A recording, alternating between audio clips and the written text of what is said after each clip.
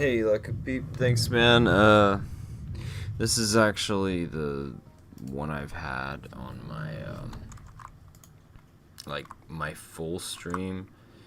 You've just only been seeing the vertical stream.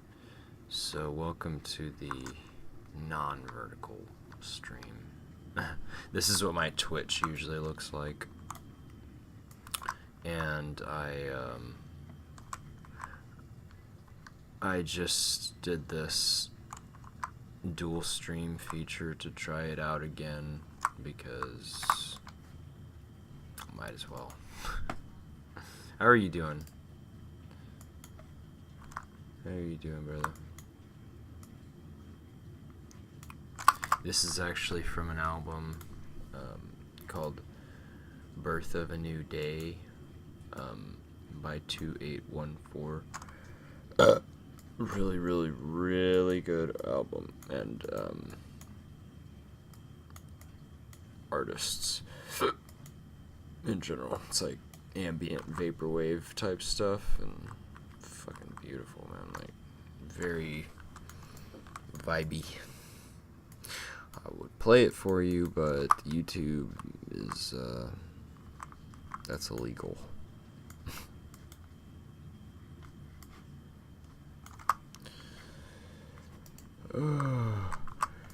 Yeah, but see, I don't get any views on this dual stream shit.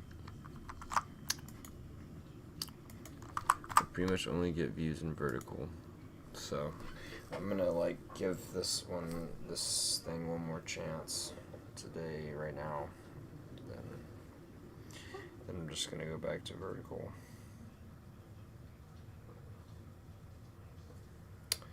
Only thing that brings any results at all.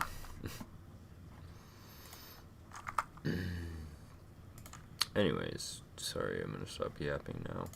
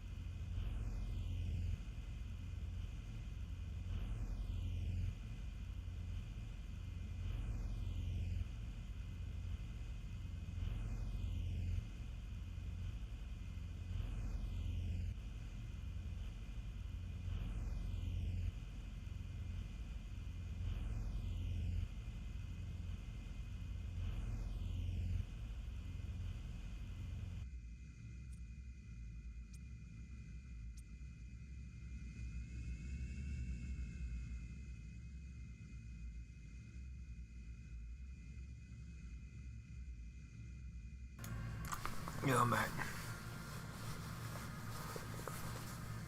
I'm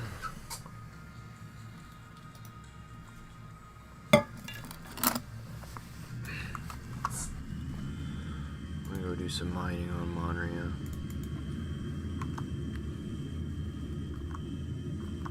I want to, but I don't know. At the same time, need to go with more than. I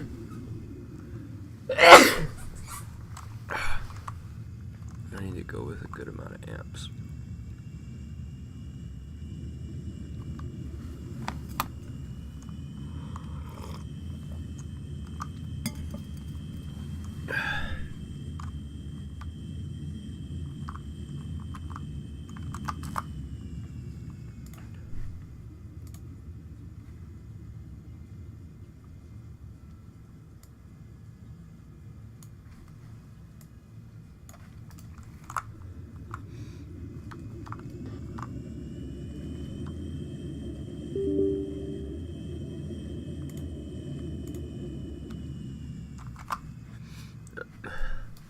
My Ableton crashed, what the hell? It was fucking acting up. There's one.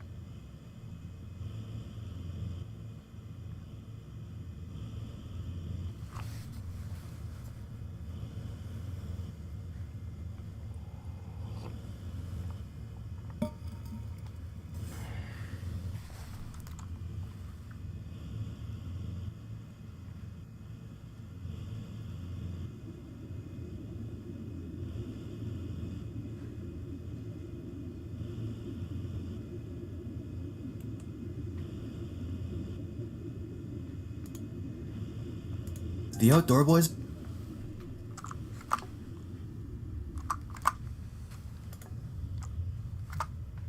Explains why building a shelter out of wood could be your biggest mistake. That's a big deal. That happens a lot. Like, yeah, because what happens is when you first put the woods there, they're cold, they're wet, whatever, and they'll be fine. But over a day or two, they'll dry out, and then stuff that wouldn't have caught fire will. So you can be in a shelter like that for a day or two, no problem. Then all of a sudden, all that sap that was bubbling out, that's flammable. You're building these shelters, and you're in a sleeping bag or something, and everything catches on fire, and you can't quite get out quickly, and the sleeping bag can, plastic can melt on you. And, oh god. Yeah, it can get nasty. So that's one thing you gotta watch out for. The outdoor. Hey, facts. Actually, I thought it was gonna be some stupid, freaking useless info, but that's actually great. Oh hell yeah, I wanna watch this right now. I'll bring it up. While I'm shooting the asteroid.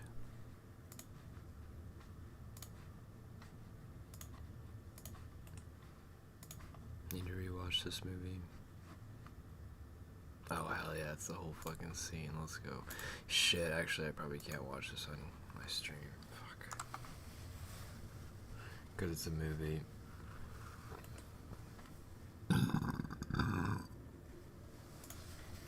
Let's watch Texas is Weird. Texas. Cowboys, oil, and Friday Night Football. Oh god, this is fucking AI, bro. I think it is.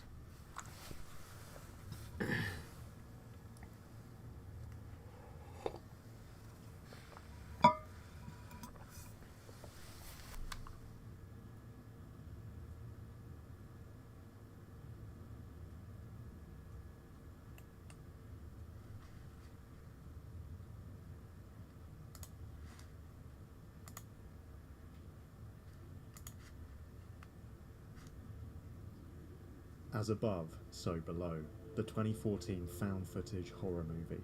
In this video we will be diving straight into what this film is really about. It's a journey that will take us to some terrifying places, and stay tuned because there are some details that might just change how you see the whole thing.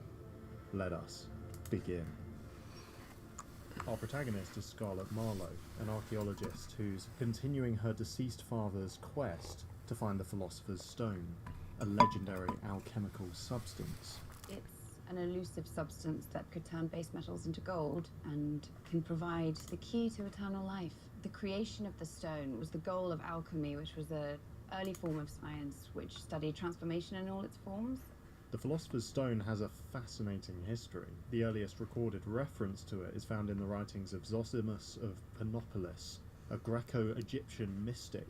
Around 300 AD, he wrote the following: "It is for these reasons that my excellent master Democritus himself distinguishes and says, consider this stone..."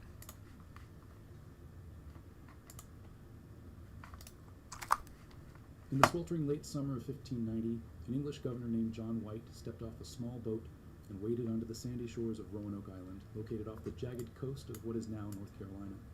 He had been away for 3 agonizing years, delayed by a raging war across the Atlantic.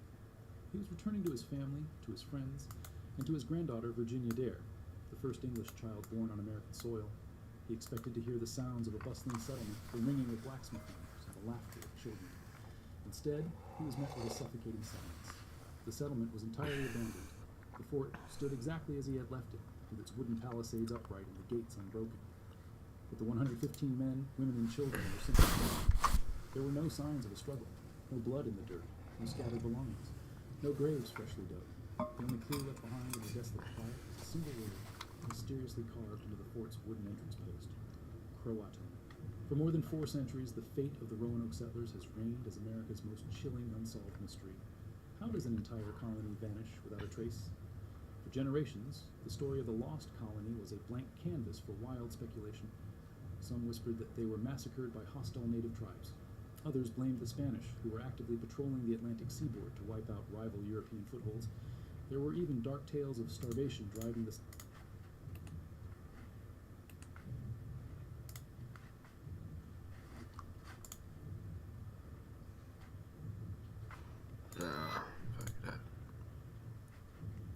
special forces units, one from the military, looks like in the National Guard, kind of did the outer perimeter, and there was a significant shootout, and they killed El Mencho and a couple members of his bodyguards.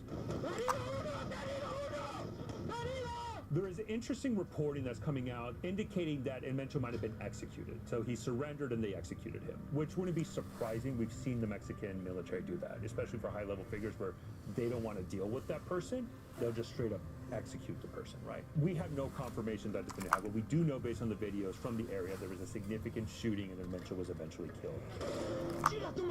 A lot of people don't believe that Music in the mud.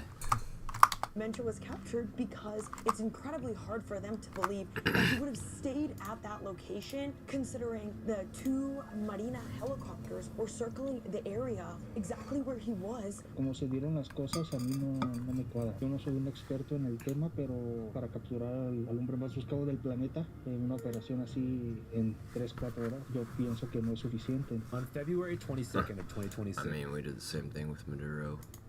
El Mencho was killed during a National Guard operation in Tapalpa, Jalisco. El Mencho was the leader of the CJNG, the Jalisco New Generation Cartel, a hyper-violent and extremely powerful criminal syndicate known for their international drug smuggling and heavily trained hitmen used unsparingly for their various conflicts. My name is Stefano Rindale. I'm the Chief Intelligence Officer of Artorias, which is an AI-driven OSINT intelligence company. I'm also off. Sounds like a good investment.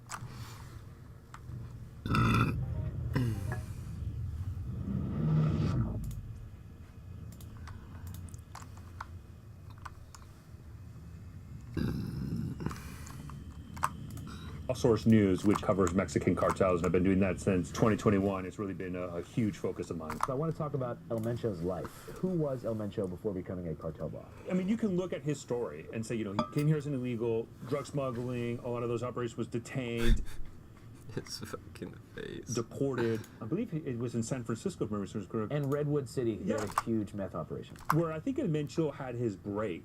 Like, how do you make not only the most powerful drug cartel in Mexico, but the most powerful criminal organization in the world? And I think it's because of his connections with the Valencia Gonzalez family. Then his wife, that then they got separated, I believe in 2018, was Rosalinda. That family controls all the money. So when he was deported, he was kind of still doing all the drugs here. This was a huge explosion in growth that it just, I think, caught a lot of people off guard because we had no hardcore evidence of a lot of the things about him. And that just shows that he was able to operate very secretively in the shadows, but even still was able to influence large segments of America and Mexico. He was very unique in his game. He knew how the money and the guns intertwined. He knew the network and the families. He knew the corruption and the politicians, and he knew how to play everybody against each other to enable him to grow to the power figure that he is now. Imagine the corporation Amazon and the Blackwater, right? The mercenary group in the U.S.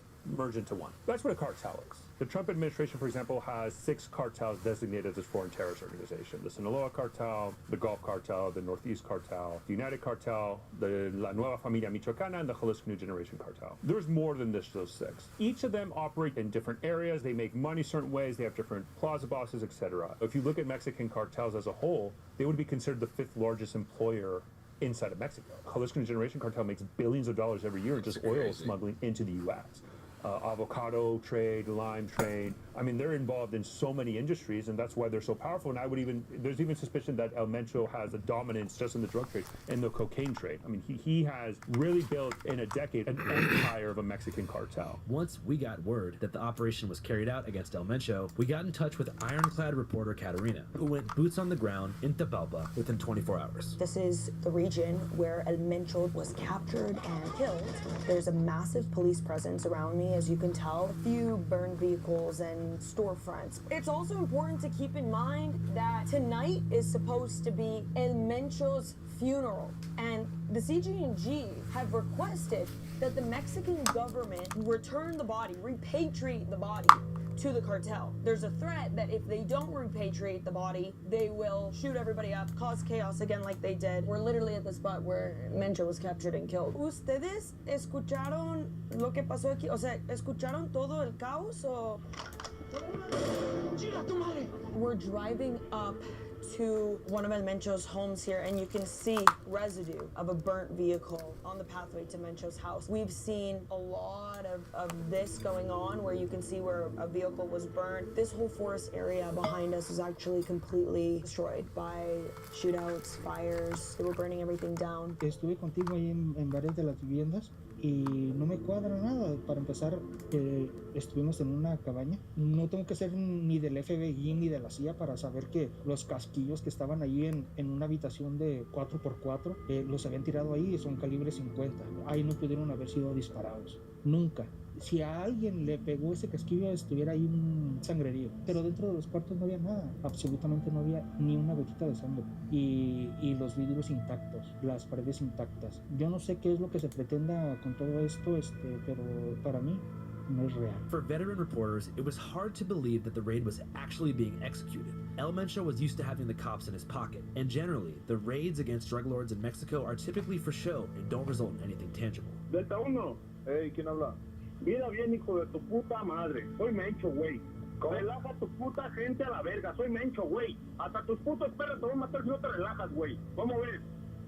Ya está, señor, ahorita les voy. I saw the first videos that said, hey, there's an operation in Tarapal, Jalisco. Right? I was like, oh, okay, Mexican operation. They're targeting a cartel. That's normal. And then we saw subsequently afterwards reports of what we would call these narco blockades, right? The burning of the vehicles and all that. But it was kind of like in a specific area, very kind of close to Jalisco. That's a normal occurrence. Then we started to see it in Puerto Vallarta. And Puerto Vallarta, again, it's a major tourist area. So generally, they don't want to necessarily do it in Puerto Vallarta unless they absolutely have to, because that's my first little red flag that something big is going on. And then the second one is that we started to see the violence spread from the narco blockade. So it wasn't only in Jalisco, then I started Michoacan, and generally when you see two states, that's like a very senior guy. But what was very interesting, it wasn't just in two states, it was in Jalisco, Michoacan, Colima, Aguascalientes, Tamaulipas, even some areas I believe in Tabasco, right? Guanajuato. It was basically all the territories that Jalisco New Generation Cartel controls. Super fast, super quick, spread over, and then it became very clear there's only one man who is able to cause this level amount of violence. And I remember tweeting about it before it became confirmed, like, it has to be El Mencho. And then subsequently we got the report that he was killed. And then what was interesting was that shortly afterwards the Jalisco New Generation Cartel said,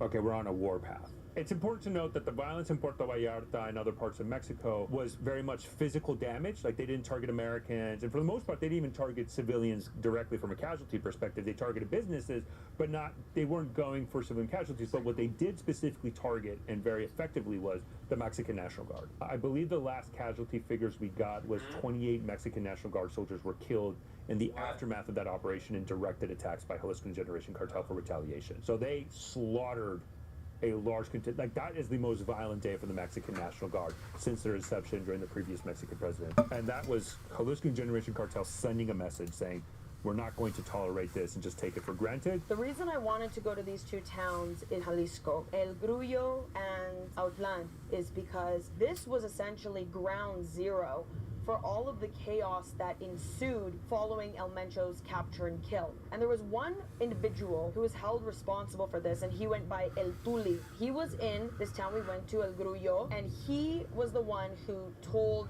CG&G, lock down, this is war, and basically burn Mexico down. Prompting the U.S. State Department to issue a rare shelter-in-place order for all Americans in those locations until further notice. And he was actually the one responsible for sending the order that for every National Guard member that they kill, the perpetrator will receive 20,000 pesos. I keep wanting to call it a war zone, but I also, don't want to declare that, although it really does look like that. I mean, when we're looking at all of the cartel lookouts, the military presence that eventually happened, the burned vehicles, the burned businesses, it looks like a war zone. The very place where one of the right-hand members in the CG&G and the person really responsible for making the call for everyone in CG&G across the country to start burning shit down and taking out National Guard, this is where he was taken out when we arrived there, is a heavy cartel presence. No military, no police until we were leaving, and that chaos became very obvious. The CG&G's violent response to El Mencho's death has spread across 20 of Mexico's 32 states. As power dynamics continue to shift among the cartels and government ops, the rise in violence and retaliation attacks indicate a growing struggle for control of the land. Hey, what's up, guys? I'm not in Mexico at all. I'm in Canada, inside of an old-growth, beautiful forest called Stanley Park in Vancouver. but I want to show you guys something real quick. So on my phone here, I got Ground News pulled up on my phone, which is a super fire, dope-ass news aggregate, which also happens to be Channel 5's primary research tool. So what Ground News does, among many things,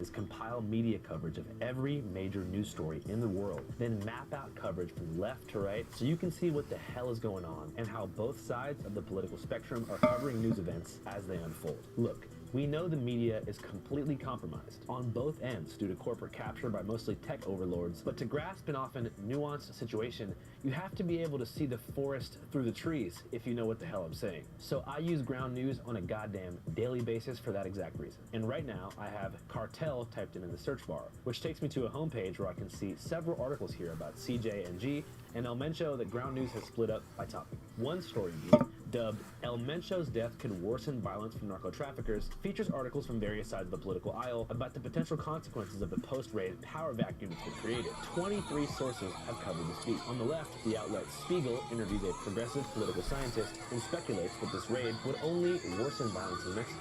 Then, on the right, India Today's article is called OnlyFans Model Denies She's Girlfriend Who Led Cops to Drug Lord El Mencho, focusing solely on the role of women and mistresses in this situation. Funny enough, there's actually major nuggets of truth you can find in both articles, yet due to the algorithmic shaping of our social media feeds, it's almost impossible to get both sources in your brain. Break out of your echo chamber. Boom, Ground News. Because of their many tools, including the bias ranking, I follow all my major areas of interest, like Middle Eastern conflict, criminal justice reform, and looksmaxing on Ground freaking News, because they make it easier for me to develop a balanced perspective without having to endlessly sift through slop on the big four.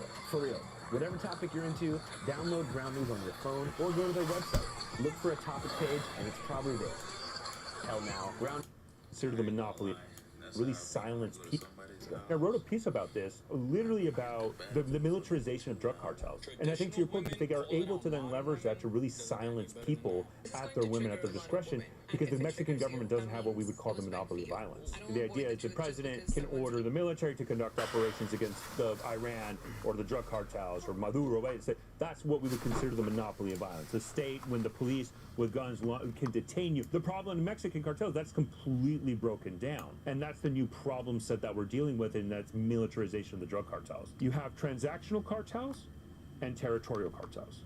So what are the transactional cartels? What you're saying, the drugs. I need to sell the product. There's buyers in the US, so we got to get this there. A key example of this, if people see Narcos, Mexico, the series, the beginning of the Guadalajara cartel with marijuana, right? That's all they cared about, push drugs.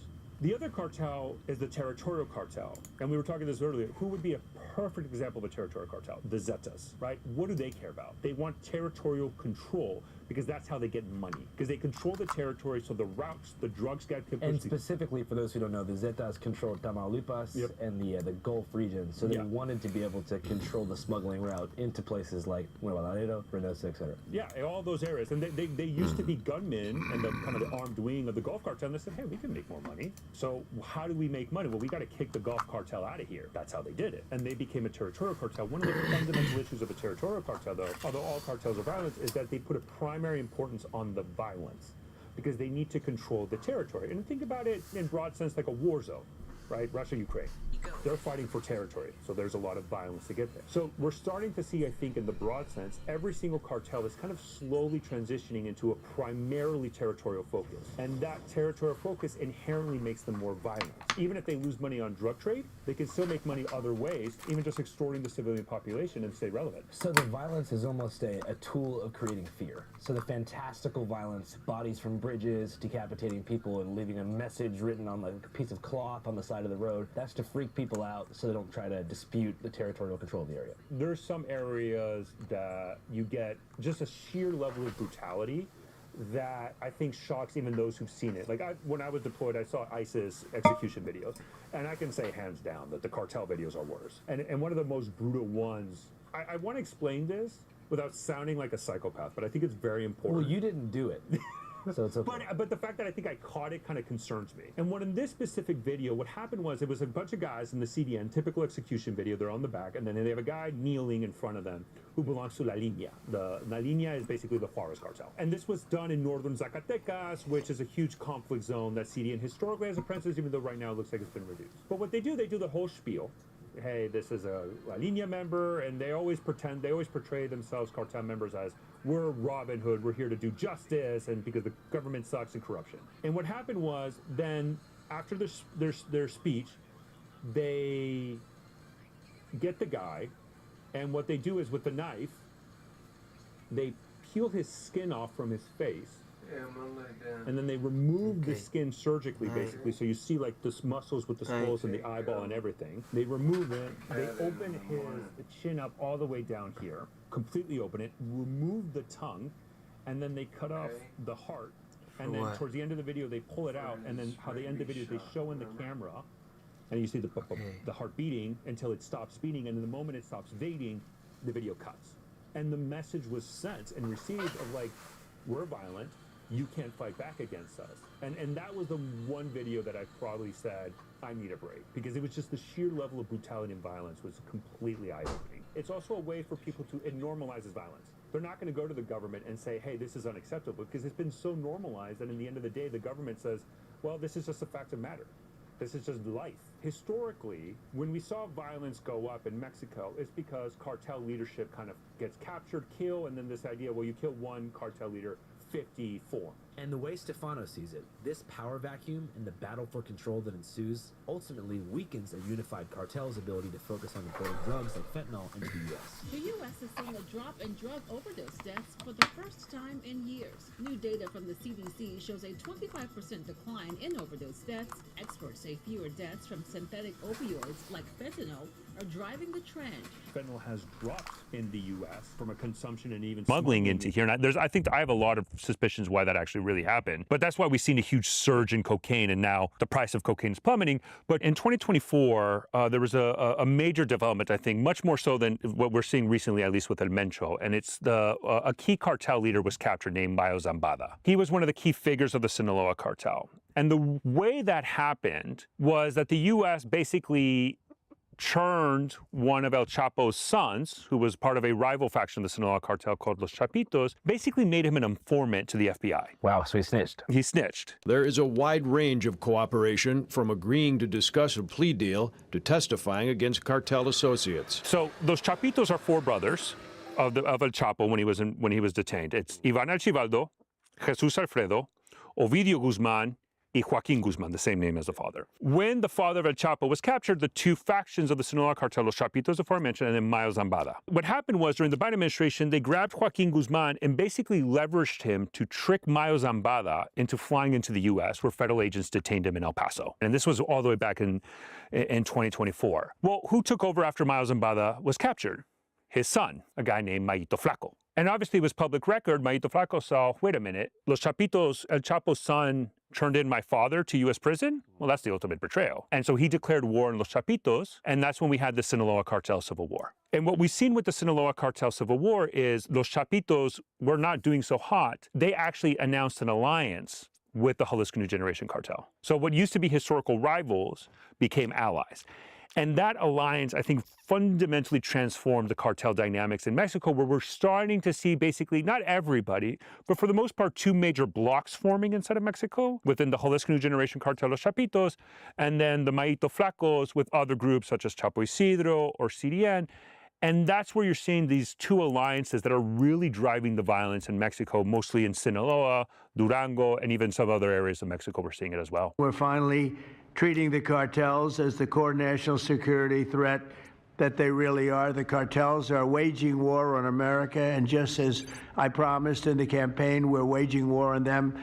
like they've never seen before. Cartels, their biggest threat is not the U.S., it's not the Mexican government, it's other rival cartels. Jalisco New Generation Cartel, who are their main rival? The Maito Flacos. Who are the Maito Flacos' main rival? The alliance of Jalisco New Generation Cartel and Los Chapitos. The Maito Flacos have an alliance with Chapo Isidro, which is the Meza Flores cartel. They're also suspected of having an alliance with the CDN cartel. And that's kind of the beginning where I said the main difference. It's this idea of these two main groups are forming. This is the first true test of, I think, a Jalisco New Generation cartel. Are they able to sustain themselves as one unitary cartel? I have reporting that his stepson, Juan Carlos Valencia Gonzalez, or also known as O3, has been named as the new leader of Jalisco New Generation cartel. What's interesting about him is, as I said, not only is he the stepson, but he was born in Santa Ana, California. He's a U.S. citizen. Wow, he's from Orange County. Yeah. Interesting. He comes from the Valencia Gonzalez familia, right? The Los Queenies are they called. Los Queenies are the aristocratic and financial arm of the Jalisco New Generation Cartel. Led by the Gonzalez Valencia family, they specialize in trafficking cocaine and meth into the U.S., as well as managing massive money laundering networks in cities like L.A., Chicago, and Phoenix. Hey, what's up, you guys? Andrew here. I just mentioned Phoenix, Arizona. And guess what? I have some special Phoenix-related news. Check this out. Hey guys, Hunter Biden here. I just got a call from Andrew Callahan. He asked me to come out on the Channel 5 Carnival Tour at the end of the month. I think we start in Phoenix and then we go to San Diego and we end in Albuquerque. And I think he's trying to organize a cage match, me versus Eric and Don Jr. I told him I'd do it, 100% in, if he can pull it off. And if he can't, I'm still coming. And I think he's got a lot of other surprises up his sleeve, a lot of fun, and I hope I can see you guys out there.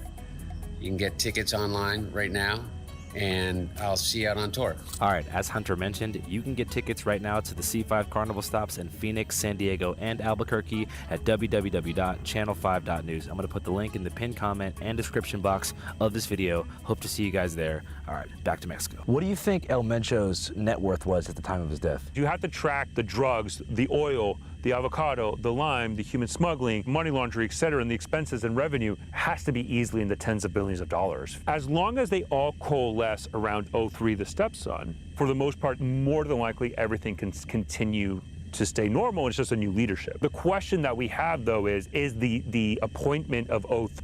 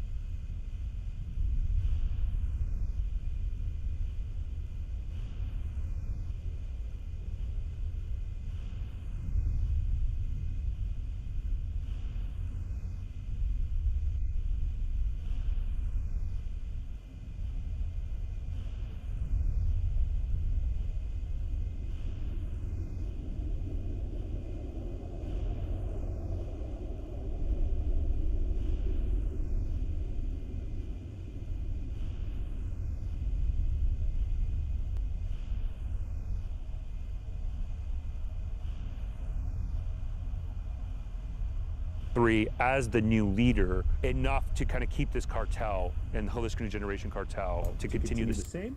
Or do we see fragmentation in the civil war, similar to what we see in the Sinaloa cartel or the Gulf cartel? In many ways, the successful execution of this raid can be seen as indicative of policy change within the Mexican government. Originally, President Claudia Sheinbaum ran on a hugs not bullets platform, Abrazos no balazos no quiere decir que estemos cruzados de brazos. suggesting that treating the root cause of cartel criminality, i.e. poverty, and offering compassion would ultimately lead to a reduction in violence. However, Sheinbaum has had a rough go so far, with certain factions of the country furious about what they say is a lack of action. Sigue siendo su cómplice, sigue tapando a toda su gente. Yo creo que este gobierno y el anterior han sido de los gobiernos que le han hecho más daño a nuestro país en momentos recientes. Back in the day, the Cali cartel in Colombia, in Medellin, right? There's aura almost of these cartel leaders, Pablo Escobar, right? And Mencho and Miles Zambada were kind of the new type of, at least in the last decade, were kind of these major figures, and they both are now gone, and Mencho being killed. Why now? Why would Claudia Sheinbaum, the president of Mexico, go after Mencho?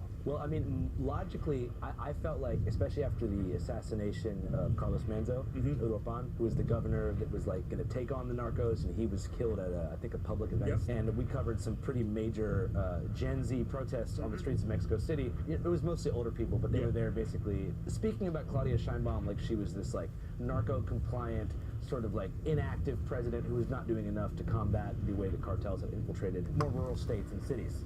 And I felt like this was their way of getting even. That was my first reaction. I was like, all right, well, maybe this is proof that the Mexican government actually does have the capacity to take out some of these top-level cartel bosses. I do believe, for example, when Trump did the whole Maduro raid, the Mexicans saw that and they said, oh, shit, we don't want that to happen here. We don't want SEAL Team 6 or Delta Force or drone strikes to happen because sovereignty. And so there was this argument that Claudia Sheinbaum said, okay, who's the top dog we can go after that puts everything to rest and, you know, buys us political goodwill with the U.S.? It's El Mencho. So, hey, let's go after El Mencho, because if I can go after El Mencho, there is literally nobody you won't go after. It does look like one of the key aspects they had to find him was through the mistress. But if I may, it's not like this guy was bin Laden.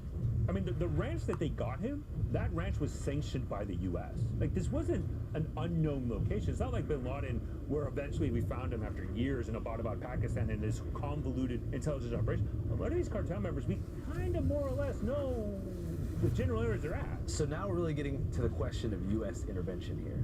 Yeah. You talked about Colombia and how Colombia, you know, it used to be Medellin was a war zone. Now everybody with a fat crypto wallet is moving there to escape the dating scene here because they see it as restrictive and they want a more traditional lady. Things have changed. I mean, there's some guys getting scopamine, you know, and dying. So I would not advise going to Medellin if you're watching this, if you're looking to only procure ladies of the night. However, different topic. Colombia is doing great, more or less. There's obviously problems with what remained of the FARC in the jungle, and they're definitely still involved in narco trafficking. And I don't even want to go down the whole left-wing drill.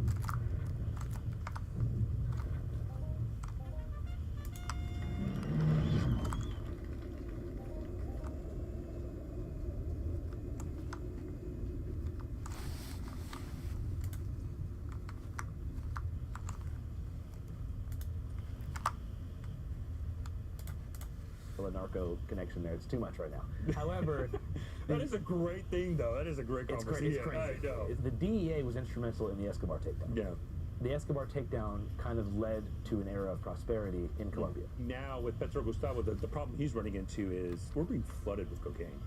Price of cocaine in the U.S. is going down, based on all the last reporting we're getting. I've read some reports about that, too. Yeah, it's going down. I think in the last 48 hours, Mexico, just in the Pacific coast, has announced 2 major drug seizures of at least 5 tons of cocaine in 2 different vessels. So for all the people that love cocaine, I am sorry, the President of the United States does not love cocaine. We encourage you to go to rehab, and we're going to keep on pursuing America's interest. I think anybody objectively can look at Colombia and say, even with all the problems they have, they're still violent. It's infinitely better than where we're at. And you think that Mexico could get to that point, like maybe in the coming decades, if there was really good collaboration between the federal government and the DEA with like the Mexican Army and Special Forces? There is extensive cooperation between the Mexicans and the U.S., right? And this isn't a battle of like who can do it better. The reasons why we can't solve this necessarily, one I said is the corruption. It's so invasive that it's impossible really to do. But 2, I go back to this argument I made about Los Queenies. If you literally were to grab every single dollar that the Queenies have ever dealt with and removed it from the Mexican economy, the Mexican economy collapses overnight.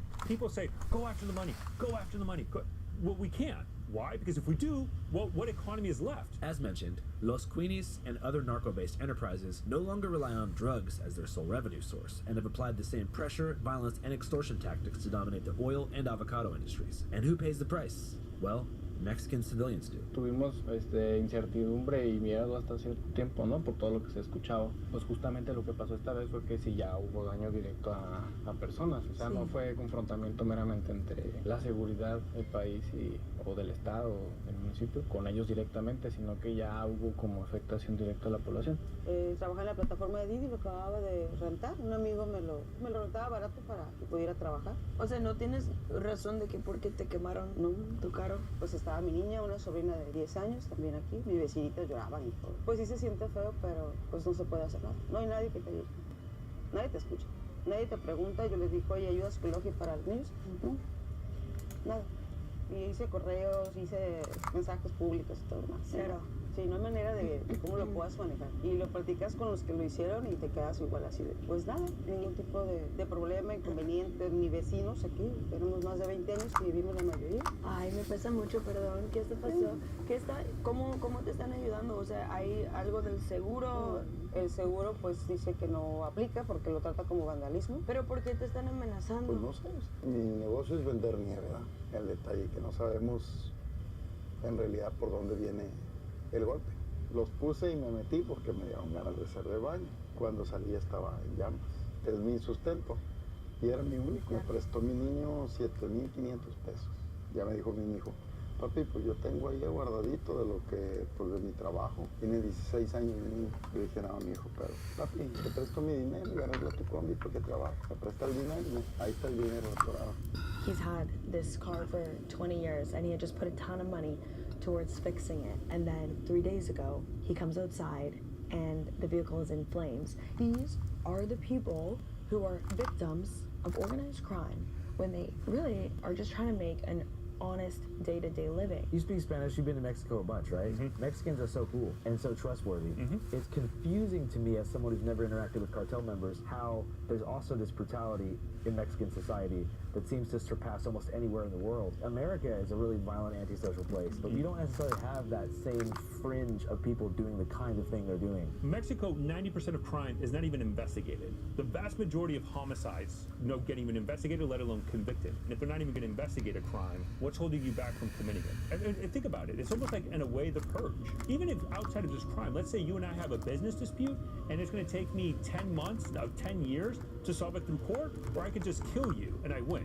What do you think these people, and there's no punishment? That's the problem. The judiciary in Mexico is completely ineffective. Let's say the Jalisco New Generation cartel hanged bodies on a bridge in LA. I mean, just imagine the uproar that would exist in the United States because of that. And the political pressure that would put on to our government at the local, state, and federal level to action and respond to it. And I think that's the fundamental problem in Mexico, that has been broken down completely. I mean, you can make the argument that probably many in Mexico would rather just have, back in the day, the Guadalajara cartel, which is one cartel, everybody making money, drugs get pushed into the U.S., but violence is an imaginable, acceptable level.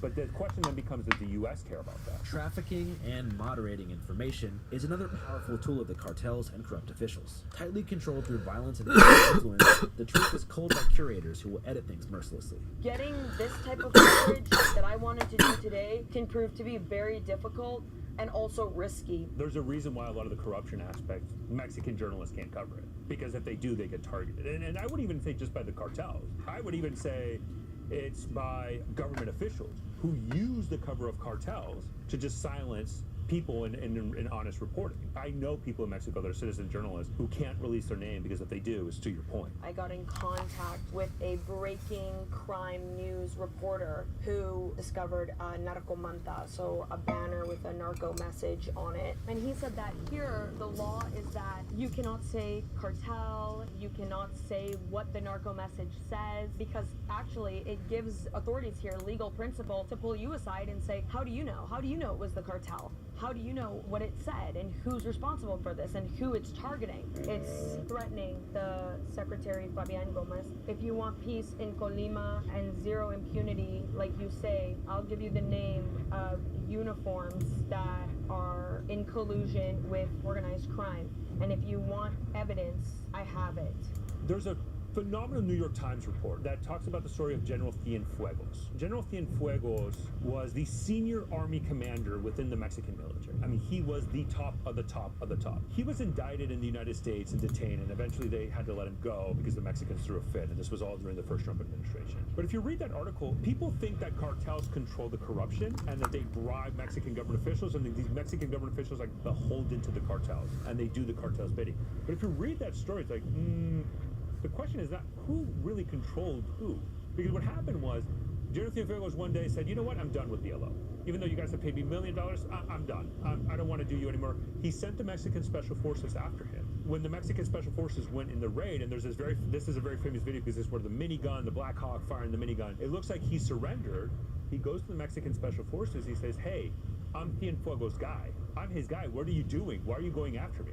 And the Mexican Special Forces said, cool, and shot him and executed him. And what that shows to you is who really controls who in that aspect. And I think that's not a conversation we're having, which is a lot of times the Mexican government is the corrupt official that tells the cartels, you will pay me a portion of your profit, and if you don't, I'm going to send the military after you to kill you, and I'll go with your rival. I think it's always safe to assume that corruption is at any level within the Mexican government. What is the most effective anti-corruption body in Mexico? It's the Southern District of Cuba. And, you know, you love it or hate it, but, you know, we see sanction now, much more a lot of the sanctions that we're seeing within this administration targeted against Mexican politicians, right? Really singling out their corrupt dealings. It's not the truth inside of Mexico that matters. It sounds crazy. It's the perception. The cartel members thrive on perception. If they're perceived to be within the power structure, if they're perceived to be powerful, that's more valuable than the actual truth of the matter, how they can do it. And that's where you see cartel members really try to push very heavily within the culture and the news and society, is to give this perception of power, because the perception of power is what gives them the deterrent, and that deterrence enables them to operate.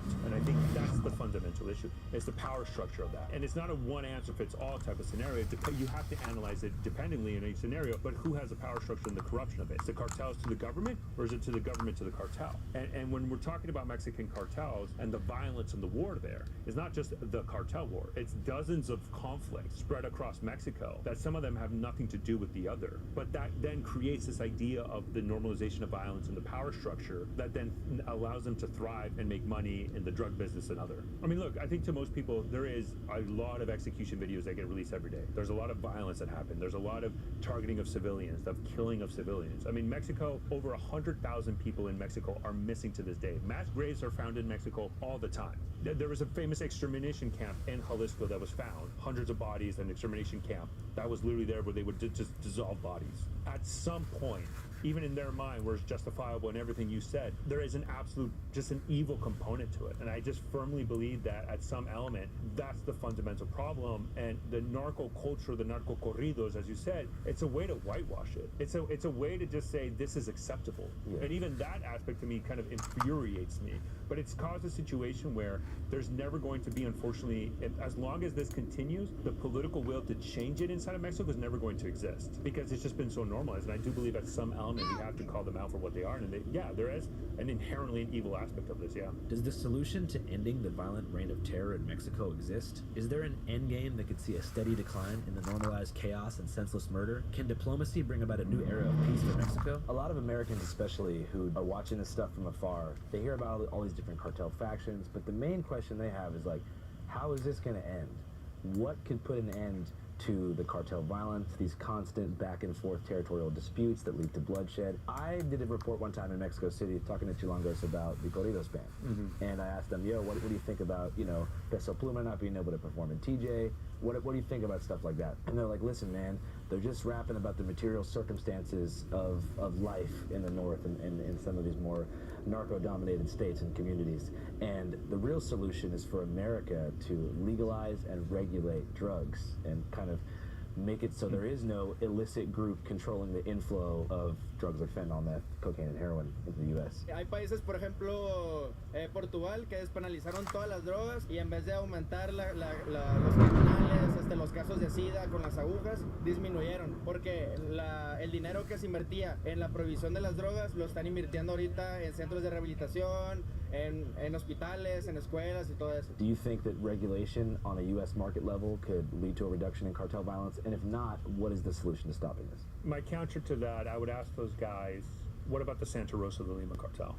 So the Santa Rosa Lima cartel is a group out of Guanajuato, extremely violent. I mean, these are guys who will go to a bar full of people. If they suspect the bar is supporting their rivals, which is Jalisco New Generation Cartel, they'll shoot it up, do a mass shooting, kill everybody, and then they'll record it on their phones and upload it. They're not making That thunder was fucking wild. The way they make money is oil smuggling in Guanajuato. Their symbol is a red triangle because it's called like the Bermuda Triangle in Guanajuato because that's where all the oil and the pipelines kind of work. They push drugs, but that's not their key things of how they make money. They have an alliance with Scorpion Group and the Mayito Flacos of the Sinaloa cartel, but they don't make money necessarily through drug trafficking, but they're extremely violent because they're territorial. When we're talking about Mexican cartels, I think the problem we run into, there's a U.S. problem set of how we analyze this, and then there's a Mexican problem set of how we analyze it. And unfortunately, I think we conflate the two and mix them two. Because from the U.S. perspective, you're right, it's drugs. How do we stop drugs from coming over to the U.S., specifically fentanyl, because of fentanyl and the drug overdose. But from the Mexican perspective, it's more about violence and how can they reduce violence in the country. And now sometimes there's an overlap between both. For example, the Zeta cartels is a perfect example where there's an overlap where they're extremely violent and causing problems for Mexicans. They're pushing drugs into the United States. We have to go after them and knock them out. I think people think like, oh my God, they're gonna come in the US and bomb us. It's like, all right, like let's take a step back. That's not necessarily their main focus here in the US. It's not the Sicario, the guys with guns that go into the US are gonna shoot it up. It's the lawyers, it's the money laundering business, the cash business. That's what they do mostly in the United States. So there's no guys like the Salamanca twins of Breaking Bad or Javier Bardem's character in No Country for Old Men who are roving the borderlands looking to assassinate cartel leaders. I mean, okay, do those exist? Sure. Really? Yes, yeah. But I think everybody thinks that's what they do here. And it's like, okay, wait. That's like a minority, a small sector. Like I've tracked cartel members in the U.S. with kind of guns and they do their shit, right? Got it. But that's not their primary focus here, guys. What are their primary focus here? It's to launder money. That's it. You're generating billions of dollars in drugs every month, let's say, or every year. But you want to put it in the financial sector. You think you can do it with the guys who are sicarios with guns? Or do you need a law office, a cash business, and professionals that know, or the guys with like the glasses and the accountants who know how to make money, launder money, go through like the movie The Accountant. But in other cases, let's look at Durango. So Durango, for example, one of the states in Mexico, is actually one of the safest states in Mexico.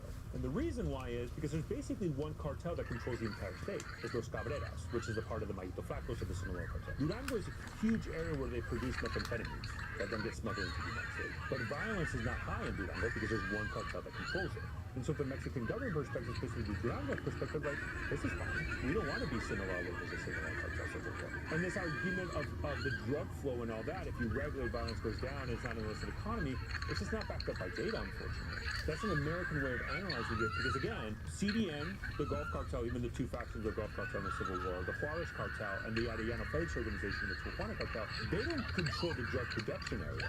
They just control the areas where smuggling happens. If these cartels in Michoacan, for example, fight for avocados and lime, and there's a huge... Where the fuck is BLM? Where the hell are all of the pro-black race hustlers?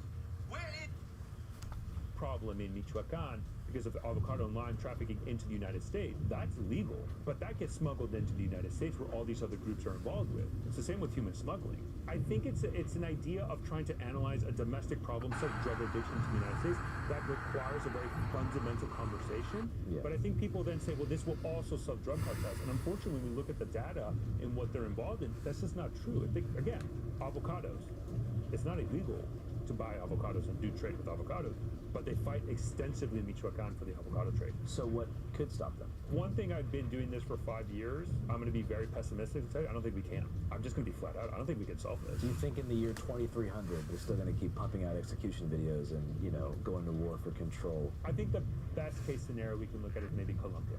I was like, can we ever end gang violence in the U.S.? Well, it's reduced a lot since the 90s. And I think that's the best case scenario we might be looking at.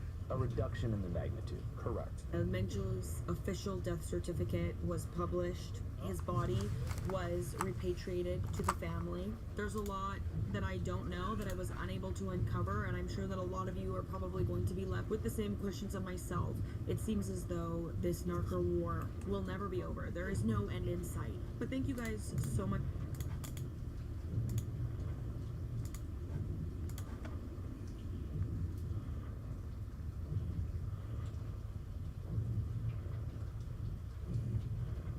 Welcome back to a series so miserable, even Diddy Piker subscribed. In today's video, Hassan is now going after gamers, calling them all loser incels. This is after he read a tweet about Capcom's Pragmata and how gamers want to start families after seeing the wholesome dad-daughter dynamic in the game. He claims he doesn't understand why gamers who apparently do nothing but eat Cheetos want to start a family.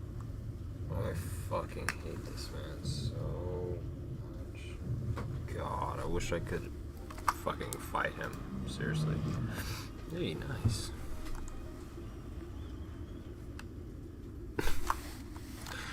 I seriously wish that we could do like a UFC fight.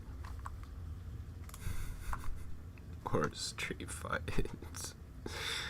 Duel me, motherfucker. I would really want to.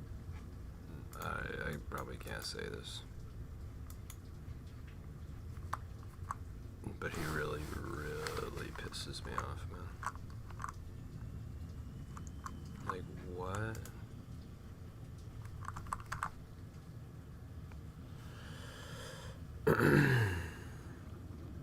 Being someone who wants kids,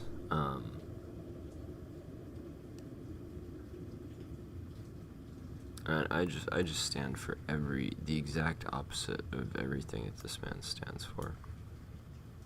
Fucking piece of shit. He claims they are LARPing, presumably because of politics. He's projecting, by the way. He also sees a little girl and instantly thinks of PDF file stuff because he's projecting. a weirdo. Asmongold has responded, pointing out the absolute projection. He's going viral for his thoughts on I see. Projection, bro. marriage and a traditional relationship. I actually want to hear this. Hassan continues his beef with debunker XQC, God, I hate who this covered him shocking his dumb. Thank God that XQC and Asmon aren't retarded. He talks about other streamers confronting him, and he is very happy about it. He somehow makes it about Asmongold. Right, I'm sure you're very happy about it. And blames them for ruining the streamer community. He claims he hasn't talked about streamer drama in the past 5 months. Omega Cap. Subscribe or you become a joyless ghoul like Hassan. You're cucked. Now let's begin. Right, so Hassan is back being extremely miserable as always. This time, he's going after gamers and men. Basically, context, there's a new game by Capcom called Pragmata, and it's basically this sci-fi action-adventure game. And essentially, you play as a guy who's navigating this lunar facility, and it's been taken over by like a rogue AI, and you happen to meet this android named... I'm right next to never die. Cool. Diana, or you name her Diana, who saves you and helps you out. And people are jokingly calling it like a dad simulator. She's kind of like your daughter. It's like a wholesome thing. And it sort of makes you want to be a parent. And apparently that's like a right-wing thing now. Starting a family is...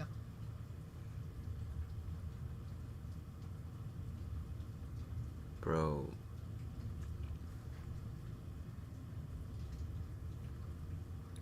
That's not left anymore. That's not the left. That's something else entirely, man. It's not even leftists. It's extremists. Somehow a political thing that only fascist Nazis do. And they're not, and they're not even like fucking political. They're just crazy. They're just following the agenda, you know, they're just like following whatever the fucking next thing their feed and the news tells them to be angry at. Like, they're not even really leftists at all. So naturally, Hassan is mad despite knowing absolutely nothing about the game. Twitch streamer Hassan Piker gives his take on Capcom's Pragmata, and he basically reads a tweet about it, which is how he gets all his info. In any case, what is this? Capcom's Pragmata. Wait, did it come out already? Pragmata, it's making thousands of people suddenly want to start a family. You play as Hugh, a soldier, stranded on a ruined lunar research station. His job is protecting the childlike android Diana while fighting rogue AI. It's out already? Is it good? Isn't this like Death Stranding? In one emotional moment, she gives him a crayon drawing of the two of them together as a little family. Even streamers who say at the start they didn't want kids end up breaking down happy in tears. So, what's really interesting about this is... Oh god, I really don't even want to fucking hear this venom that this evil motherfucker is about to spit. He's gonna start talking about pedophiles and projecting his mental illness onto his... how many viewers? All of these unfuckable losers in the gaming sphere always talk about like starting families and stuff. And I don't understand like why this has become a thing that they care about. Like, I mean, of course you don't understand because you're a sociopath. So wait a minute, let me get this straight, right? Hassan hears about this new game, realizes it's like this wholesome story. There's I really want to fight him, dude. I really do. Full dad and daughter dynamic, and realizes that, okay, so people after playing this game or watching the dynamic seemingly want to start families because of it, because it's wholesome, it's a good message, and Hassan immediately goes, oh my god, these gamer loser virgin incels, why do they even care about this? Because he's obviously anti-family, right? He's an utterly pathetic, miserable man who lives a hedonistic lifestyle, engaging in luxury capitalism, right? I don't know, Hassan, maybe because they want some happiness in life and actually do dream about starting a family one day, instead of being perpetually miserable like you. how can I be okay? He's literally out here calling other people losers while pushing 40, still no family, no love in his life. And the thing is, to him, you can't even blame him because he can't understand it, right? To him, it's legitimately a foreign concept. Oh, what? People actually want to build a life with someone? They actually care about something other than politics? They want to love and care for people, potentially have kids and raise them? But why would they want to raise kids in this horrible world? Everything is doomed, everything is... No, you can't do that. It's negative. Oh my god, this is some right-wing propaganda right now. And that's basically the mindset behind this whole thing, right? They want to do everything anti-sort of conservative or anti-traditional, which is not how it should be, right? There should be some level of nuance there. You can be progressive and still support, you know, people starting families or at least dreaming about it. So then he says that gamers should not care about starting a family because apparently all they do is eat flamin' hot Cheetos. I mean, I don't know why he's stereotyping this hard. If you're a gamer, you should care about things that you actually experience. You should care about things that you actually enjoy, right? If you're a fucking lonely gamer who's never been around a woman and will never have sex with a woman, why do you care? Like, why do you care about having... Fucking piece of shit, man. But you know, like, it's like a toxic community, and his viewers that are listening to this and agreeing with him, they won't ever get laid because they're in his fucking channel listening to him instead of going to fucking find a chick to talk to, like, instead of just fucking going outside and turning this retard off. Children, or like riding for having children. Like, if they changed hot Cheetos, if they changed the recipe of hot Cheetos, if they changed the recipe of, like, I don't know, Dr. Pepper or something. What are you even fucking talking about, man? You're so fucking retarded. I'm freaked out about that. That makes sense, right? Like, that's precisely what your life is about. But as far as, like, LARPing about starting families and whatnot... Like seriously, the stupidest shit I have ever fucking heard. He pisses me off so much, bro.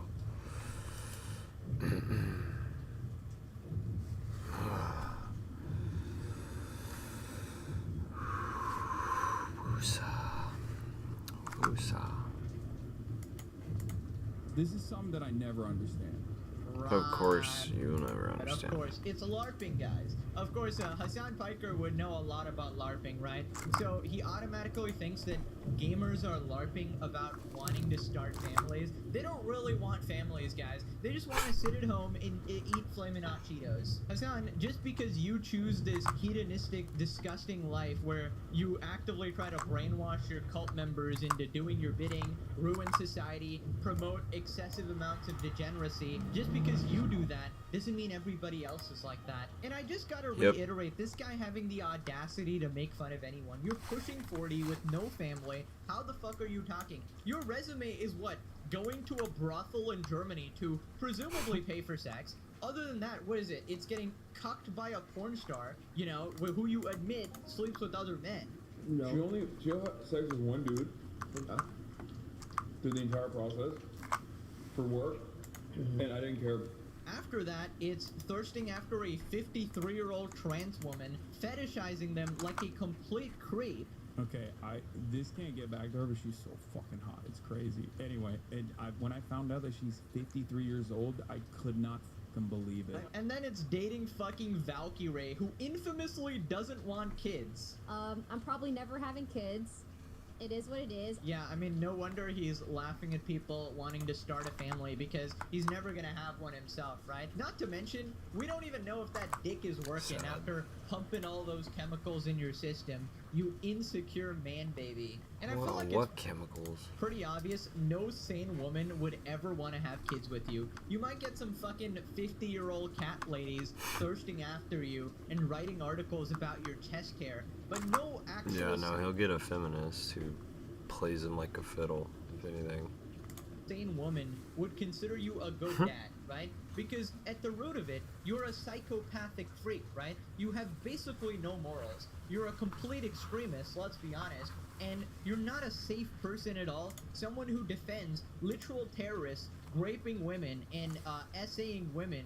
You think that women would see that and go, yeah, well, Hassan looks like a good life partner. Also, if you can shock and torture your dog, who you supposedly claim to love, then you reasonably have the capacity to also abuse your partner, because it's a common pattern of behavior. If you're abusive to one, then you can be abusive to all. And also, obviously, you don't exactly display the characteristics of a loving partner, considering you fucking crash out and melt down in a fit of rage every time on stream, and let alone good father, heck no.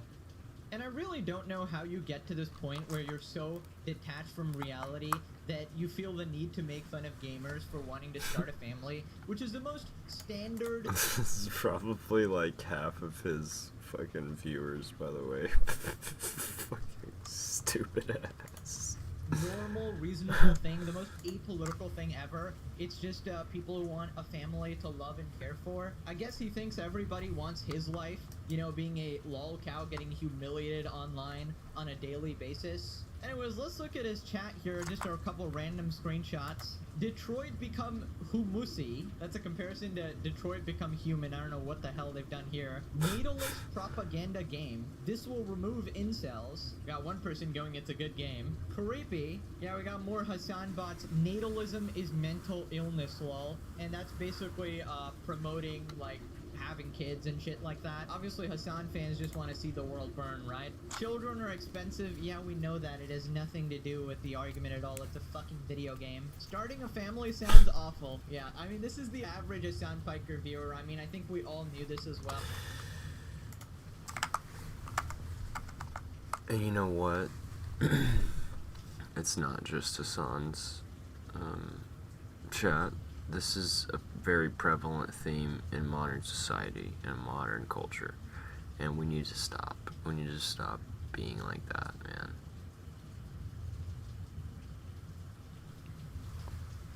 Like,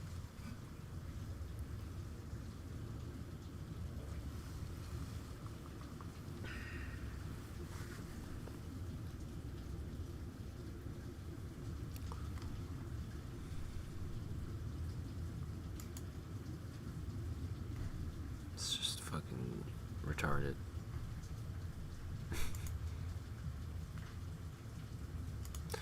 But you know, karma's a bitch, and everybody is in their own learning process.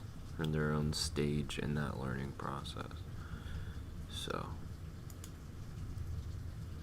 but I just hate that you have this fucking guy on a pedestal like this, teaching people that to go out and attack Republicans, teaching people that all this shit that he says fucking pisses me off, and how Twitch enables him.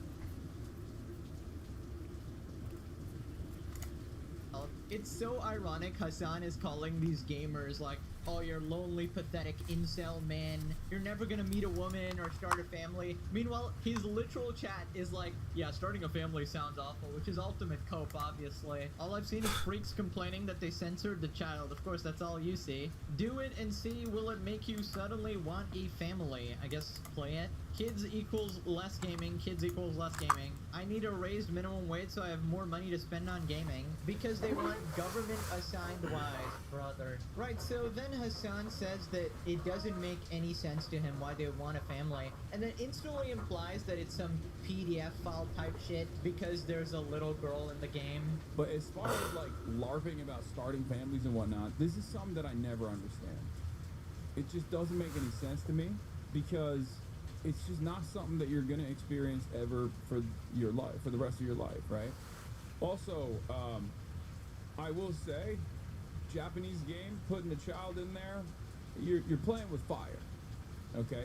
Hassan, I can't stress this enough. You're such a fucking weirdo. I genuinely can't with this guy. Same. You see a little girl in a video game, right, as an android, and you go, wow, guys, we're really getting into dicey territory here. No, Hassan, nobody thinks like that, except you, because you're a colossal And flipping pedophiles. weirdo. She was not portrayed in any weird way at all. I haven't seen the entire game. From what I've seen, it's literally just a dad-daughter dynamic, right? I feel like all of this shit is manufactured in your head because that's the first thing you think of when you see a little girl, right? Keep in mind Hassan has not played the game.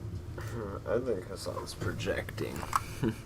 Hassan has not even watched clips of the game or knows nothing about it. He literally just heard about it from this tweet now. All he knows about it is from this tweet and some fucking psychos in his chat feeding him obviously wrong information. And it's hilarious he wants to imply that other people are PDF files. That's like his go-to, right? Meanwhile, he's Mr. Hannah Montana, right? I always knew Hannah Montana was a little slut. Don't even try to hide it. Old enough to count, old enough to mount? Question mark? Yeah, I mean, of course this guy would look down on gamers. He virtually has no joy in his life at all. His entire existence revolves around how do I get more viewers? How do I beat Asmongold in streaming? And he simply cannot do that, right? I just don't understand how you see such a wholesome story from a video game and instead of actually appreciating it, instead of actually looking at the message and going, oh yeah, that's pretty cool, you instantly just try to shit on people for having aspirations in life and not giving up like you, right? Don't get mad at me for saying this, but I feel like any Japanese game you put like a child, it's gonna invite maybe the worst possible fandom, you know? I know it's not like that. I'm sure the game is not like that, but there will be people who take it like that. Yeah, he goes, there are people who would take it like that. That's you, man. You're the people who would take it like that. Noted. Doesn't even watch a video or a clip, try to understand the game at all, just instantly goes, yeah, you know, I'm sure it's not like that, but it probably is to some people. So, I don't know what the message is. Do you want them to not have a little girl in a video game ever? So what do they actually do to convey any stories in any video games ever? Is it because it's Japanese and you think everything Japanese is weird? I mean, you're the weirdo. You're the person who looks at a little girl and goes, oh He's yeah, that's probably gonna be creepy or some shit. Also, I can't believe I have to point this out. Women play video games too. I know.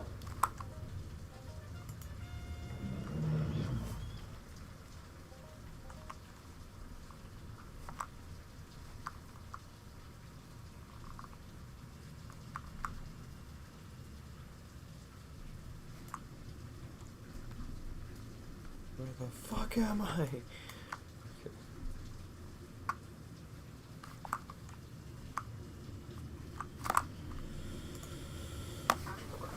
That was a good run.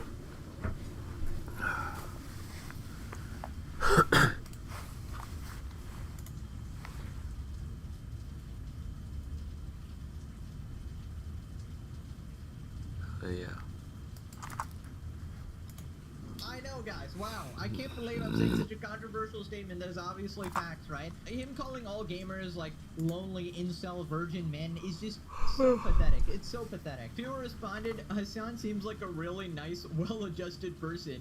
Very nice. Hassan's logic boils down to this. If you're a lonely gamer now, just accept it forever and never aspire to be more. But wanting something virtuous like fatherhood or motherhood is often a powerful motivator for real personal growth and change.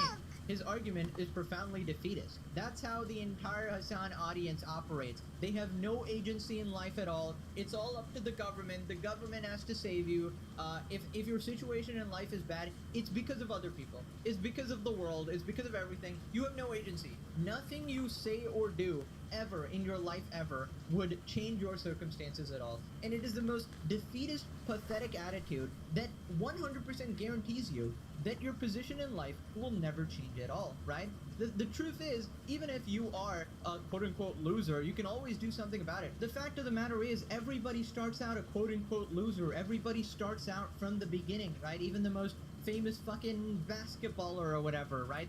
Initially they sucked, right? You have to fucking start from zero and then work hard and aspire to something, right? Whether you want to have a good career, whether you want to be a famous YouTuber, whether you want to start a family or become a person who is worthy of finding the woman that you want to be with, right? He's so freaking pathetic, but of course he can't relate to the game because no girl wants to touch a small pee-pee commie lumping regod. So his take would be to stay as a lonely incel, which would be the immediate thing he would mock them for if they disagreed with him in any way, shape, or form. This is a typical shit take by him. Oh, he's just trying to appeal to the fucking Taylor Lorenz-ass audience he's got, where they just call everybody incels who disagrees with them. Also, I don't understand how being a gamer is related to being a lonely incel or anything like that.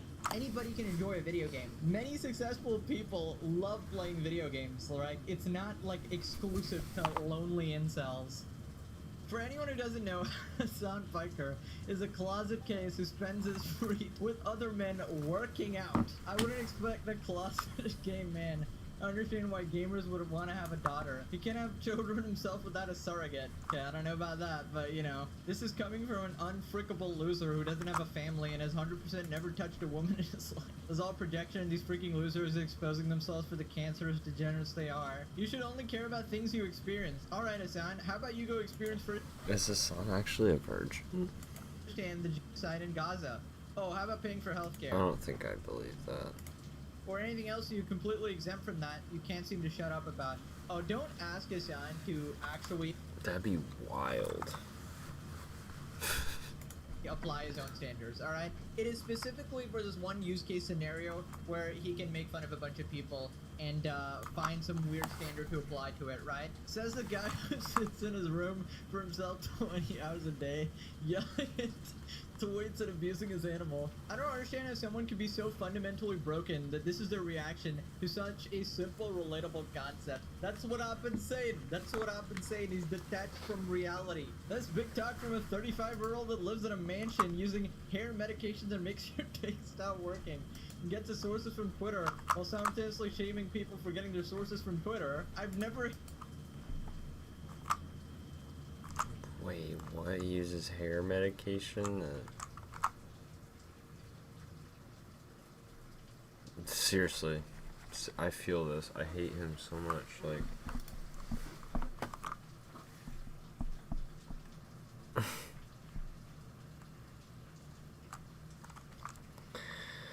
it's hard for me to say that too.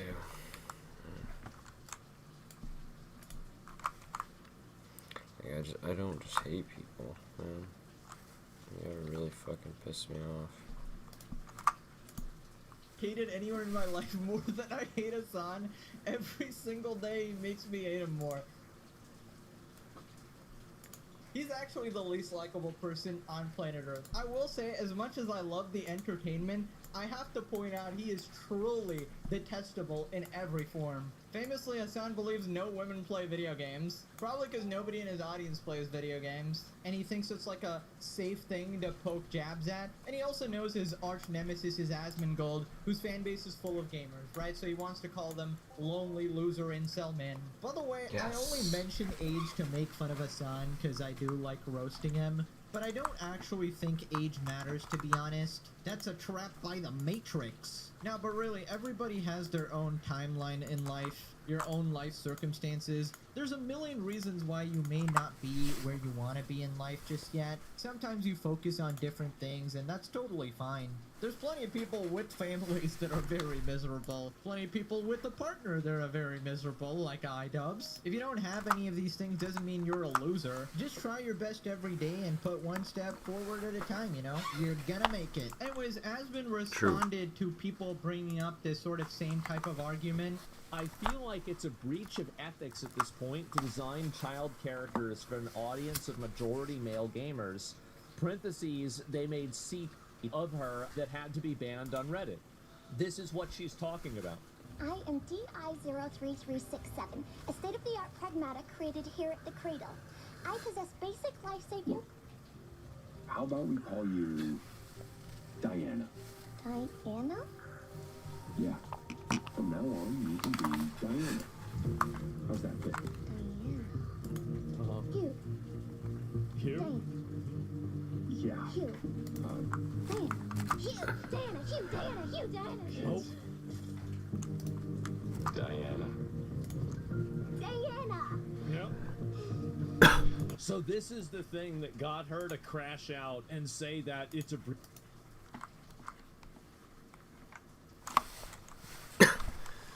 Mental illness, brother. That's just straight up mental illness.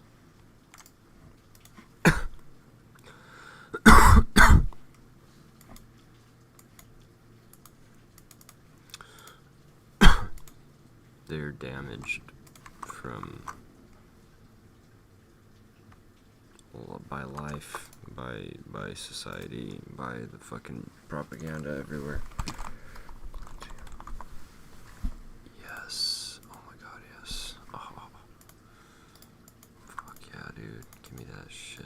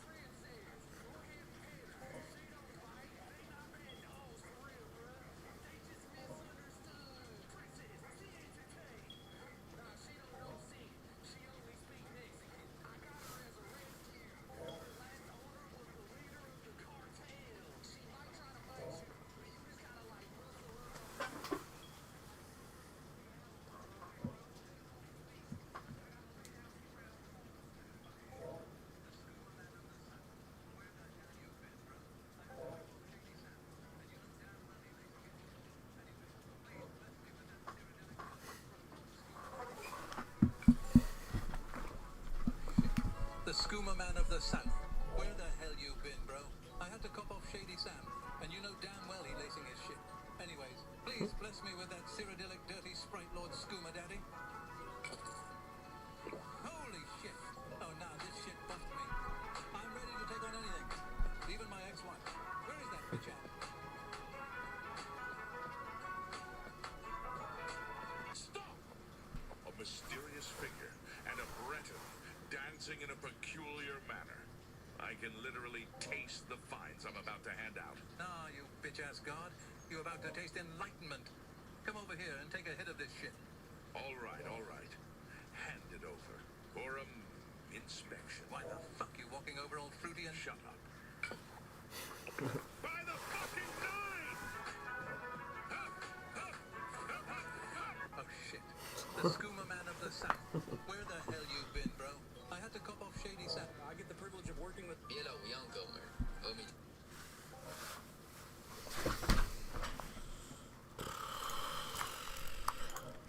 Breach of ethics if there's a female character on the screen.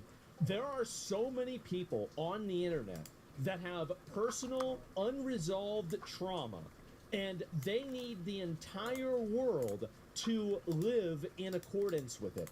It is so f***ing exhausting to me. It drives me crazy. Oh yeah, I mean, it is total projection, right? Most normal people simply don't think like that.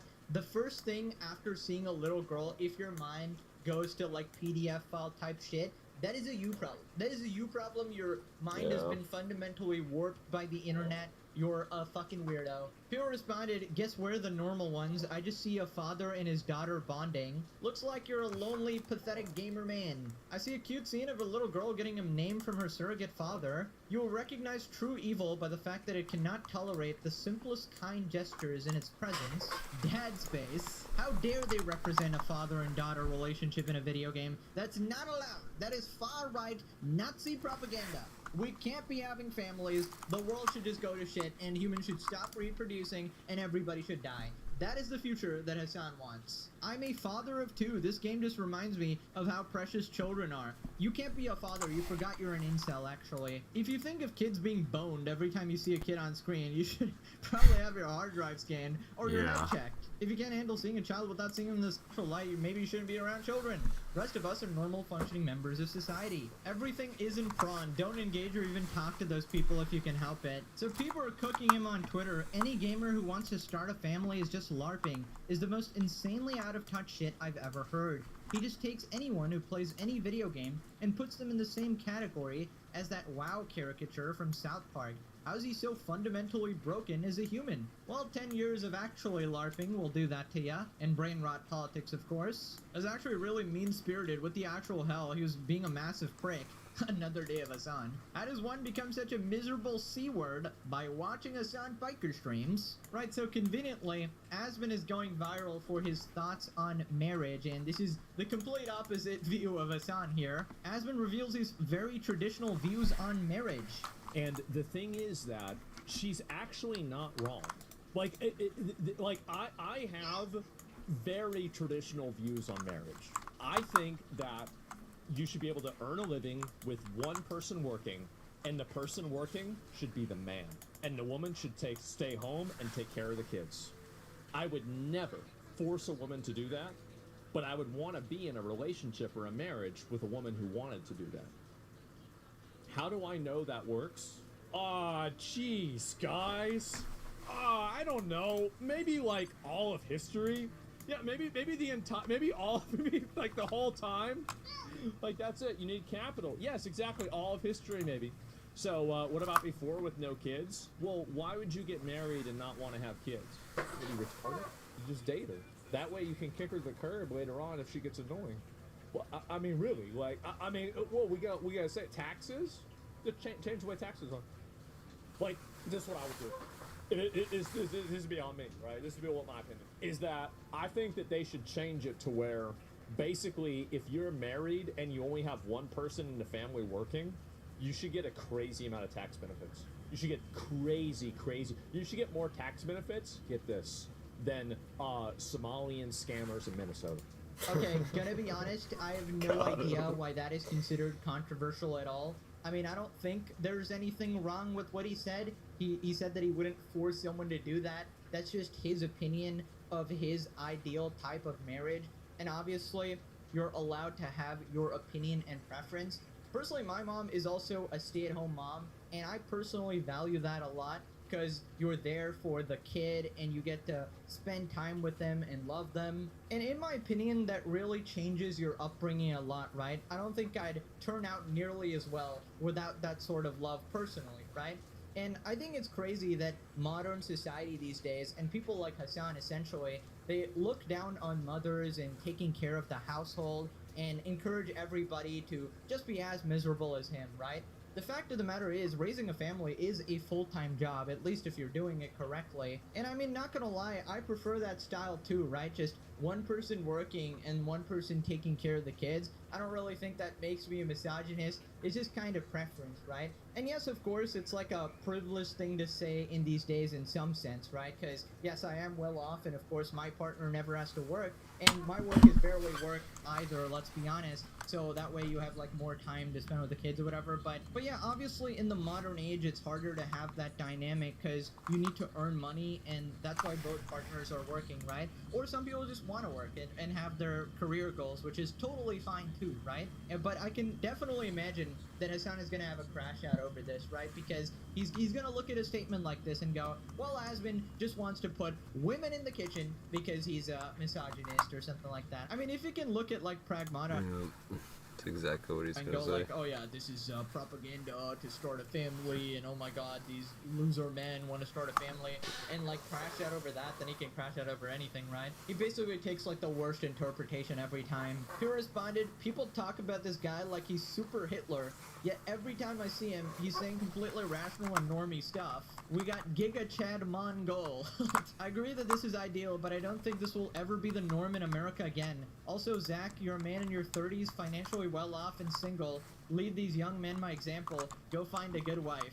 Well, for that, he would have to get banned on Twitch to actually make any change in his life at all, because that's the only time he makes any change. So perma-ban Hassan, maybe ban Asmongold, and both will prosper. Trying to live a life with kids with only a 1% income in 2026 is impossible for like 90% of people in modern society. Okay, I knew people would say this, which is why I pointed it out that yes, it is like a privileged take or whatever, but it's an okay take to have. Like, it's just an opinion, right? Everything has become so expensive, most people need both parties working to afford to have a family with multiple kids. And that's perfectly fine. That, like, you gotta do what you gotta do, obviously. Even that said, I think most men, at least, like, at least from the men I've talked to, they would prefer to be the sole breadwinner or something like that. It's just the circumstances don't allow, right? So hypothetically, they do actually have the same take, right? Yeah, let's hear a take on marriage from the incel pushing 40 who's never been married. All of history. Yes, the 1950s model of the nuclear family is eternal. This is what a total lack of education does to a person. For all of history, there were tribes, extended families, shared responsibilities in which women were expected to take part. Was what he said so crazy? Like, is it just me, or is like, that wasn't that bad, man? Like, I don't know. He's definitely said way worse shit. Says the basement-dwelling troglodyte that has not a single female in his life, nor any personal experience with the F outside of paying some little Asian girl to sit on his lap and pretend to be his girlfriend. Effing loser. Oh my god, bro. Are you okay? Are you good, man? Like, holy shit. Maybe he can marry one of the cockroaches in his bedroom. Diabolical. Another out of touch with reality Asmon take. All of history shows this works. Oh, you mean when women were considered second-class citizens? How is that related to him saying that he prefers single-income household? Like, what? I'd rather be a stay-at-home husband. I mean, if your wife is earning $1 million, then yeah, go ahead, dude. That's like power to you, whatever. If that like dynamic works for you in a relationship, nobody's gonna complain. Moving on to Hassan continuing his beef with XQC being omega salty. Now, quick recap, XQC was confronting other streamers IRL like Cinna, who would disavow Aiden Ross, but refused to disavow her creepy roommate, Bonnie, who was preying on a 16-year-old, talking about how it's her only chance to sleep with someone younger, and taking their virginity, and they're a cute little 16-year-old, weird shit. And Cinna was calling on XQC too, and Hassan is jumping in, very happy that someone is remotely on the same side. although this has nothing to do with Hassan, obviously. Hassan shouts out Cinna for pushing back on XQC, blames XQC, Asmongold, and Destiny for contributing to the fractured influencer environment. Basically, they all used to be friends, and now they're no longer friends, so Hassan blames these guys. Really? That's like your bedroom, though, isn't it? You're used to that. You're used to that, bro. This is like, pushing back on XUC in front of an audience like this, and also getting them to cheer you on is pretty impressive, especially as a woman. Holy fuck. XUC invited it in when he brought up Bonnie's name. Fuck everyone involved in that current drama cycle. I don't even know what the fuck happened in the drama cycle. All I know is this. Back in the day, content creators would not personally egg on some of the most like parasocial nonsense, and content creators who did egg that shit on and would purposely wedge themselves into a story in an effort to like get some of the most schizophrenic parasocial stalkers involved would usually be like blacklisted. The environment changed entirely. Okay, the content creator environment changed entirely. There are a lot of content creators like Asmongold who literally personally lean into this shit and will actively turn stories into massive ordeals. Okay, even if it's just like something that a bunch of like insane people made up, they'll always lean into it. Of course, so this is all about Asmongold. How could I not have seen that coming? This field full of people that is not Asmongold is actually about Asmongold, and the conversation that had nothing to do with Hassan was actually about Hassan. Thank you, Hassan, for enlightening us about that. Also, I love his like subtle male feminist bullshit coming out. That's pretty impressive, Cinna, as a woman. Especially as a woman. You fucking clown, bro. Like, is there any stream he ever goes without like looking down on a group of people?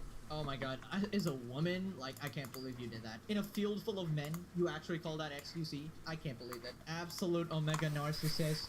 Also, I find it crazy he talks about leaning into the parasocial nonsense. By that he means literally criticizing him at all. I suspect this is him talking about the dog shocking saga again, because everybody called him out for that, and we're pointing out the flaws. He really likes to blame like a few specific people for streamer relationships falling apart, but it's been like him and his Hollywood community that has done this and blacklisted people, right?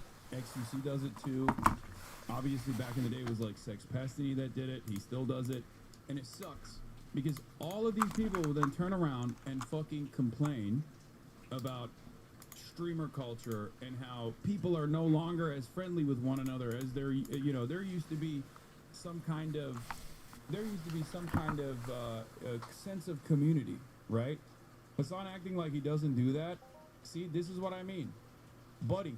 This is the first time I have talked about anything that has been going on in the streaming space in like the last 5 months. Okay, and you're in here eating that dick. Yum, yum, yum, yum, yum. Yeah, okay, so we're just lying now, right? Lying is OP, as I say all the time. Bro, you bring up Asmongold every stream, and he goes, I don't talk about streamers. I don't talk about anyone. In the last 5 months, I've not talked about anyone. Hassan, that's 150 episodes. Do we really have to go back half the length of the Legendary series? Because we can do that. We can do that. I can sit here for 10 hours and go back to the last 150 episodes. I assure you, you have talked about streamers multiple times and streamer drama during that time. You lying ass bitch. And if there's anyone to blame why streamer friend groups died, it's Hassan, right? Because he really is like this one entity to which, oh, okay, there's a bunch of people attached, right? There's cliques, there's Hassan orbiters. Oh, does Hassan want you at this event? Oh, QT's hosting this event. Hassan is there. You can't have Asmongold there. You can't have any of his friends. Oh my god, Hassan has beef with all these people. It's your fault, man. It's always been your fault. It's because you're so politically charged and extremist, and you're unable to separate politics from any other aspect of your life. That's why people want to stay away from you in general, and they segment out into these fucking groups where we got Valkyrie and the woke Hollywood squad who want to keep their viewership versus these more like independent streamers who don't want to appeal to the fucking status quo or whatever. So then Hassan gives props to like the streamers for being on Cinna's side. And it's always no you. You can tell when someone is a brain broken fucking loser because they don't have any genuine retort, okay? They don't have any genuine retort whatsoever, and immediately go, no, I got government ops, buddy. I have to deal with, like, you know, some worse shit than whatever some other dumb content creator said about me. I personally keep away from that stuff because I feel like it's, you know, not in my interest. I don't really care about it. I did see this clip though, and I appreciate Cinna for standing on business. And it's cool that, like, all these other guys were actually on Cinna's side. Yo, dumbass, they were not on Cinna's side, they were trolling. They were farming a clip. Only Hassan would take that clip seriously, going like, oh my god, I can't believe Jason the Ween is totally fucking up XQC right now. Bro, he's instigating for a clip. He's still friends with XQC, like, he hasn't been blacklisted or anything. This guy's so desperate to have anybody be on his side, bro. Legit no real friends at all. What the frick is he talking about? He's the most toxic brigader and hacker on the platform. If you're not with him, you're the enemy. There's a reason it's Hassan and his orbiters versus everyone. Even then, he left them to grind the lawsuit, but he has to blame everybody else. I wonder if Hassan would have said the same thing if Cinna bothered to defend her other housemate Emiru when his orbiters were dogpiling on her. That is true. Cinna did leave her out to dry, and we all know Emiru is on the bad side. Kami Zeus is a friendless bum surrounded by empty-shelled Fs. Of course he's gonna watch a drama farming game and treat it like a real societal issue. Hassan tried to witch hunt Emiru for no reason 2 months ago, and the psycho stopped blaming others for what he does for once. Hassan watching from his screen as the other streamers literally touch grass. He wanted to be invited to the face party. Pretty impressive, especially as a woman, holy F. Wow, Hassan, great input. It's pretty crazy a stupid woman can push back. She's a girl and she pushed back. Insane levels of courage for her to banter. Thanks, frat bro dog shocker. Condescending F-faith. Every time, bro. It's crazy. I care about women and minorities. Oh my god, a woman did that. Wow. Bro, you're such a piece of shit, bro. You think you're better than everybody. Moving on to Valkyrie talking about her charity work. Says she's giving away huge amounts of money, but no one cares. I mean, surely you don't want approval for charity, right? There are 3 things that I've splurged on in my life. My car, my Lamborghini Urus, my biggest personal splurge, my sister's house, second biggest splurge, my family's house, my mom's house as well. I bought my mom and my sister's their houses, second biggest splurge. And then my third biggest splurge is this fucking cube.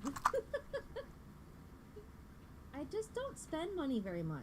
I literally spend more money on my family than myself. And charity. Well, charity is like a once-a-year thing, but you know, whenever like a friend or a coworker does a charity event, I like to pitch in, and I have some money. Every Christmas I give away. I gave away so much money in December.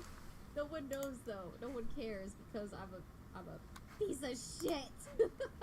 Right. I mean, good on her for doing charity, but dude, all these rich people who always do like, oh yeah, I do charity because that means I'm a good person. It just doesn't work like that. It's not a get out of jail free card. Fucking Mr. Beast, bro, his go-to strategy. I mean, even Hassan was trying to pull this shit like, oh yeah, 99% of the money I spend, you'll never know. I actually do so much charity. Meanwhile, can't even help his fucking friends who are getting sued. So much so his head moderator and producer of his stream has to beg for $500, which Hassan makes in 2 seconds. Yeah, why would she want people to care about that? If she did it for good reason, she wouldn't need anyone's approval. She's called a piece of shit because she's dating a multi-millionaire socialist or reaping the full benefits of capitalism. I don't know if she's still in a relationship. They really had it. Just because you've given away money doesn't make you a good person.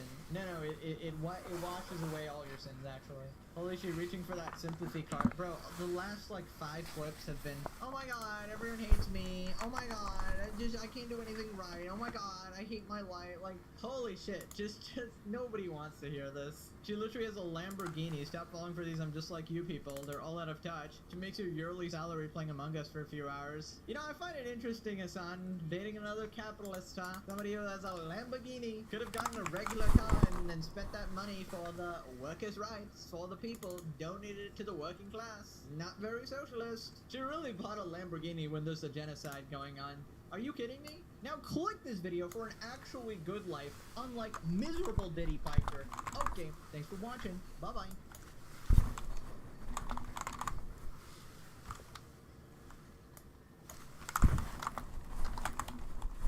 The Apple Store in Baltimore is frozen. The Apple Store is the latest in the series of stores leaving the Towson Town Center, Nobody knows citing why. declining conditions. Nobody This knows. is a nice mall, you know, it's quality mall. But is the mall on a downward spiral? I kept hearing from people that, like, the mall is going to shut down soon, even from some of the workers. One of the most popular stores, the Apple Store, announced it's leaving, citing departure of several retailers and declining conditions. Executive Director of the Towson Chamber of Commerce, Nancy Haff,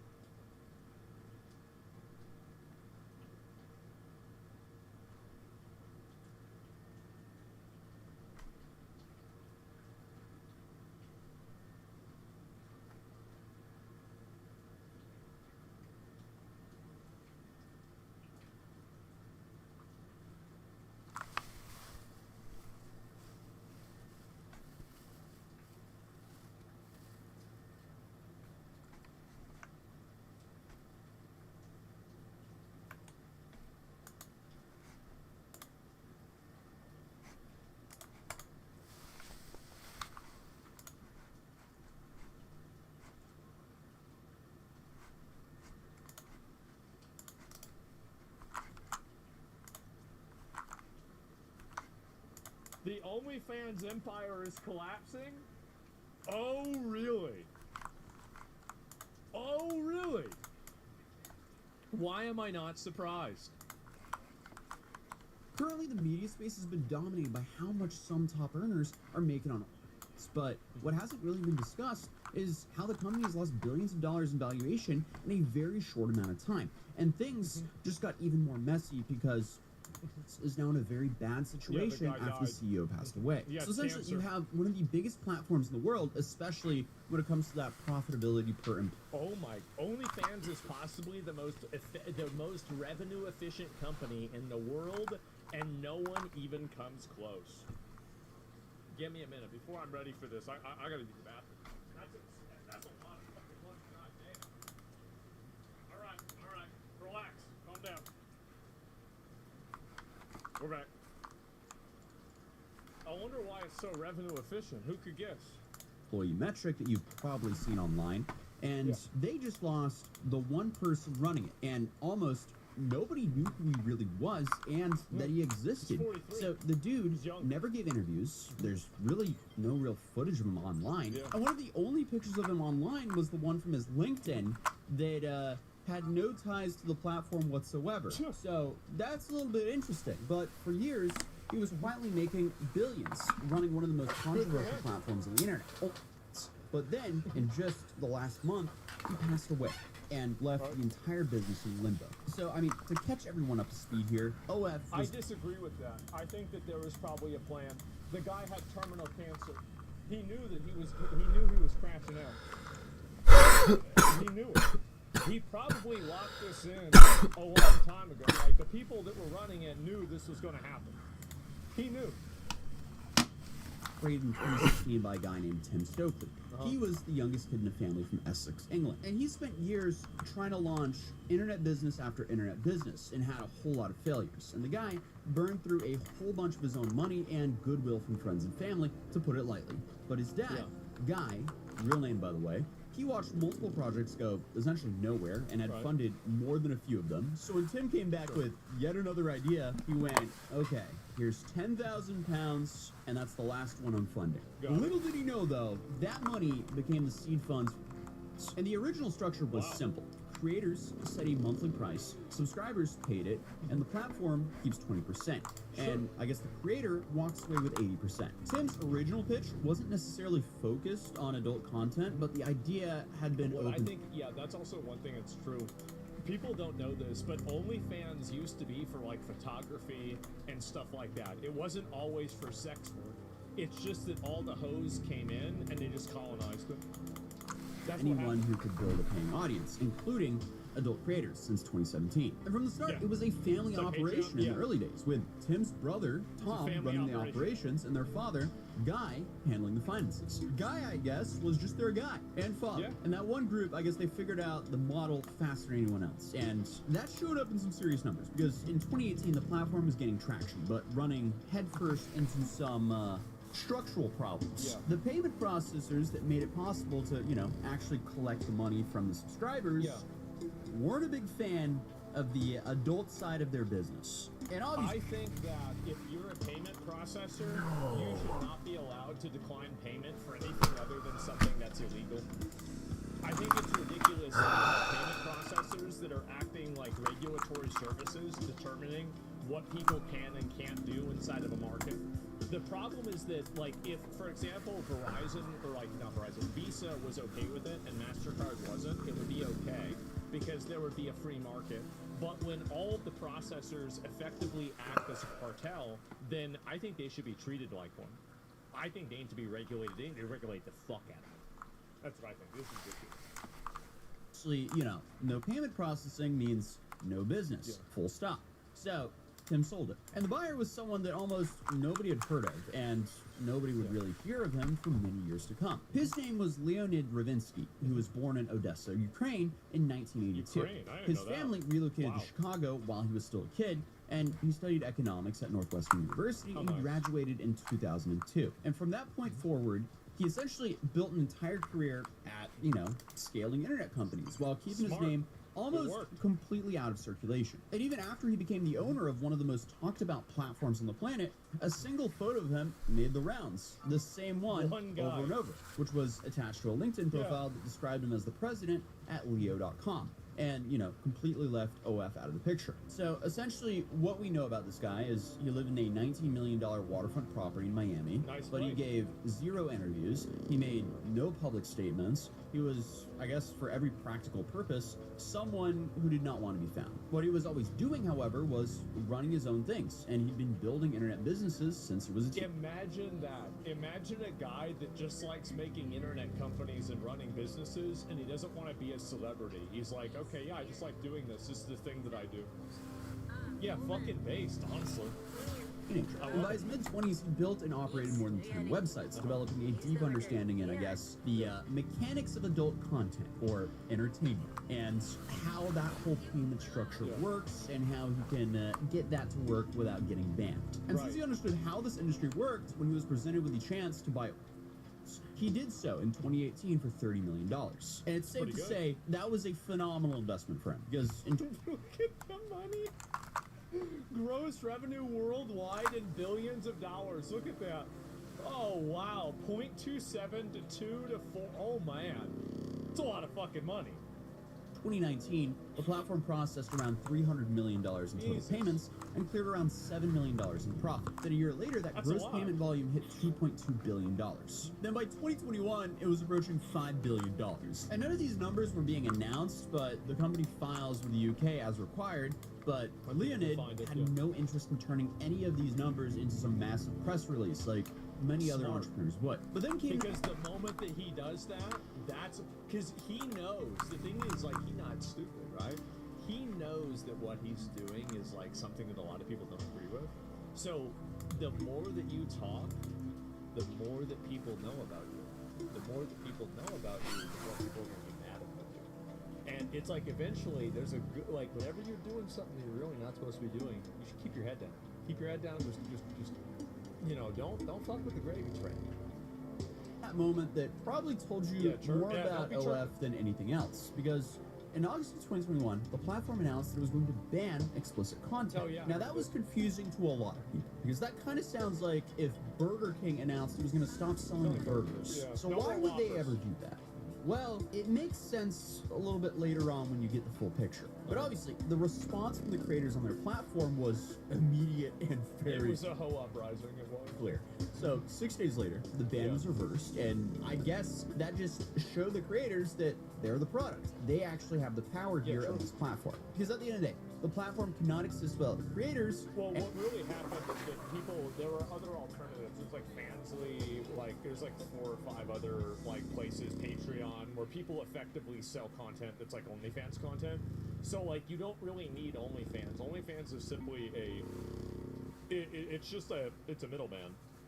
So like it's easy to switch middlemen if you're not really providing any sort of like a value-added service. It's a medium. Yeah, exactly. Patreon is not porn. What do you think all those girls doing the cosplay Patreon? Are you fucking retard? You some kind of a retarded? Like what's wrong with you? Do you have a retarded brain? You need to unretard yourself. Just stop it. Just stop thinking. Just listen. And the consumer's paying for it. So the reason all this action matters becomes a whole lot more clear once you look at the numbers, though. Because in 2024, they processed $7.2 billion in total transactions between the fans and the creators. OF's cut of that was about 20%, and that came out to $1.41 billion in net revenue. That is a behemoth of a company. But after expenses, pre-tax profit landed at $684 million. The entire operation ran by only 46 full-time employees. 46 guys ran a 7 dude. I love it. That is insane. And then Leonid's personal payouts track the platform's growth as you would pretty much expect, because in 2021, he collected around $284 million. In 2022, he collected $338 million. In 2023, he collected $472 million. And then in 2024, he collected $701 million. Oh, man. Which works out to about $2 million per day, every day, for the entire year. Which means the total earnings pulled between 2021 and 2024 were just under $1.8 billion from a company that he paid roughly $30 million for. That might be one of the best investments of all time. But well, yeah. I mean, he did a great job managing it and growing the company. He did. He did an amazing job. It's obvious he did. At the same time, the distribution between the creators is wildly uneven because, you know, you have this whole notion where a bunch of people would start an OF and make a whole bunch of money. But for the most part, that's not true. It's very similar to how Twitch is in a way. I don't really like drawing comparisons between Twitch, but you know, you don't like drawing comparisons between Twitch and OnlyFans? Yeah, you're right. Because in a lot of cases, you go to the ASMR section, it's the same thing. Just the way it is. What do you think all these girls are dancing around here for? What do you think's on that link tree? There certainly ain't Christmas ornaments. I'll tell you that. A handful of top streamers on Twitch that make a crazy amount of money, and then the average streamer makes way below minimum wage. And that's the case with as well. But I mean, that's just a whole nother topic for its own. But the thing is, by 2025, Leonid was looking for a buyer. And it didn't take long for him to realize, selling this platform is going to be a challenge. Because on paper, I mean, the investment is insane. Over $1.4 billion in annual net revenue, profit margins that most businesses would consider borderline unbelievable, roughly 380 million registered users, and fewer than 50 people on payroll. If you strip the context and handed someone the financial statements, they would assume they were looking at some sort of tech unicorn that had figured out everything. However, the context is the biggest problem here. Because a large portion of the institutional investors, you know, the ones with the actual capital to do a deal at this scale, they operate under something called vice clauses, which are restrictions embedded in their agreements with their own backers that prevent them from putting money into certain categories. This is like, there's all kinds of morality clauses and bullshit like this inside of business. It's very, very common. It's super annoying. I hate dealing with it. Everybody's a pussy. And, I mean, these firms don't only use their own money, they have liquidity providers or people who invest money into them, and they operate as a hedge fund, and then they deploy other people's money with the end goal of, you know, beating the S&P 500 in the annual return. And a lot of people just don't want their funds to go into, you know, investing in these vice businesses. This is what a lot of the people, just to add a little bit of context, this is what a lot of the people want to effectively add, like, supporting Israel onto one of these lists. Like, just so you guys understand, like, kind of like Because you see a lot of people talking about like divesting and stuff like that. This is tangential to that. It's inside of that same spectrum and that world. Considers adult content, tobacco, gambling, and weapons. So, regardless of the numbers, a lot of the most obvious buyers are essentially blocked from even writing the check. Then you have the operational risks, which are, Visa and MasterCard. They've already shown that they could, threaten to cut off payment processing for adult platforms. And this is exactly what pushed OF towards its failed 2021 ban.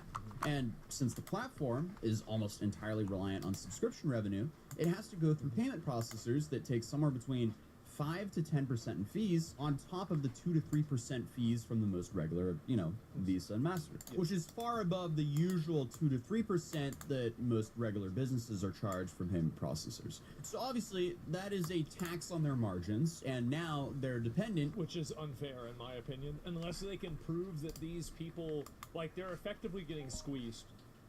Like, this is effectively a 1930s mafia deal that has just been turned into a billion-dollar industry. That's what's happening. To payment processors. And not only that, but there's also a regulatory pressure. So the UK communications regulator, they hit with a £1.4 million fine in early 2025 for a weak age verification practice, which, might not be the biggest deal for them financially, but it's a pretty clear sign of where this enforcement is going. And then you have that exit problem, because even if someone bought it, how do they eventually sell it? Like, taking it public through a stock market listing, that's essentially impossible under the current conditions. And there's also no obvious second buyer standing by, and the insane financials don't resolve the fact that this is an asset most people in finance don't really want to be publicly associated with. And I mean, if I was to guess, that might be one of the reasons why they tried to stop allowing adult content on their platform back in 2021, plus the whole payment processors problem. So the asking price of the platform started at about $8 billion, and no one was interested, despite their insanely high valuation. But the firm that eventually emerged as, I guess, the most serious buyer was Architect Capital, a San Francisco-based investment fund that got its start in 2020, providing credit to Latin American startups. And they had more recently become known for... So they don't give a fuck like that. They're just winners down there, I guess. Down there in Latin America, bro, they just like, OnlyFans, oh wow, do we get a discount now?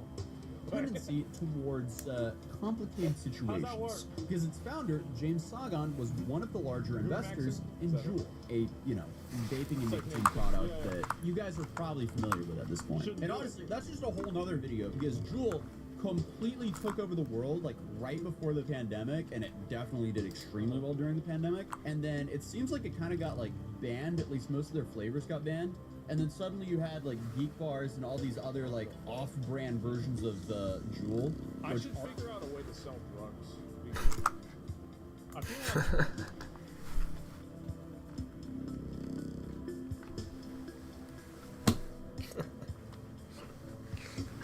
fucking ass, man.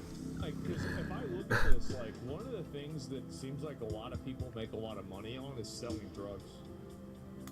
And like, if you can create like a new drug or something like that, that'd be like a pharmacy. Yeah, like it'd be like a pharmacy.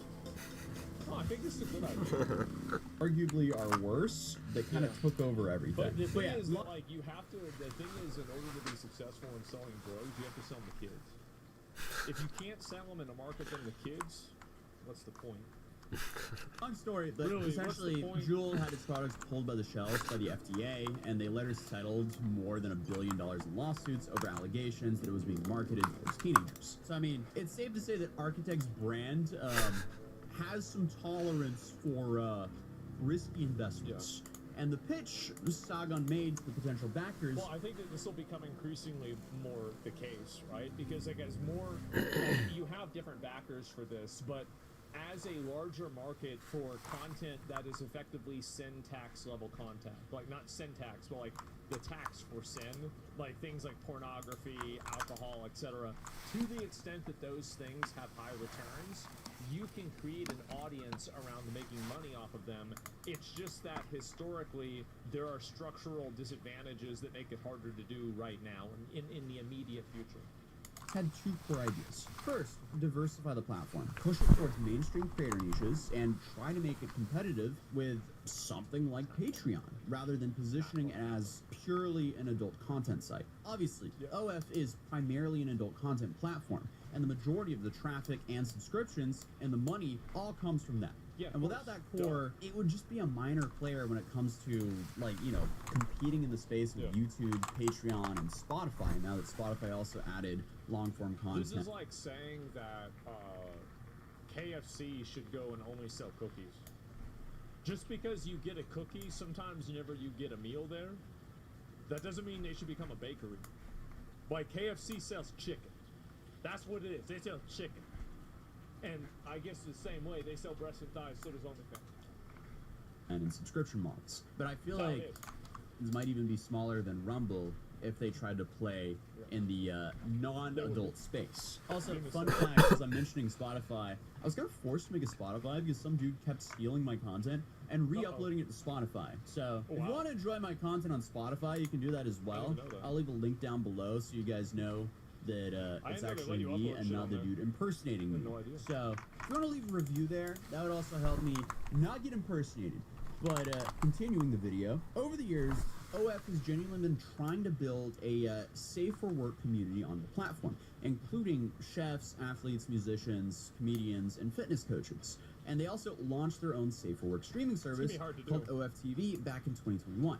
And they've actively been trying to... Okay, so that didn't work, right? How do I know it didn't work? This is the first time I've ever heard of it, right now. And I literally do broadcast it. If I've never heard of this, there's probably a reason for it. Pursue other partnerships since, but I don't really think any of it really took off. Though that is, again, still such a tiny portion of what it actually is. Then you have, you know, the real competitors here, YouTube, Spotify, and Patreon. They don't allow any 18+ content. And I don't see a world where OF is actually able to compete with any of these platforms in the safer workspace because, you know, the stigma that comes with the name. It's just like, I don't know. I just can't see most creators being very inclined to be like, hey guys, follow my unless they're paid like a massive bag. Yeah, it just doesn't make sense to me. But that problem will be something the new owner will have to inherit. And another step that they might need to do is acquire a banking license. Because even if they acquire OF, what happens if the payment processors shut them off? That would be really bad. It's smart actually for them to do that. That way you're vertically integrated. You don't have you're not at their mercy. But I feel like that's really hard to do too. That's extremely hard to do. Start your content on Spotify as you or an imposter. I absolutely can't do it. So, like, it could be both, honestly, like for a complicated reason. So, a potential solution for that would be if the platform could become its own financial institution. I mean, in theory, it could. That would definitely be a massive uphill battle for them, though. But that would at least help them reduce the 5 to 10% fee burden. Currently, the valuation on the table is $3.5 billion, with Architect taking 60% of the equity in the deal. So in just a few years, this has essentially lost $4.5 billion in valuation because no one wants... I would disagree with that. I think that the company didn't sell at $8 billion. So obviously the company wasn't worth $8 billion. If it was, then it would have sold for $8 billion. So just because, like, for example, like if I say this is worth $1,000 and nobody wants to, you know, like basically buy it for $1,000 and then I sell it for $10, it doesn't mean it lost $990. It means that it was an inaccurate valuation and the valuation was not comprehensive enough in order to be able to take into account everything that had to do with like why the company would be valuable. Right? I thought Elon was going to buy it. That's not going to happen. It's not going to happen. I guarantee you it's not going to happen. And so what I think really is going to happen with this is that, and here's another thing with OnlyFans, is that you're getting to the point to where now AI content with OnlyFans is getting so popular that even the girls on OnlyFans, it's going to be harder for them to compete with that. Because when AI content is photorealistically similar to a real girl's content, I think you're going to see a vast decline in the amount of revenue girls are going to make on the platform. And I think that especially, like, the thing is that if you're trying to attract gooners, that's great. But what happens whenever a gooner enters the game and they're playing it against you, right? Like, what happens when the guy from Pakistan that you're trying to sell OnlyFans to is the one making the girls? Like, now, you're talking about they're cutting out the middleman. Now he's cutting out the middleman. Fuck's paying the girl. Like, I'm just gonna make my own girl. I'm gonna just 3D print this bitch. That's it. It's done.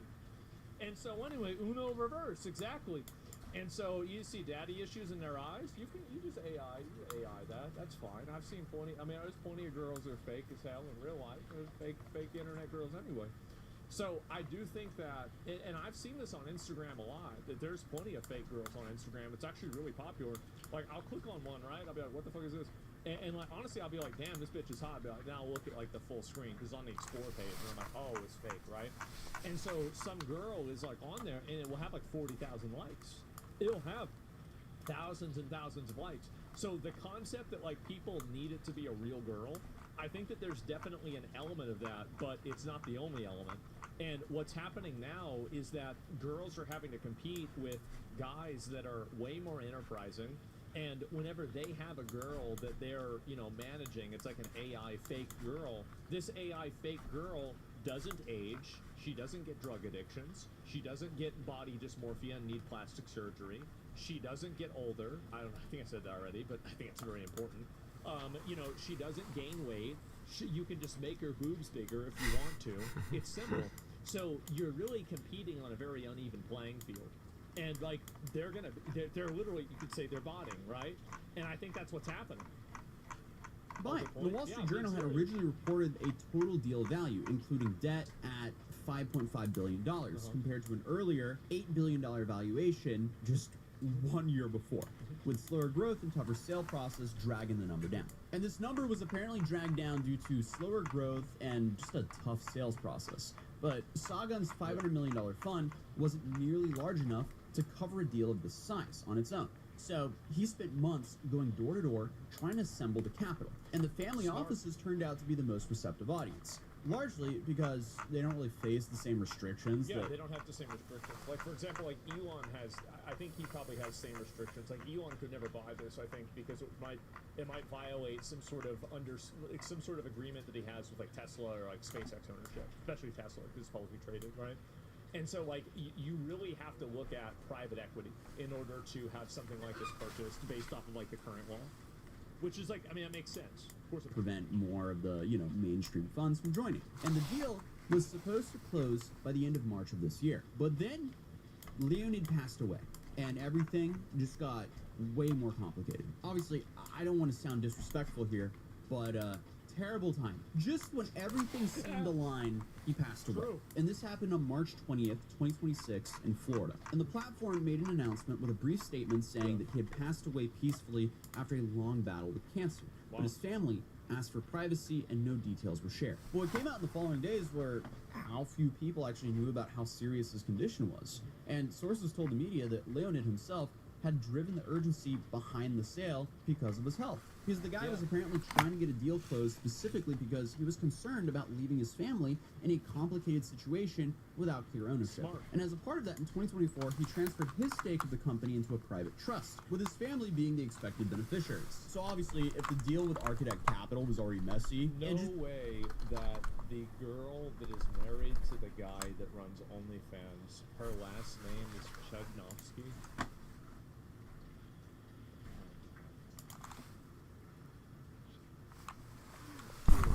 Messy. It just got so much worse because the firm was still in the process of raising the equity it needed when Leonid passed. So it seems like the money simply just wasn't fully there, and suddenly now investors who've been on the fence are dealing with a whole new layer of issues. Now you have estate laws, a different person now effectively in control of the asset, and deal terms would now have to be renegotiated with a trust rather than the original seller. So the timeline that was already extended was pushed back once again. And as of this video, the deal remains open. And the future of plans right now is genuine uncertain, which is why it seems like... Also, like, if I had the capital, I would not buy it. I would not. The reason why this is something that, like, isn't probably discussed is that the owners of companies that have, like a controversial image receive a lot of threats, problems, and issues and, like, safety concerns with their lives. So there's like a whole other added dimension to this that isn't even being considered. His empire is collapsing. That's And the probably company another big has a reason why current he's CEO. private about His name is Kelly Blair, who has been running the day-to-day operations, but what's clear is there's a lot of money at stake, a lot of different Right, stay interests, hidden, and a yeah. company that, despite everything working against it, keeps printing cash at a rate that makes it very hard to ignore. So, I mean, it's safe to say whatever happens next will probably not be any more bizarre than the story of this company. I mean, the company's story is how a $10,000 loan from a dad with way too much patience suddenly turned into a $7 billion a year empire ran by some secret Ukrainian billionaire no one has ever heard of. I mean, come on, this is such a crazy story. So and I feel like this is just a situation that no one's been talking about, because every time I hear OF in the news, it's about one of their stars making like $1 bazillion a year. So I just want to come here and talk about it for a bit. So hey, if you're new here, my name's Atozi, or A to Z, and we talk about the laughably stupid stuff and the bizarre things that happen here on the internet. So if you're new here, feel free to subscribe, drop a like if you enjoyed the video, and I'll see you guys in the next one. Peace. So this is what I think. I think that OnlyFans is a declining brand. And I think that the entire industry is declining. Let me link you guys the video, because there was one other thing that I wanted to watch, and it was the review of the Mouse PI. I promised this 2 days ago. I'm going to watch it today. We are going to look at it. Yes, we are going to look at this for sure. And I'm going to save it. Yeah, full video went viral a few days ago. There's a clip that went viral a few days ago. Let me see if I can look at it. And what is this here real quick? Why are you spamming? We'll give the video a like. That's why. I mean, obviously, Israel is losing support even among Republicans. Okay, yeah, I will look at this real quick. Why not?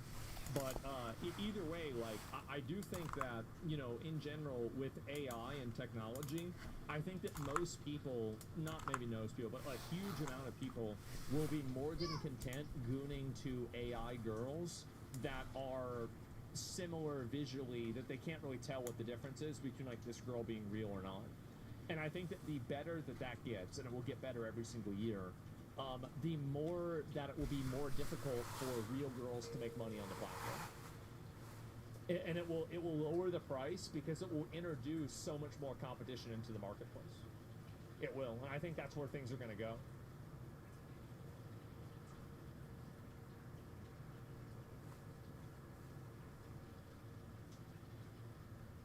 Federal officials cut Medicare to 500 LA hospices with 0 complaints. What?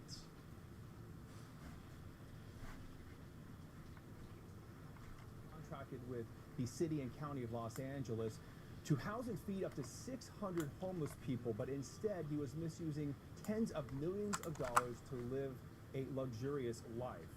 Exclusive Fox video shows the Fed's early morning bust here at the LA mansion. 42-year-old Alexander Suker was arrested. Suker's $125,000 Land Rover was also seized by law enforcement. The Fed says Suker defrauded the city and county of LA out of 23 No, I think this is, wait, this might be another guy. million in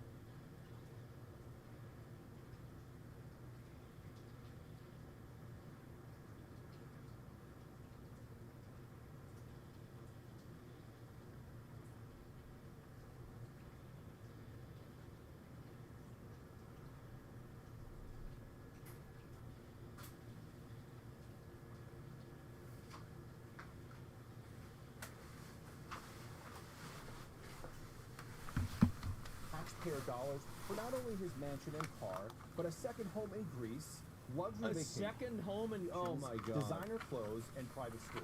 Wow. He was living the high life while the people suffering homeless on the streets with no shelter, no food. They're living out in the streets. People are literally dying. And this guy is out vacationing, buying homes, buying Range Rovers, and going shopping.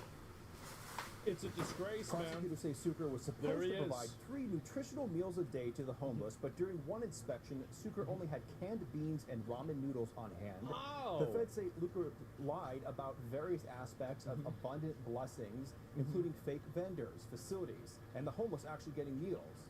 The U.S. Attorney's Office in LA says they are actively investigating at least 12 other similar fraud cases here in California. First Assistant U.S. Attorney Bill Asaley says there's a tremendous amount of fraud in this state, and that today's bust of one man who misused $23 million alone may show how little oversight there is.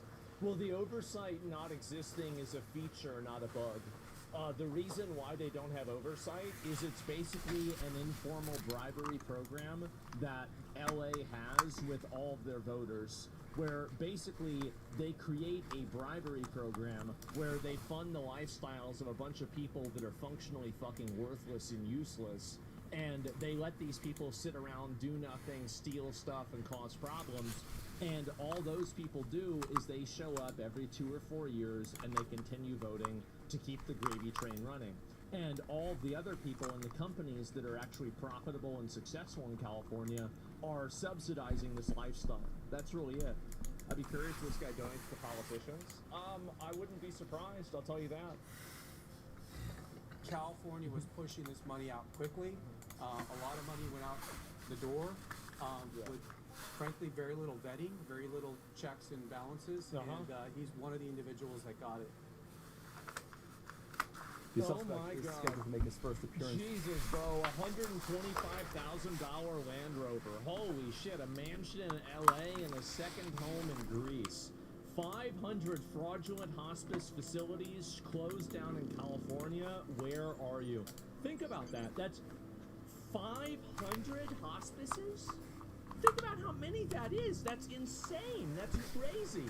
So I don't even see how something like this can happen. How do you allow to have fraud on that insane of a level? And they want to arrest people like Nick Shirley? Of course they do. Because Nick Shirley is fucking with the system. The system, you pay these people to sit around and do nothing, and then they vote for you. So if you take away the payments, then you take away their funding, and these people have to leave, or they might vote for something different, or they're in one way or another not beholden to you. And the goal that they have is they want to make people basically reliant on the government for everything, so they can never afford to not vote for more advantages like that. Doctor, this is it right here? Democrats arguing that this rooting out of fraud is cutting Medicaid services. What is your response to that? None at all. Well, I mean, I think that honestly they are going to cut Medicaid services, and people probably will die because of this. Like, this is inevitable. Like, I don't think that they should use the messaging and say that, oh, well, we're not going to have any, we're never going to have any collateral damage. Like, we are going to have collateral damage.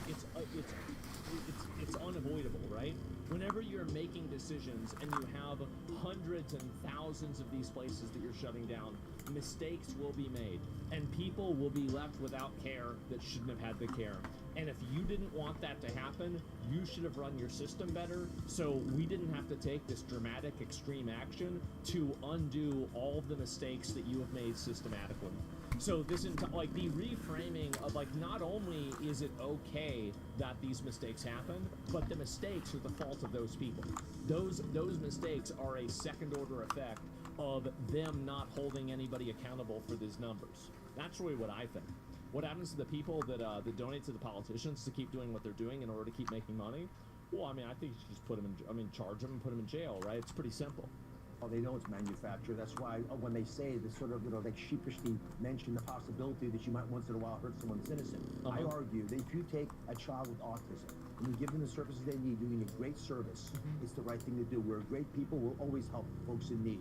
But if every mother is pretending, because they're getting paid, that the children in the neighborhood have autism, which is bad for those kids, by the way. And you're seeing that. And we're seeing that in Minnesota. It's actually a really good point he's bringing up here with this. I don't know why the framing is this fucked up. But anyway, like, yeah, telling kids they have autism fucks with their brain. Like, I think that you shouldn't, like, maybe this is just my opinion, right? But I don't think you should tell kids that there's something wrong with them. Like, unless it's, like, a really, really big issue, like, it's better to try to let a kid try to live a normal life than tell them that, like, there are all these things wrong with you, and so this explains every interaction that you're ever going to have, right? I think it's very dangerous to do that. Unless they're fat or gay, of course. Take a budget from $3 million to $400 million. You do that by 3 to 400 training programs and manufacturing services that aren't supposed to be used.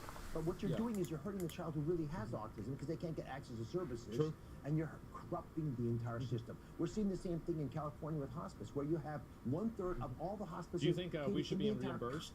I think that we should absolutely be reimbursed, and I think that what we should do, so this is what I would do, is I would figure out all the people that were in on the fraud, and I would imprison them for the amount of time that it would take for them to work off the labor debt of the amount of money that they've defrauded us. So, like, let's say you've defrauded us for, like, you know, somebody said, like, $23 million. I guess you're in jail for 23 million years, right? Like, I don't know. And, like, that would be, and I would seize all their assets, take all of their stuff. And, you know, if they were obviously, like, immigrants or something like that, or they're naturalized citizens from another place, I would denaturalize them, seize all their assets, and then send them to, like, Rwanda or something, right? Like, that's what I would do. And because I think that we should get our money back, right? I mean, they came here, they scammed us. We should get our money back because we got scammed, right? I mean, it's our money, it's not their money. So that's what I would do. You need to build a lot of prisons. I know, and I think that we could have them doing that, right? You could have them building their own prisons. That's a good idea. Just put, like, shock collars on them or something like that, and that way if they try to, like, do something wrong, you just zap them, right? It's pretty fucking easy. country are in Los Angeles. And, like, by the way, like, I'm being completely serious about this. Like, this is actually what I think we should do. Like, actually, this is what I think we should do. Yeah, 100%. Not California, just LA. I mean, how many people are dying there? Yeah. Right. So you obviously have allowed. A little bit of red flag. And I'll make this announcement in your show. Where you get the idea we from? have I don't stop know. payments to 450 hospices in California. 450. Guess what? Not one has called us asking to reinstitute them. Wow. So 450 out of 450 were frauds. And nobody's calling to be reinstituted because they know what they were doing was fraud, and they were just trying to ride the gravy train all the way down to the station as far as they can possibly go. Of course, you like Dr. Oz? I love him. I think he's great. I didn't like him whenever he was running against John Fetterman. I didn't like Dr. Oz. But, you know, he's in a role that he really understands. I think he's incredibly competent in that role, and I think that what he's doing is something that's invaluable, and it's something that's necessary. I'm very, very favorable towards him. They may change their minds over time, but in 10 weeks, we've shut down 450 payment systems to these guys. That's representing at least $600–700 million just this year, and no one's complaining. That's right. And, like, yeah, it's the same thing with the Minnesota daycares. How is it that we could shut down all of those daycares and bring all of that up and all the daycares stop working, then nobody's complaining about their kids not having somewhere to go?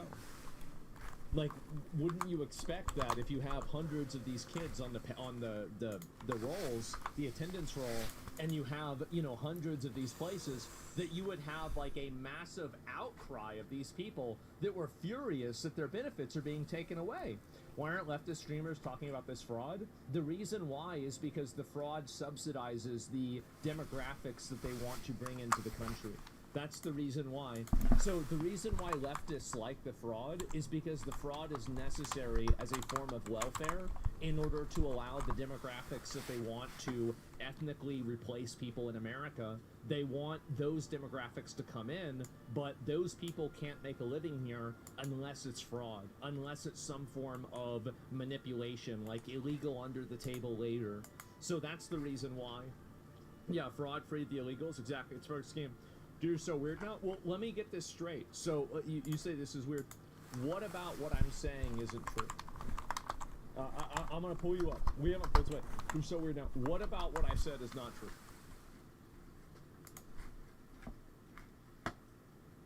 Go ahead. What is it? I wanna understand this. I wanna get to the bottom of it. What about this? What about what I'm saying is weird? Another my feelings, Andy. Yeah, and if you vague post, you're permaban. Any vague post is a permaban. Be specific or you're banned. We gotta wait for it. Surely there's gonna be something that's saying Democrats want this. You know that isn't true. Well, why do you think that isn't true? Why do you think that isn't true?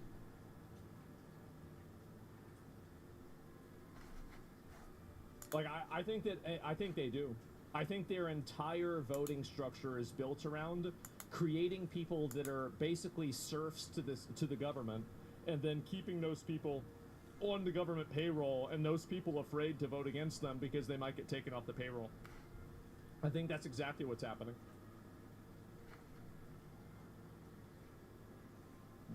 How is it not obvious that they're the ones that want this? I'm confused. They're buying votes? Yeah, they're obviously buying votes. Every time you do this, you call out it's a minority group. Democrats scream racism. What does he mean? They don't want this? Yeah, of course. Well, they use racism as a way to suppress criticism.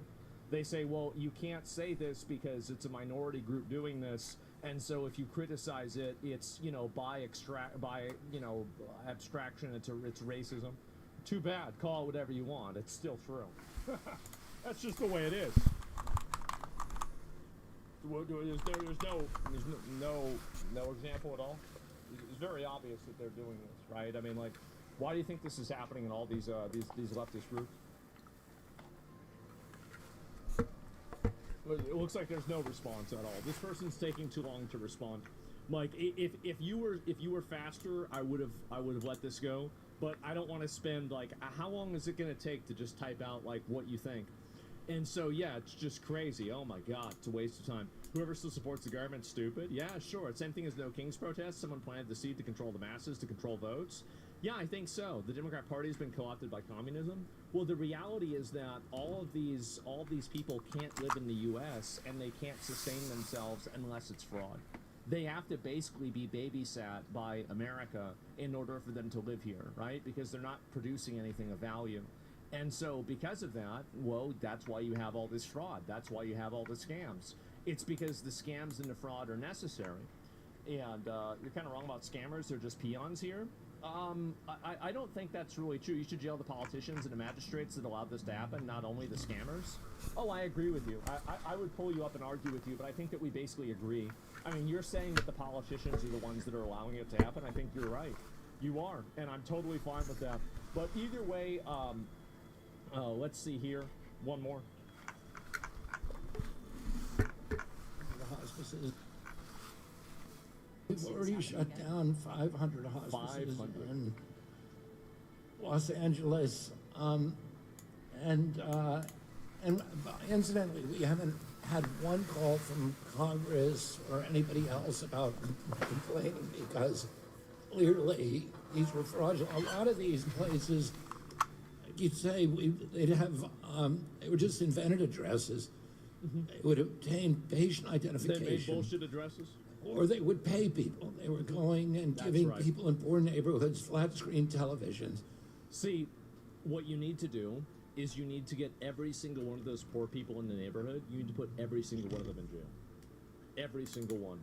And then put them on mandatory work programs, figure out how much they defrauded, and then after that, they have to work all of that off. 600. I can guarantee you that society will be a better place without those people in it. Guaranteed. Like, anybody who's scamming the government like that, we don't need them. And they would enlist them and enroll them in the hospice, and we were paying them $6,000. Yeah. We've already shut down 500 hospices. 12 cents. Yeah, I like that. Los Angeles. Yeah, I like that. 12 cents an hour, that seems pretty reasonable. You see the X account of the dude that was mad that you can't see up Diana's dress and Pragmatic suspended? Sick fuck. No, I didn't see that. Just seems like a weirdo. I mean, again, it's not really that complicated, but their phone goes to voice rail, location is entry. Okay, all right, one more. What's up, you guys? I'm here in Signal Hill at 2930 Gardena Avenue, where Angelus Hospice Incorporated, actually titled under Panacea Hospice, doing business as Angelus Hospice, doesn't have its door open, has a business card. Guy next door says they've changed. I mean, it looks like an empty building. I mean, I'm sorry, there's no sign anywhere, there's no label on the door, there's no documentation on the sides here, except for probably like a building code inspection. Like this is, I mean, this looks like an empty fucking building, guys.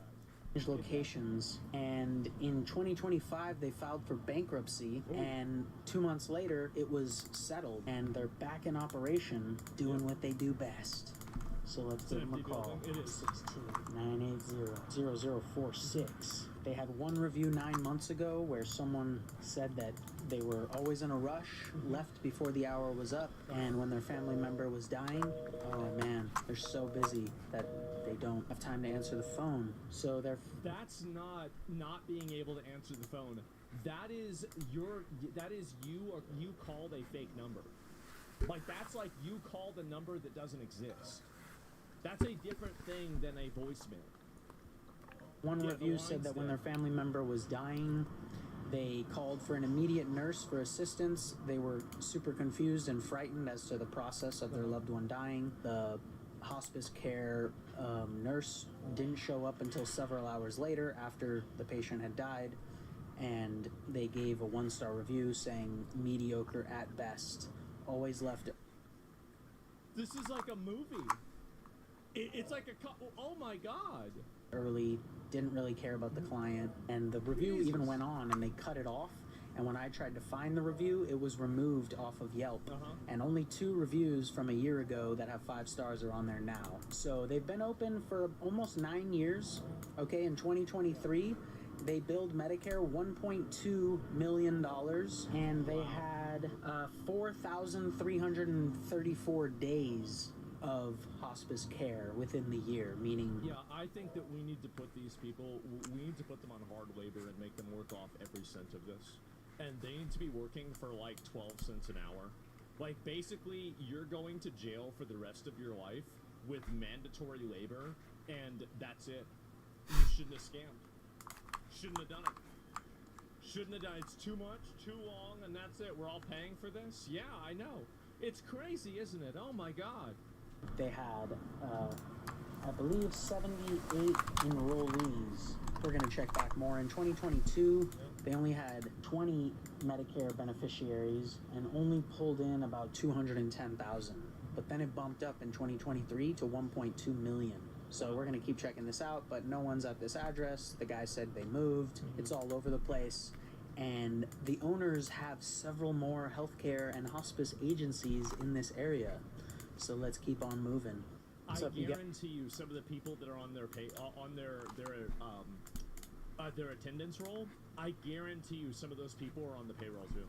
Like, they're the ones that are getting paid off under the table for this. This is super common, and a lot of people don't know about this because it's like a ghetto scam, right? But, like, yeah, this is super, super, super common. How about we do travel restrictions and ankle bracelets where we let them work in public for 3/5 the wages? 3/5 seems like too easy of a compromise. I think it's more like 1/5, okay? Like, and even 1/5 is like, you know, you might be able to finish this in 10 years, and like, it's gotta be more than that. Yeah, like 1/10, something like that. I mean, come on. And yeah, it's just nuts, man.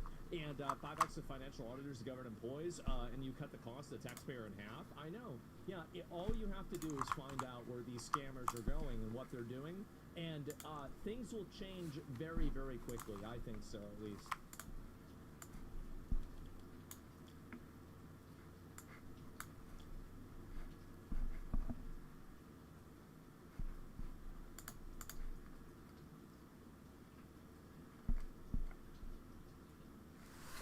Someone was hit and bleeding profusely in the road. Oh my god. One of them is missing a hand.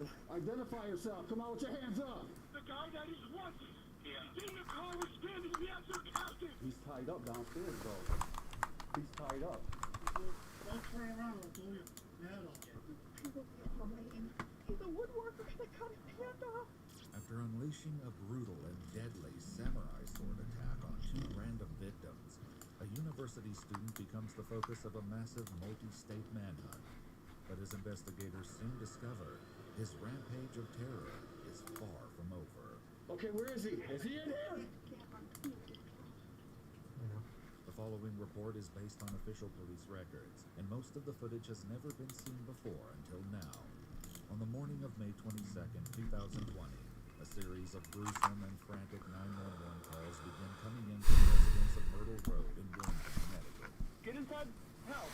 911. There's somebody beating up my neighbor with a bat. A dirt bike just came down. I don't know what happened. I didn't see it, but someone's hit. 2 people are hit really badly. Someone was hit and bleeding profusely in the road. And at the end of the Myrtle Road are 2 very hurt men. And then they got attacked by a guy on a motorcycle. This is an emergency. Okay. Do you think they need an ambulance? Yes.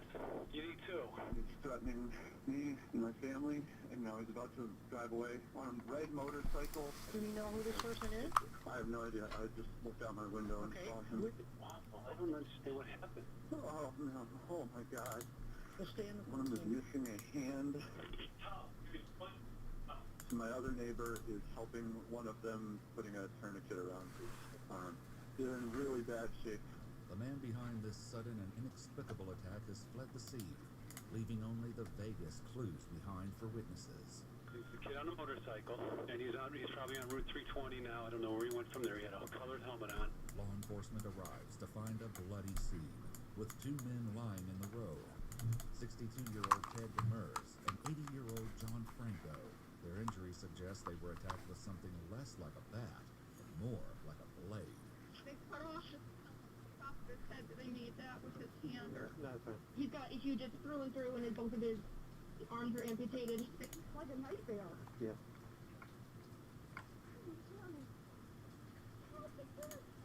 What's that?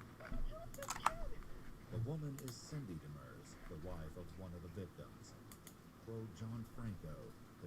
Someone was hit and bleeding profusely in the road. Oh my God. One of them is missing a hand. Identify yourself. Come on with your hands up. The guy that is wanted. Yeah. In the car was standing the answer captain. He's tied up downstairs, though. He's tied up. Don't turn around, I'll blow your head off. He's a woodworker that cut his hand off. After unleashing a brutal and deadly samurai sword attack on 2 random victims, a university student becomes the focus of a massive multi-state manhunt. But as investigators soon discover, his rampage of terror is far from over. Okay, where is he? Is he in here? The following report is based on official police records, and most of the footage has never been seen before until now.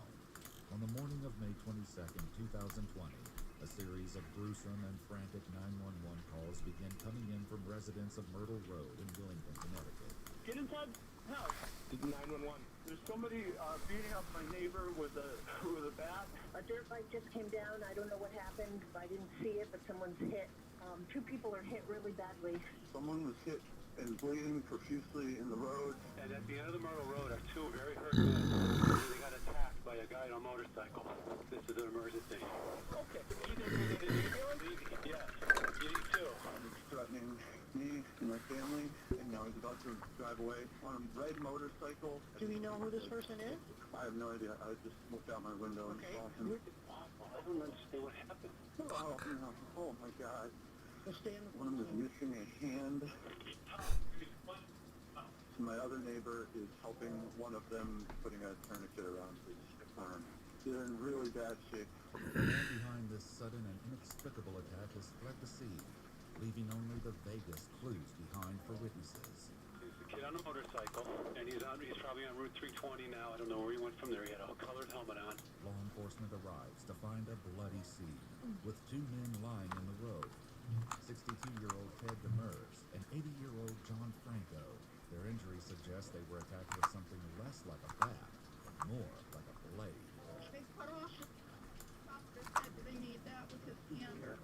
He just through and through, and both of his arms are amputated. It's like a knife nail. Yeah.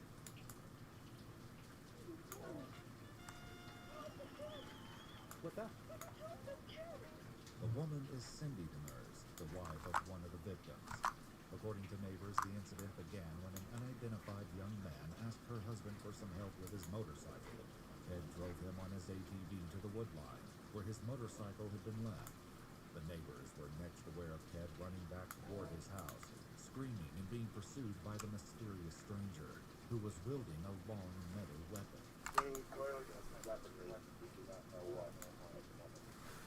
They said a sword. State troopers locate a sword with red stains in the woods at the end of the road. Meanwhile, Cindy remains distraught over this apparently random attack. You're taking good care of him, okay?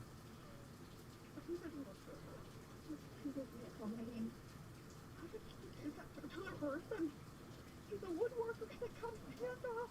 As Ted and his attacker struggled in the road, 80-year-old neighbor John Franco shouted, "What the hell is going on out here?" The man in the helmet attacked him with the sword as well, leaving his hand partially severed and significant cuts to his head, neck, and shoulder. But there's no question that Ted Demers got the worst of it. Our first grandbaby, that's gonna be okay. The details she gives the trooper are grim. He's got a huge gash on his left leg. That was also, we tried to wrap that and tighten it up. Make a tourniquet out of it. Okay. I wrapped his right arm. That's been severed just below the elbow. And I wrapped his left hand that has his index finger missing. Can't unsee it. I know. Cindy's emotions are laid bare as she tells her daughter-in-law what happened to her husband. Oh, God.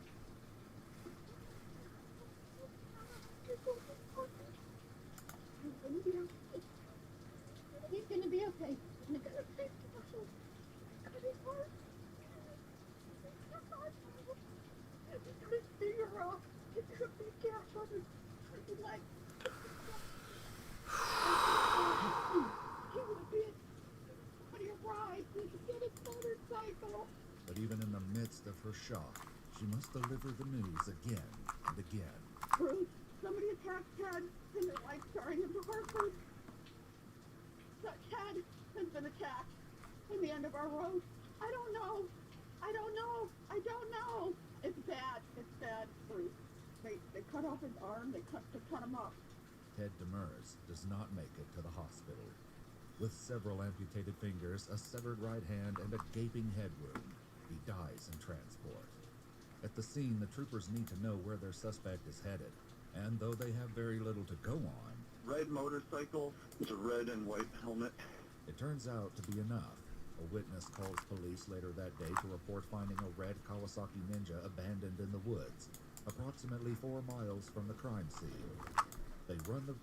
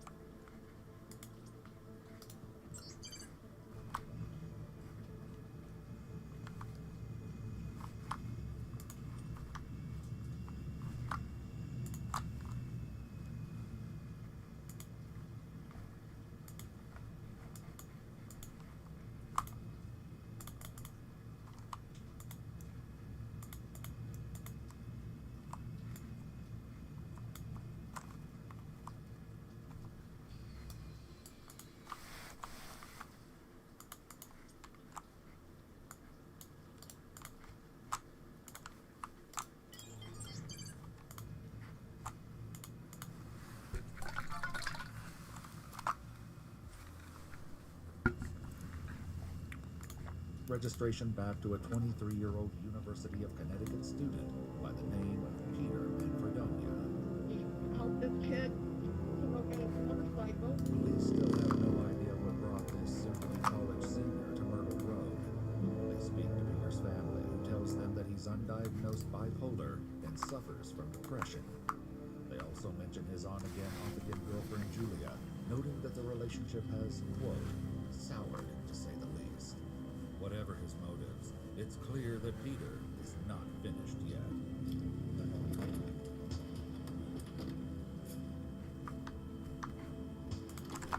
Look at that thing. Maybe we could break this knob. Just go on.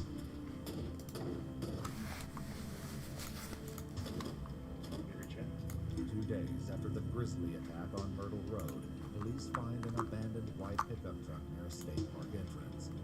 They trace the truck back to an address in Wellington, and when they get there, it's immediately clear that something has happened.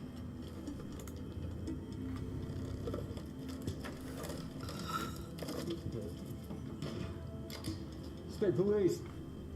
Anybody in the house? You're upstairs? State police!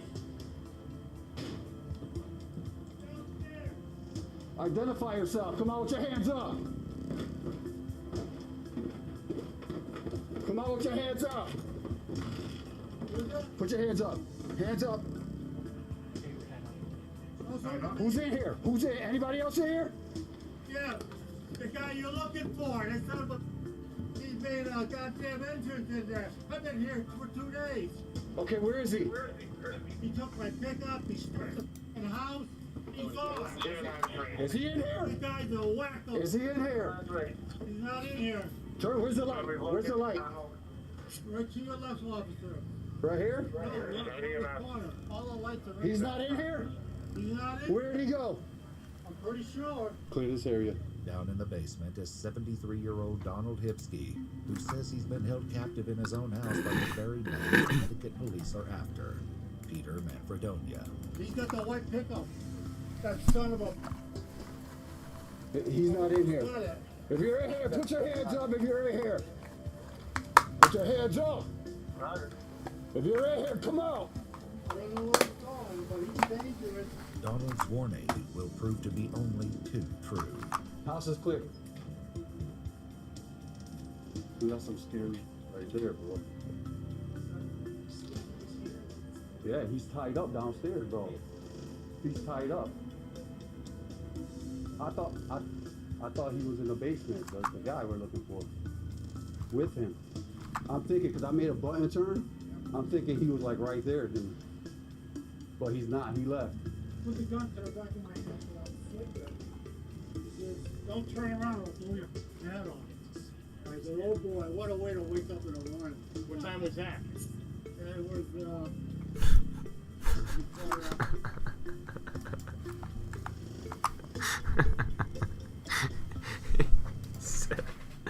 Oh boy, what a way to wake up. That is fucking hilarious.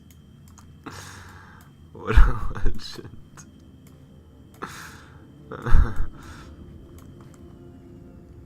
That asteroid is still there, that X. Maybe I should finish it.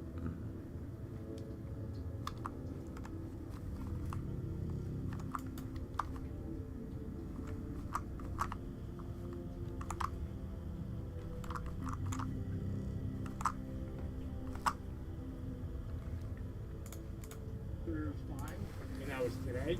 No, that was Saturday morning. Where did he get the handgun from here? Has he had it?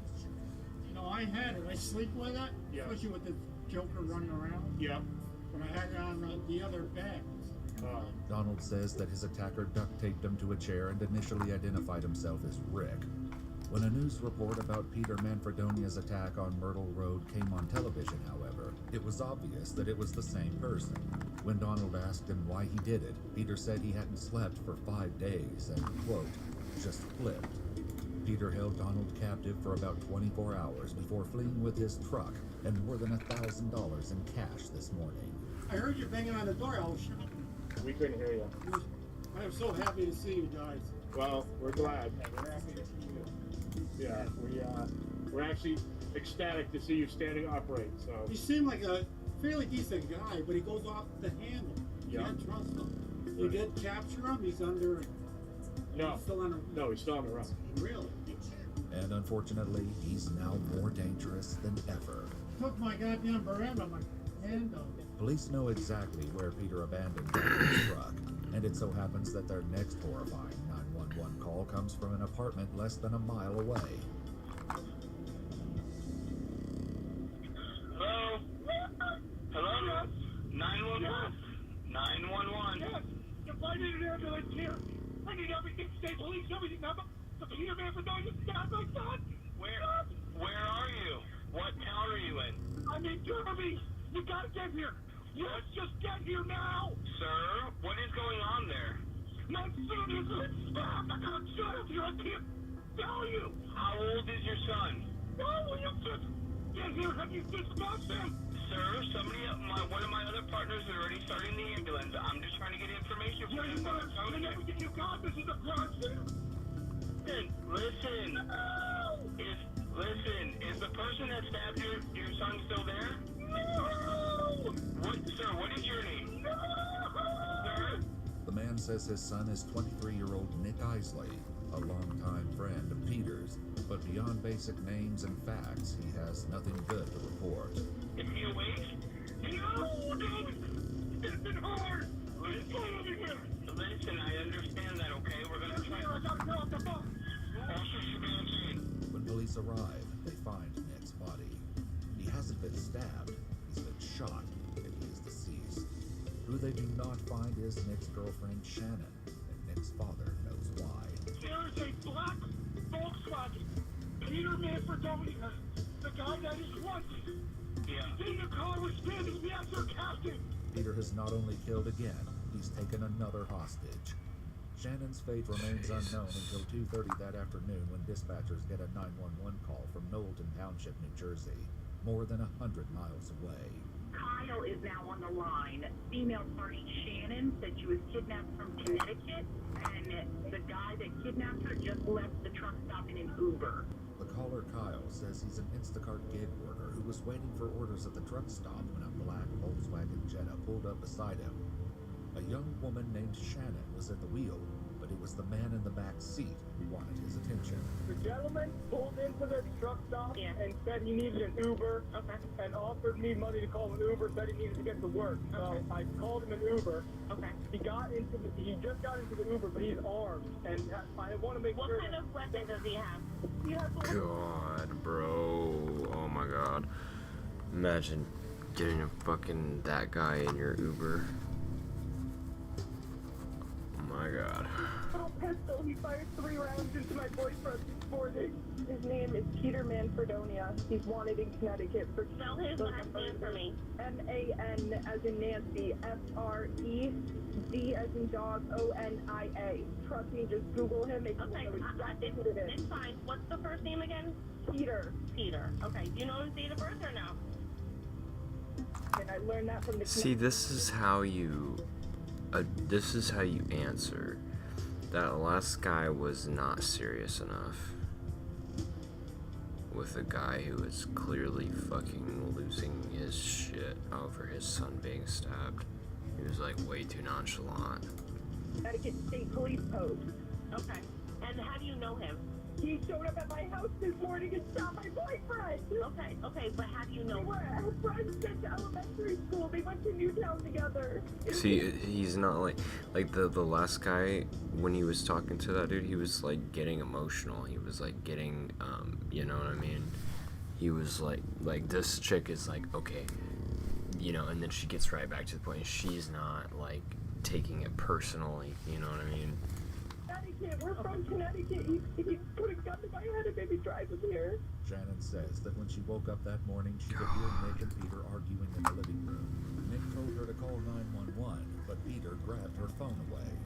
A few seconds later, shots rang out. Peter then told her to get her keys before filling a duffel bag with around $2,000. This is why you fucking stay strapped, people. I don't want to kill you, he told her, and forced her to drive them to the interstate and beyond. no one knows that your boyfriend's been shot, right? I really hope my downstairs neighbor reacted to 3 gunshots, but if he didn't, then no. Oh my God, this isn't happening.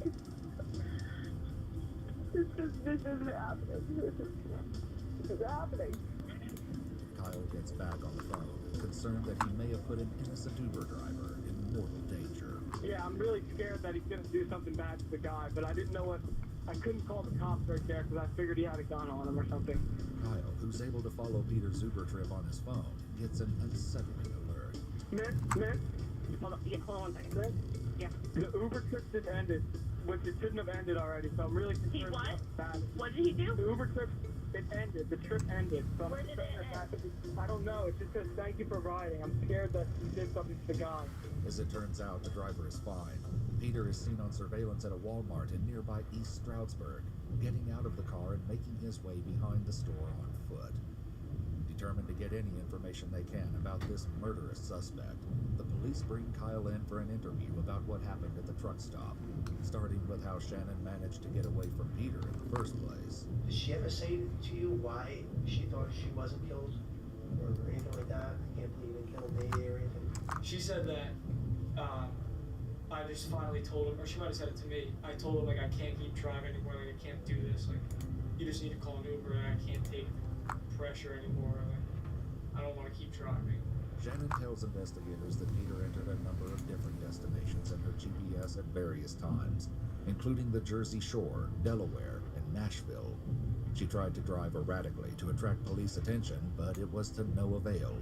When he agreed to finally let her go and pull into the truck stop, he had her park away from women and children in case he had to use his weapon.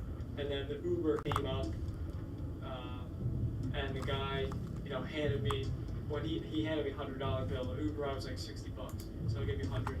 The first thing I noticed, the money had blood on it, and then within the time we were waiting for the Uber, I noticed that he also had blood on his hands. For the next 3 days, Peter remains free and on the run.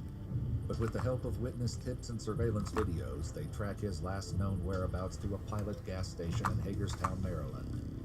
It's there that on May 27th, 5 days after the brutal attack on Myrtle Road, police lay eyes on Peter Manfredonia for the first time and take him into custody without incident. Could I please get some food? Food? Yes. Yeah, what kind? I can do the best I can. That anything. Okay, starving. Okay. All right, no problem. The detectives hope to get some answers about one of the most bizarre and life-destroying crime sprees in recent memory.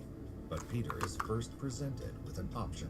Your family has hired an attorney, okay? His name is Mike Dolan. He has contacted us, and he's requested to talk to you first, okay? But it's up to you whether or not you want to talk to him. So, would you like to have a phone call with him? Yes. Peter consults with his lawyer, but still agrees to sit down with the detectives, explaining that he's been living a rough life for the last few days. Walked until the blisters on my feet. I couldn't walk anymore. You still have the blisters? When you couldn't walk anymore, what happened? I decided to camp out for the night. Made a fire. Didn't get much sleep. Got much sleep because of this. Peter's wilderness trek isn't precisely what investigators are interested in, but for now, it's good to keep him talking. Did you ever take an Uber? Or some type of share? Okay, or a share ride, sir? All right. How'd you get into an Uber? I got a new cell phone. Once the phone's activated, can you tell me what you did on the phone? Social media? Only downloaded the Uber app. Okay. You have sent pictures of my feet. Look at the blisters? Throughout the interview, Peter is slow to answer, and when it comes to questions that get a little too close to something incriminating, he doesn't have much to say. Do you remember that at all? Remember that? Yeah. That. Myrtle Road.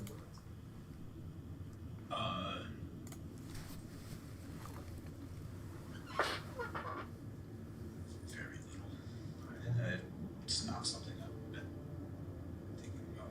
With answers about his actual crimes not forthcoming, the detectives switch to an incident from last year. Do we know what happened at UConn at the form? Must have been struggling with something. Yeah. They were right on the walls. Roughly 10 months ago, Peter's roommate called University of Connecticut police when he found bizarre and disturbing writings all over the walls, one of which read, "Guns can be fun," in big letters. They spoke to Peter at the time, who explained he was upset over his breakup with his girlfriend, Julia. Some of the writings on your wall, when that incident happened, was some of that because of what was personal to you? Yeah. Couldn't even tell you where my head was at for periods of that. You're just in like a bad way, like just depressed or? Yeah, it's really most have been near. I mean, I couldn't help but notice, you know, you made a reference to Adam Lanza, which I mean, it's a personal topic for all of us. You know, we all have some connection to what happened. But you grew up in Sandy Hook, okay? You went to Newtown High. I can imagine there's personal connection there. Like, was that something that bothered you? Yes. It was. Peter grew up down the street from the Lanza family when Adam Lanza murdered 27 people, including 20 first graders in 2012. Peter was in the 10th grade. On the walls of his off-campus apartment last year, he wrote, "We saw what happened when Adam snapped. We saw what happened when Thanos snapped. Now they see what happens when I snap." I was in a manic state. Kind of anything. I couldn't even remember half the things that were on it. Would you compare that manic state that you were feeling then to maybe what you've been feeling the past few days? Is there any similarities there? Yes, I would say definitely. Peter says that period of darkness led to an era of renewal as he began training for triathlons and raising money for charities. I've always been big. Sport animals. My grandmother used to like take me fishing. Like I'd start when I was a kid, I'd just start like whaling every time. Like we caught a fish and they put it in the cooler. Just freaked me out. Peter's life improvements led him back to Julia earlier this month, but it was a short-lived rekindling. On May 18th, just 4 days before the attack on Myrtle Road, Julia sent him a series of text messages.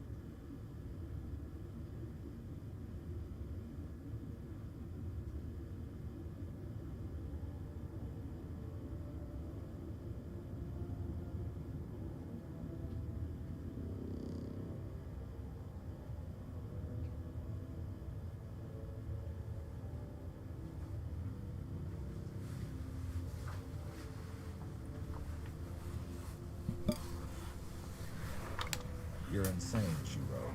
"I invite you over and you continue to go through my phone and go onto my accounts and act like you're some good guy. I don't want you in my life anymore, you psychopath." She later tells police that she caught Peter accessing her private nudes and sending them to himself. "If you don't immediately delete every naked picture you have of me, I already am talking to a lawyer and I will take you to court," she texts. But whether this relationship crisis led Peter to commit these atrocities, the detectives don't know. When they get too close to Peter's crimes, he goes quiet. You want to tell us what happened with him? Do you remember going to Derby? Do you remember where you guys met? Did you ever have a gun in your possession?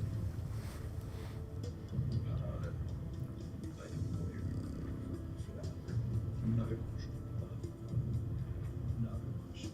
I'm just trying to think if there's anything important that I should tell you once. But soon, Peter has a question of his own. You guys track phones. Why? Just out of curiosity. Why would you ask me a question? Seems like an odd question, I guess. Just curious. I'm curious about a couple of things too. What do you think I'm curious about? How about this? I need another question. The detectives try once more to break Peter's reluctance to address his crimes. Let me sit across from you, Peter, and hear you say, another question. You know, I think that you want to tell us. I really believe that. You're a long way from home. There's always a reason for it, but everyone's reasons are different.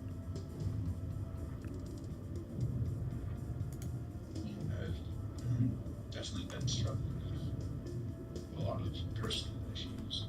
It's the closest the detectives have gotten to any possible motivation for Peter's crime spree.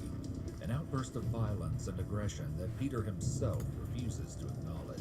I mean, I think you know what we're getting at. I would really like to know about the last, 5 days or so of your life. I understand, you know, if you can't get that.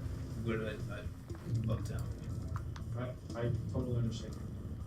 Yeah. Police learn no more from Peter, and the real reasons behind his murders never come to light. According to Shannon, Peter told her on their long drive that the man on the ATV said something that triggered him. The other man, he said, just got in the way. As to why he was on Myrtle Road with a sword to begin with cannot be said for sure. What is known is that Peter's ex-girlfriend Julia lived only a few doors down from the attack. We were told what the charges are more. It would matter.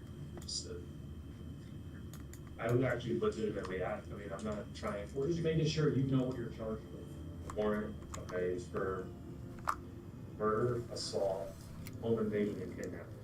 Peter has no reaction, but despite his refusal to speak to his crimes today, he ultimately pled guilty to 2 counts of murder, for which he was sentenced to 55 years in prison each. 1 count of first-degree assault, sentenced to 20 years, 1 count of home invasion, 25 years, and 1 count of first-degree kidnapping, 25 years. All sentences will be served concurrently, giving Peter Manfredonia a practical sentence of 55 years in prison. He's currently serving his time at Garner Correctional, a high-security state prison. You should get life.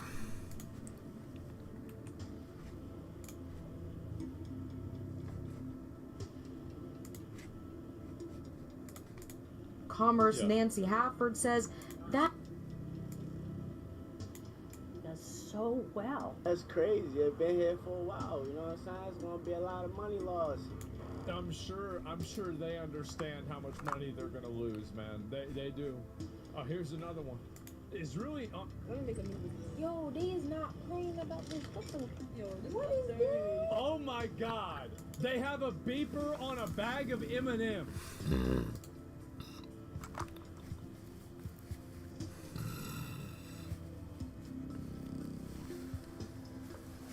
And I know the peanut M&Ms are the best. We all know that they're the best. But damn. Damn, man, what the hell is going on? We live in a society. We lived in a society. What is this?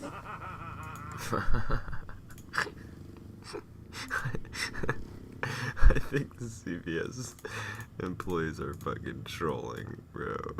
No way.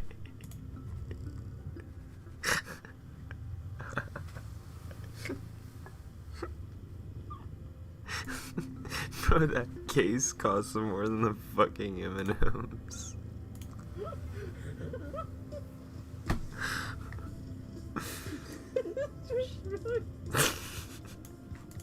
Yeah, this is like a fucking picture of modern society right here.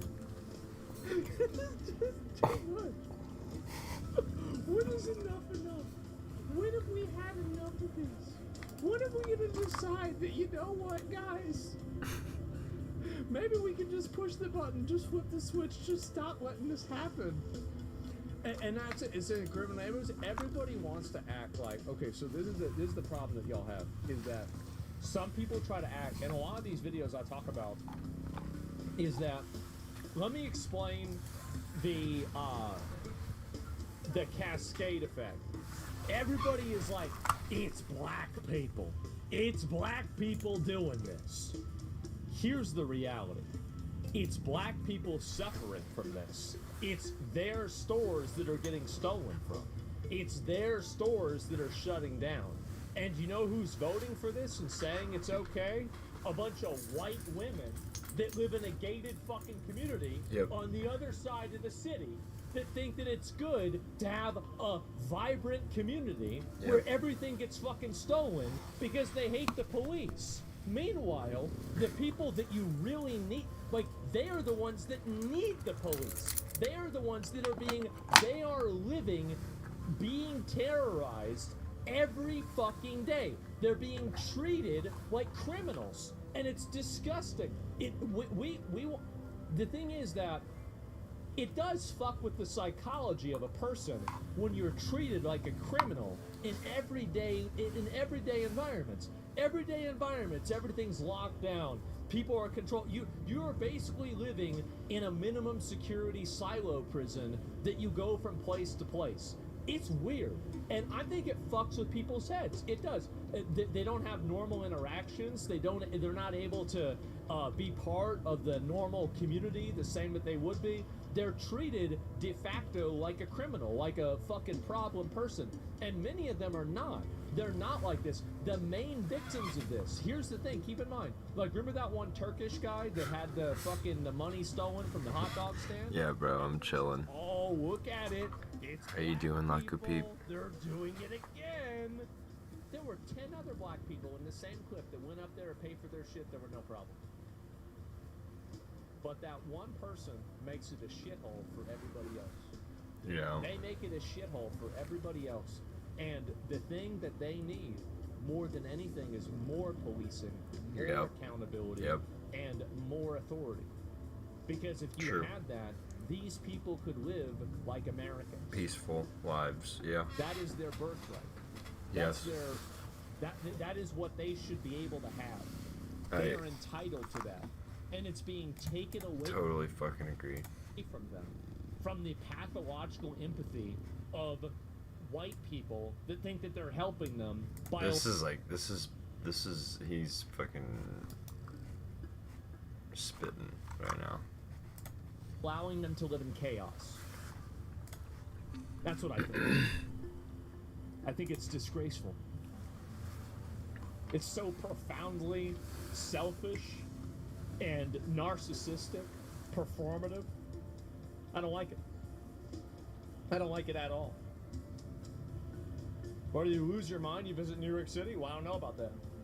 And so that's what I think, right? More than anything else.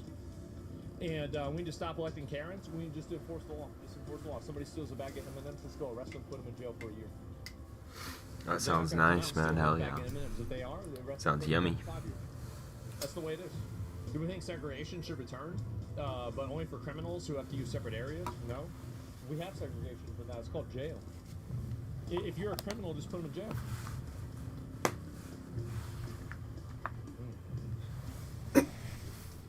The law doesn't allow that. That's the problem. Change the law. Ignore it. Because if the law doesn't let you do something like that, then that's the problem.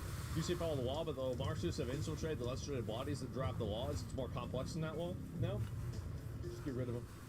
Just get rid of them. Just come in there. Like, once you get enough power, just come in there and say, like, listen, this is your last day. You're out. Like, well, you can't fire me. You're fired. That's it. You're done. And then that's the way you do it.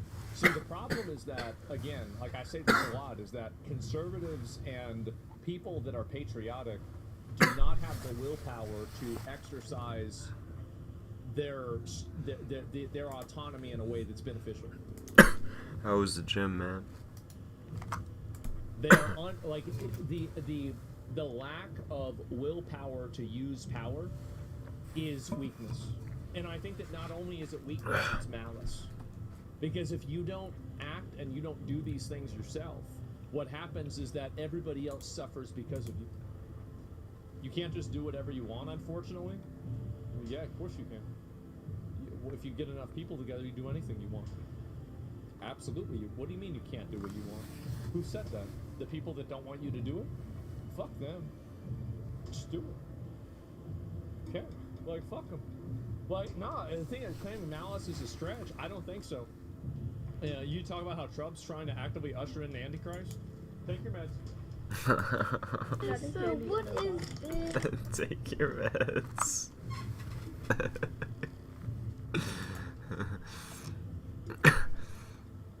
Nice. Oh, that's cool. You go work out together. That's goals right there, man. Hell yeah.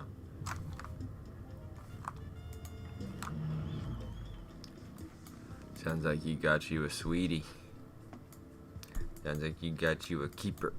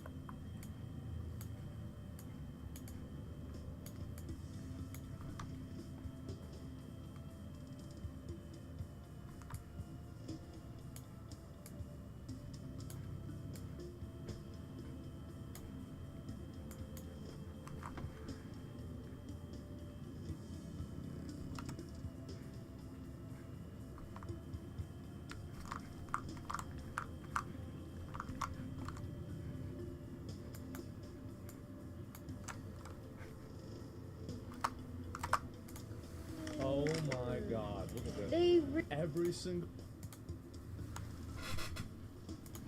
one of them, Reese's peanut butter cup bags are getting tagged. Look at that. Really played. Oh They really played. Oh my god. Wow. That is embarrassing, man. That is so fucking embarrassing. How long did that take? It probably took like 5 minutes, honestly. You just clip it on. It's really simple. I mean, it's not hard to do that. Can't they just rip those off? Nah, they probably put it underneath the little Ziploc thing, so it's harder to do. I mean, could they? Yeah, of course they could, but it makes it harder. Like, every countermeasure to reduce crime does not stop crime. It only reduces the probability of it occurring. That's the difference, right? And a lot of people might not understand this. And this is Home Depot. There's another one. Look at this. Here we go.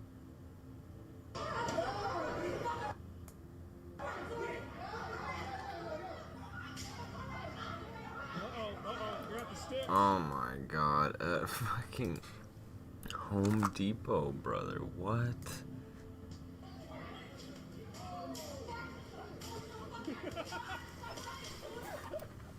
It's like you know what this is like?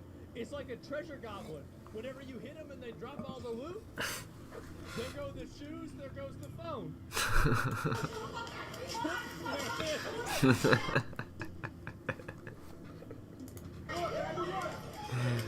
Oh my god. Look. And you see this guy, look. What the fuck? What the fuck? Like, guys, please.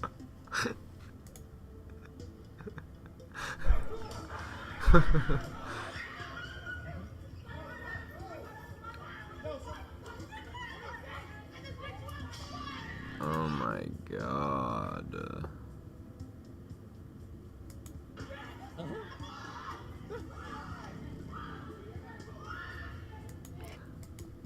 I literally can't even say anything.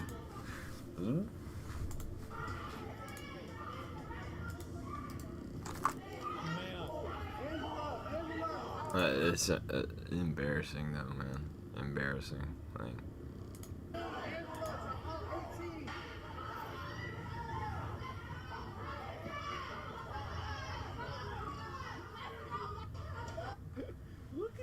This is at a Home Depot. Oh my god.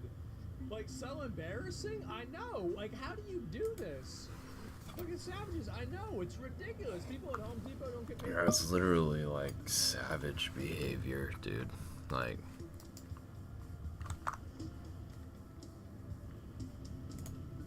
Enough of this. Yeah, they gotta pay them more money. This is nuts, man. And it's just insane for me to look at this, man. I don't know what the fuck this is. Consider yourself lucky they haven't discovered clubs yet. They have, trust me. Like, I've been downtown. They've discovered clubs. And so, I will get to this. This is really funny. This is so fucking funny, but I'm not ready for it yet. And, this is, one more. Here we go. Y'all know me. I would take this, please. Thank you. I would take that, please. Thank you. You gotta grab a whole bunch out of each one just because you want to make it even. And then I'm going. How bad does it have to be? You're stealing forks.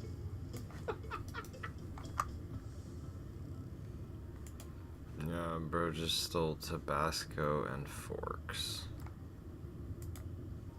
See, back in the day, Bro's going places. I'm talking about the year is 1997, all right? Back in the day, you would walk up to the counter at McDonald's, and you would ask the person there, and you would say, "Can I please have another pack of barbecue sauce?" And you know what they would do? They would just give you a handful of barbecue sauce, and they just, you'd hold out, because I was a kid then, right? I would hold out both my hands, and they would just put them in my hands. Nowadays, you'd have people come in there with, like, boxes, putting them in there. I'm gonna make this at home now. The old days, this is where we're at. So I went to a... Make this at home now. I went to a McDonald's. I forgot why I was at a McDonald's and I didn't have my car. Like, I don't remember why. But I went inside of the McDonald's to order. I swear to God, I've been inside. Like, I've never been inside a prison, but I've seen prisons. A prison has less security than a modern McDonald's. Like, I had to order, like, usually you walk in and there's like somebody standing there and they say, "Can I take your order?" Right? Well, no, not right. So what it is now is that you got bring back public lashing. I know they gotta do something. And you used to go to the condiment area. Yeah, you would go to the condiment area, and here's the problem: is that what is the result of this? The result of this is that Chipotle is going to take away the forks. They're going to have to give you what's going to happen, because the whole world is structured as a daycare around these people. See, I can't tell you what I would do. I can't tell you what I would do, but I will tell you that after I did it, nobody else would be stealing forks. There'd be nobody stealing forks after this. This would be a one-time learning experience for a lot of people. This would be it. It'd be done. And so there'll be no more forks thieves. People would be afraid to take 2 forks. Maybe the 2 forks would be like, uh-oh, geez, oh my God. And so the shared learning experience, exactly. And so look. It's not enough forks. It's not enough forks. You've got to get even more forks. And it's not even enough that you had to steal the forks. You had to make a mess. You had to make a mess. You couldn't just steal the forks. You had to grab all the forks and then throw the other ones on the ground. It's a culture problem, not a Karen problem. It is I don't care what the problem is. I don't give a fuck what the problem is. The problem is the problem. You do it, you're done. That's what I think. You give a fuck. I don't give a fuck. Like, oh, it's because... No. See, they grew up... It's a socioeconomic, or... Oh, well, you see, society... Right. Okay, that's nice. It doesn't have to give a fuck. Shouldn't have stole the forks. We stop classifying the type of problem it is. It's a problem that needs to be resolved. Yeah, I don't care what it is. I don't care. If somebody's upset, somebody can't control themselves, well, time to get controlled. This shit's so shameless. I know. It's the reason why people need to start saying it out loud. That's why I talk about it so much. The reason why I talk about it so much, and I'm so overt with the way that I talk about it, I'll explain this, is that I want to change the way that people talk about these people. I want to normalize a tremendous, profound animosity towards them. I want to normalize the idea of brutalizing these people in order to make a better society. That's my goal. That's my goal. That's why I talk about them like this. That's why I show them. I want to radicalize people so they're okay with taking dramatic, extreme action to control these people and prevent this from happening. That is my explicit goal. And I want to make sure that's very, very clear with any of this, right? Like, this is absolutely clear. And so this is not radical? Well, I mean, like, I don't think it's radical. I don't think that it is. But other people. Yeah, I don't think wanting, like, if it was something like wanting to, you know,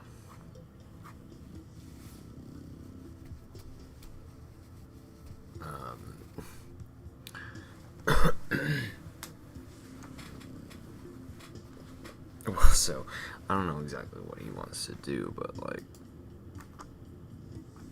wanting to stop crime is not the radical. Wanting to commit crime are the radical motherfuckers. People would look at this. Are you anchoring, or is this your, what was this here? Or is this really your stance? No, this is really my stand. This is really what I think. Yeah. Let me see. I'm gonna pull you up. Well, you can get pulled. We don't pull anybody up. So, is this really? So, what about what I'm saying is not accurate, right? I mean, what are you not happy about? Because like, if I'm saying something you're not happy about, let's find out what it is. We're gonna get to the bottom of this.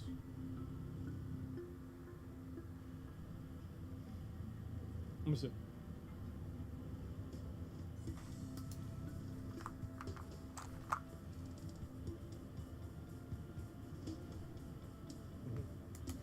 Ask if you're anchoring or not.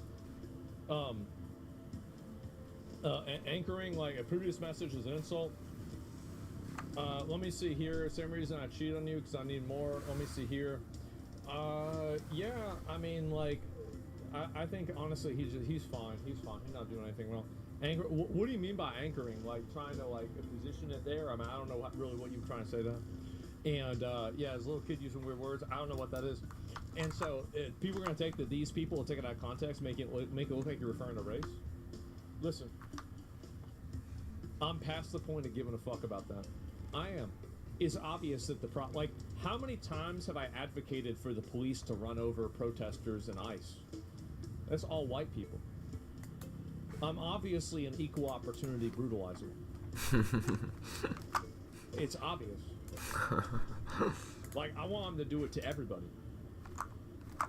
White people, black people, men, women, everybody. Gay people, straight people, everybody. So, like, the idea that, like, you know, this is like a racial thing, I mean, there's a lot. Well, like, we have to punish crime. If we don't, we are totally fucking cooked. Like, that's just a fact. Out of that. And that's what's happening in the fucking United States, different places. They're like replacing cops with social workers and shit. It's not, that doesn't work, dude. This is what happens right here. Now hiring. See, you could just get a job. Damn it. And now we enter the true bottom of the barrel. Stealing napkins. Stealing napkins from Chipotle.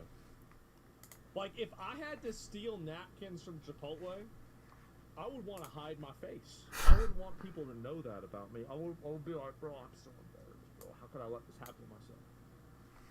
And a pile of these, if somebody was coming, take a pile of these. You know, I gotta keep some of these in the car. Yep, let's go ahead and get up out of here. Got my sauce. My bag. Alright. Hey, look at the car. Look at the car. That's a nice car. That's a really nice car. He could have afforded to pay for... He could have ordered those forks off of Amazon. This is not a socio-economic problem. It's not. It's not socio-economic. It's just a problem. Oh, audio from your browser is loud? Yeah, I turned it up a little bit. It's hard for me to know because like I've got like 4 different volume controls. Alright. You know. Yeah, you know? Got everything? Wow. Yeah, you got it. I will see Chipotle later. Y'all know me. Wow. And so there it is. You got a whole lot of this. And they go out there and they literally show photos of themselves, right? He can't afford those things because all the money goes to the car. Maybe you're right. He just wanted to steal it to mental illness. Probably. I mean, whatever you... I don't... The thing is that if you call this a mental illness, I say put him in an institution. If you say this is a culture problem, I say put him in jail. Like, there is no, like, to me, I don't care where the problem comes from, right? I don't really give a shit. Like, to me, it's about what the problem is. Like, if the problem happens, then you got to get rid of the problem. Like, that's the way it is. Bro, the forks would have been cheaper to order and the gas to go to Chipotle. You're probably right, honestly. Yeah, you're probably right about that. And, yeah, that's why you can't grab from places and ask to see registered. Yeah. Bring full charges in his person, post his jail time on social media daily. Yeah, exactly. So these people are far more direct harm to me than Iran or Russia.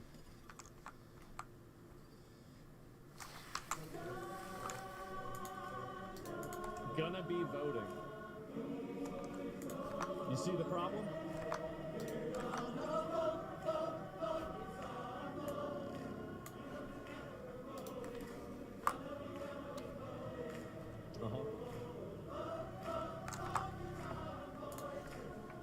What is this?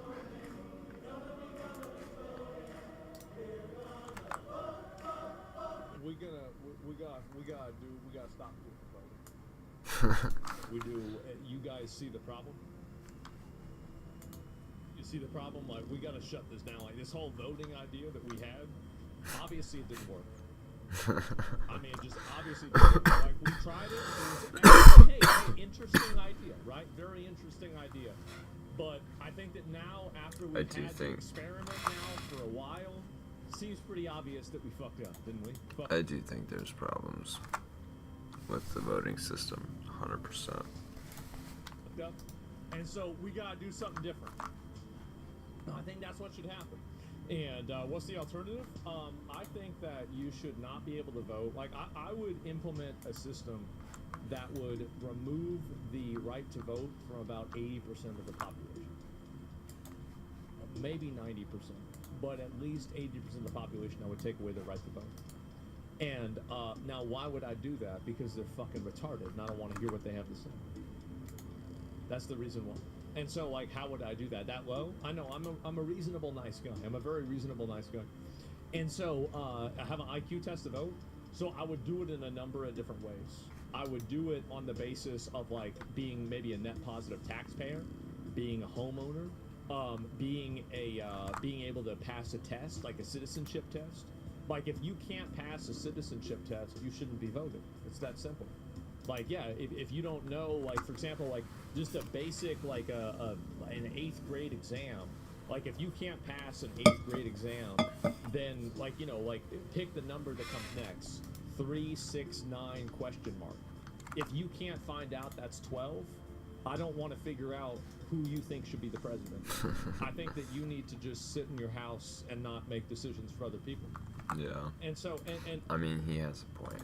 By the way, this would happen and it would just be better. Although there is still, like, the issues of the whole voting system, just, you know, we've had a lot of issues with it in the past. I do hope that Trump does, like, make elections less fraudulent going forward. enforcing voter ID, getting a handle on fraud somehow, at least getting a handle on the fraud. You know what I mean? I think that we definitely need to do that. Military establishment, yeah, of course they would vote, right? And so, like, yeah, definitely military. If you're in military, you should be able to vote for sure. And so, voting should be a privilege, not a right. Yeah, exactly. Raise the voting age on top of that to 25. I'll be all right with that. Right to vote doesn't change people in Congress or robbing us. Yeah, it does. Because here's the problem: is that the lower the threshold is, here's the issue. The lower the threshold is for people being able to vote, the higher the amount of fraud and stupidity there is. Because the stupid people can't figure out the fraud and the scams because they're stupid. So they can be easily tricked by something like silly, but a more educated and concentrated voting population would not have those problems. You see what I'm saying? So, like, okay, needs Chinese social credit? Maybe, right? I don't know. 8th grade question, who's the president of the United States? If you don't know, you can't vote. Yeah, if you don't know who the president is, I don't want you to pick the next one. It's pretty simple. And so, like, I don't know really how this is hard for anybody to understand, but, you know, like, it's really that simple to me. Anyway, let me go back. I'll pull another one. And this is how you solve it, by the way. The National Guard has now been deployed to enforce a juvenile curfew. See? Yeah, I would put on a question. I would say, how many genders are there? If you put anything other than 2, you don't vote. Problem solved. Simple. You can just do things. Well, and maybe you let them vote. You just don't count it. But you can vote. It's just that the vote doesn't get counted. It's like a cosmetic vote.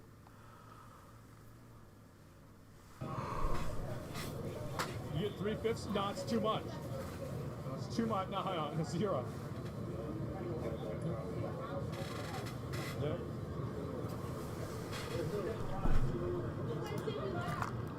Yeah.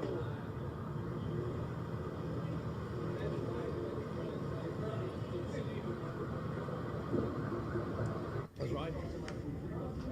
You really want give the government power who decides to vote? We already do. Idiot. What do you mean? Do you want to give the government power to decide who votes? They already do that. There are already restrictions on voting to begin with. What do you mean?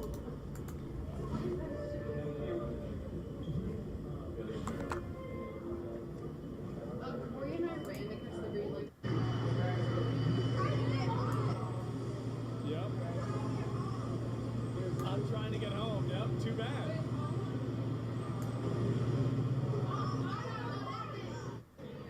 See?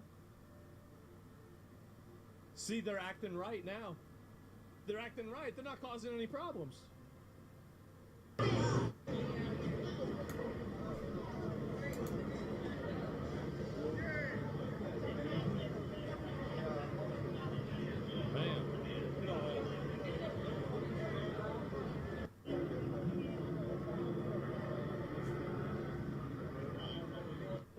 The browser's so loud. How about? I didn't even realize that. It's hard for me to say. How do you protect yourself from people who get into power, establish the future to the same discriminatory rules, but defining 42 as the correct number of genders? You can't, but the people that would do that would do it anyway. They would already do that. The idea that you shouldn't do something because somebody else might do it is crazy. They're going to already do that.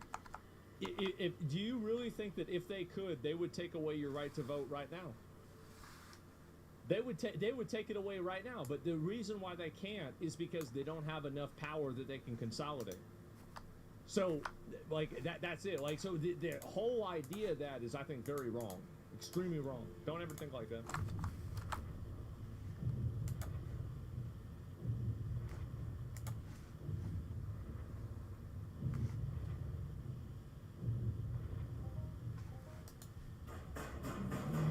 What's that? I need to know where my kids Listen, are. we're gonna find them. Their son's phone is pinging to this house. I don't know what to do. Multiple friends.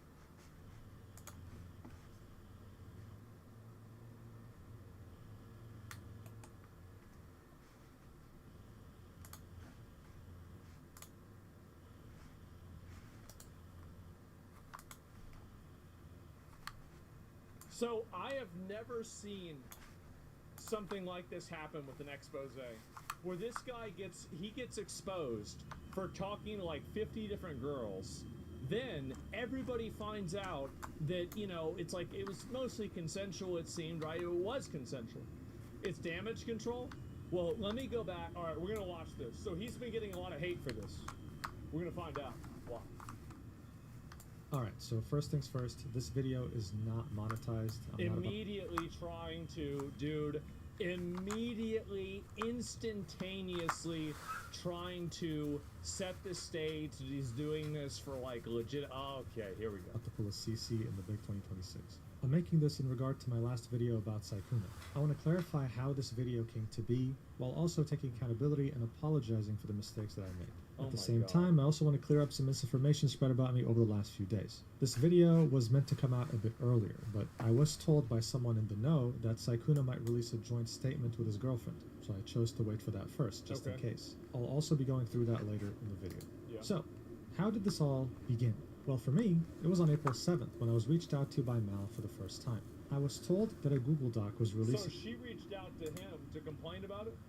Soon about a big content creator. And this is when I was asked if I wanted access to it early to maybe make a video about it. The document was going to publicly release. Which is exactly by the.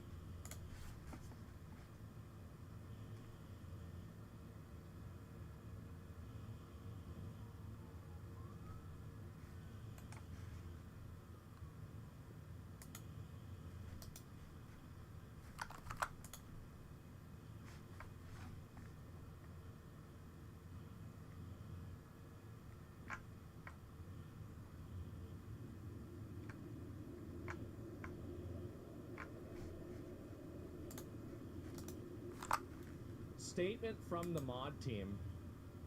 This is actually, like, in my opinion, kind of crazy drama to have happen. So, statement from the mod team. Yesterday, a post about Extra Emily and a website, viewbot.ai, was posted on this subreddit, the original thread. So this is the original post right here. Removed by a moderator. Harassment, unsourced allegations. So, and by the way, the unsourced allegation was literally just a link, right? Like, it was literally, like,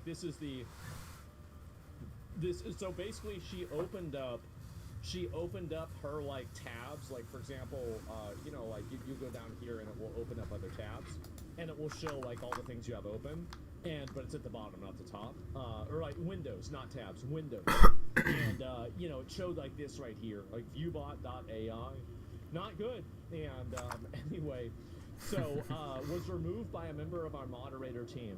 They stated, I removed this thread because it looks like the Viewbot AI website is a pop-up from the 6-7 speed website that appeared when she opened to try to do the challenge. Trying to do due diligence, multiple members of the mod team tried themselves but could not recreate the pop-up on our own end. We did multiple browsers, incognito, mobile, everything, and we could not recreate the pop-up. Anybody who, like, I'm sorry, anybody who believes this is a pop-up should have their internet privileges revoked. You should not be allowed to internet anymore. The internet should be shut down for you. You should not be allowed to use the internet. You're not. You've lost your internet privileges, and let me explain why. What year was the last time you got a pop-up? A new window pop-up. A new window at the bottom, at the taskbar. When was the last time you got a pop-up? What year? I would say, at best, 2012. At best. So, yeah, yesterday, today? Are you some kind of a retarded? Are you like one of these retardeds? What's wrong with you? I don't believe you. I think you're lying. I think you're full of shit. Pirate sites? No. Usually most porn sites and pirate sites, this is what I've had a friend tell me, is that they will open up other tabs, but they will not open up other windows. I'm talking about a new window that is open. This is a very different thing. Tried to do due diligence. Okay, so obviously it was not a pop-up. She, in my opinion, I think she looked it up herself. I do. I don't believe the pop-up thing. I don't. And if I go, here, let me do it right now. I'll do it myself right now. And I probably, you know, actually, oh man. So whenever she went to the 6-7 speed website, let's see if I get a pop-up for a, let's see if I get a pop-up for, is this it? Is this it right here? So if I click this, it should give me the pop-up, right? You've got a blocker? Let me turn it off. Extensions. Manage extensions. Okay. I'm going to turn off. I'm gonna turn off ad block. It is turned off at this point, and I'm going to refresh. Ad block is turned off. It's time to give my IP away to scammers. Let's go.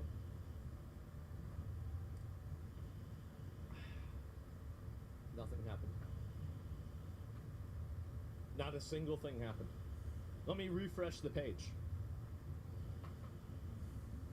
I'm going to refresh the page again. I'm going to refresh the page again. I'm going to stop refreshing it because the odds are they have a throttling system and repeated queries will probably send me to a Cloudflare link. But there you go. Control F5. And yeah, there it is. So there's no benefit or anything like that. Try the same browser she had. I did. I'm on Chrome right now. I'm on Chrome on incognito with what do you call it? Just a second. Just a minute. I'm trying to turn off my turn my ad block extension back on now. Okay. And so okay, now it has been re-enabled and we are safe once again. So a retarded person with malware on their PC, on their own PC, accusing a website of pop-ups. Well, I don't know. And so, yeah, I don't think it was a pop-up. Pop-up and like new window pop-ups like that are like extremely uncommon. Very uncommon. Anybody who thought that was a plausible explanation when nobody could recreate that outcome is just they're just retarded. Like I mean, I don't know what to I don't know what to tell you. Like I mean, you're just stupid. So anyway, let's go back and look at this here. Tried multiple browsers, incognito and everything. The same mod that removed the original thread said that they did recreate the pop-up by spamming the start button, and we took their word on it and started to remove threads and comments that kept popping up about the situation. So one mod on the moderator team said that, oh no, I don't know what happened to me. I just, oh no. And like, that was it, right? And why is it so common now? That's it. Trust me. Oh no, she would never do that. Oh, look at me. I can't. I don't have a screenshot. No, I can't show you. You're just gonna have to believe me. And that's it. And paid actor, exactly. And so they need to remove the mod. Well, we'll get to that. More threads and comments popped up questioning why we would remove these threads and push back on the claims that it was a pop-up. We tried to gather more proof, but they said that they were not able to recreate it, and it suggested the pop-up may have been removed. After that, we decided to leave a post up with a more neutral title. Today, here we go. It has started to become more apparent that this moderator may have lied.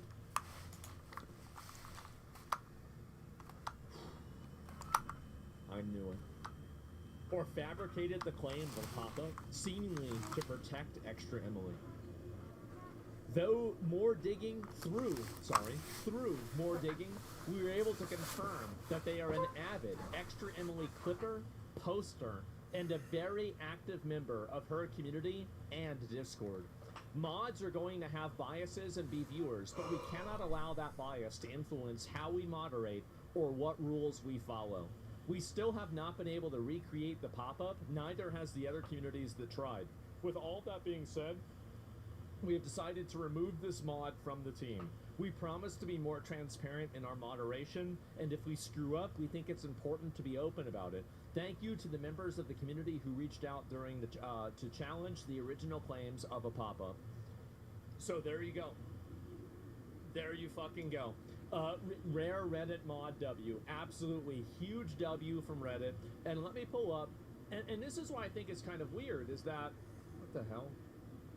Okay, I thought my thing was broken. Okay, extra Emily.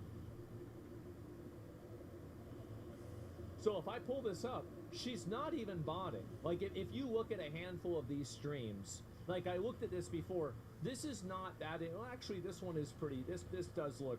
This one does look pretty bad. This one does look kind of. This kind of doesn't look good. Does not look good, right? I mean, like, I mean, it could be something else, but it does not really look. I mean, the viewership going down for like a sponsor makes sense. Like this one, like, I mean, is not really that crazy, but you know, it's like it's kind of hard to say. I'd have to look at some other stuff, but it definitely is not like. I'll be honest. It's not black and white. That's gray. It is. I like Extra Emily. She's a friend of mine. Like, but that's. It looks suspicious. It does look suspicious. Like, I mean, that's just really all there is to it. And there's a lot of people skipping the 40K one. Well, of course I am, because I assumed that there was some other stream that, you know, it was like an event stream, right? Something like this. Yeah, it was like some massive, like, weird viewbotter thing or something like that happened. I wouldn't take that very seriously or look at it and be like, oh, okay, this is like guaranteed what's happening. Because somebody could have done it to make her look bad because this is after the fact. So, I mean, like, do you really think that she paid for, like, you know, 40,000 view bots for 5 minutes, right? I mean, you really think that she did that? And so, like, it's just stupid. So you wouldn't even imagine that to be a conclusion. So that's why I ruled it off. She's not stupid, blatant drama farming? I don't think so. Yeah, I don't think she is at all. And I find it to be, again, like that the graphs do look a little bit sus to me. It's hard to be sure whether it's true or not. I don't really know. But in a general sense, it does look a little bit problematic. Definitely. Look at your own stats and compare. I think your viewership really shows what a big streamer not botting looks like. You ramp up 42K, you stop politics, gaming goes to 20, 30K. Your viewership's for example. Well, I think that everybody's viewership is going to be different. Like, for me, my viewership goes up pretty fast whenever I start streaming, just in a general sense. And the reason for that is because I go live at the same time every day. Like, there are some people that go live at different times at different days. But I go live basically every single day, I go live at the same time. Which means that people are already kind of trained, I guess. I mean, I don't want to say that's kind of weird. People aren't dogs, right? Viewers are not dogs. But, like, you know, there's, like, a pattern that viewers can expect that I will be live if it's, like, 1:30 or 1:20 p.m., right? And not every day. I mean, obviously I take days off, but in general, that's what it is. And like, that's the point. Usually at that point, I've been live for, like, 10, 15, 20 minutes at that point, right? So in a lot of these cases, I think that you can look at a lot of other confounding variables. I just looked up his logs in Extra Emily's chat. He has 6,464 messages in there since the beginning of April.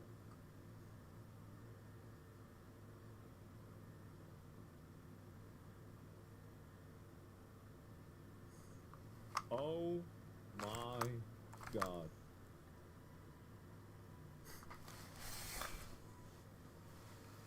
This is all, I want you guys to understand this. This is all, look at the date. 2026, 4/14. This is all from 4 days ago. 2014, this is all in one stream. All one stream, all one stream. This is all still one stream. These are all messages. Okay, this is a new stream right here. Now you're at 11. Okay, so now you're at 11 right here. Okay, this is 11. Oh, it's too fast. Okay, now it's another stream right here. It's crazy. Yes, almost like me. That's more than a lot of my viewers, I'll tell you that. This guy's dedicated, man. And look at that, more 10. I mean, this is it. It's impressive almost. It is. And so, and he's also, you can tell that he's watching this. Like, I mean, W stream, ending, yeah, I won't do it anymore. So all this right here, I mean, these are not like random replies or him spamming things. These are contextual messages based off of what's happening on stream, right?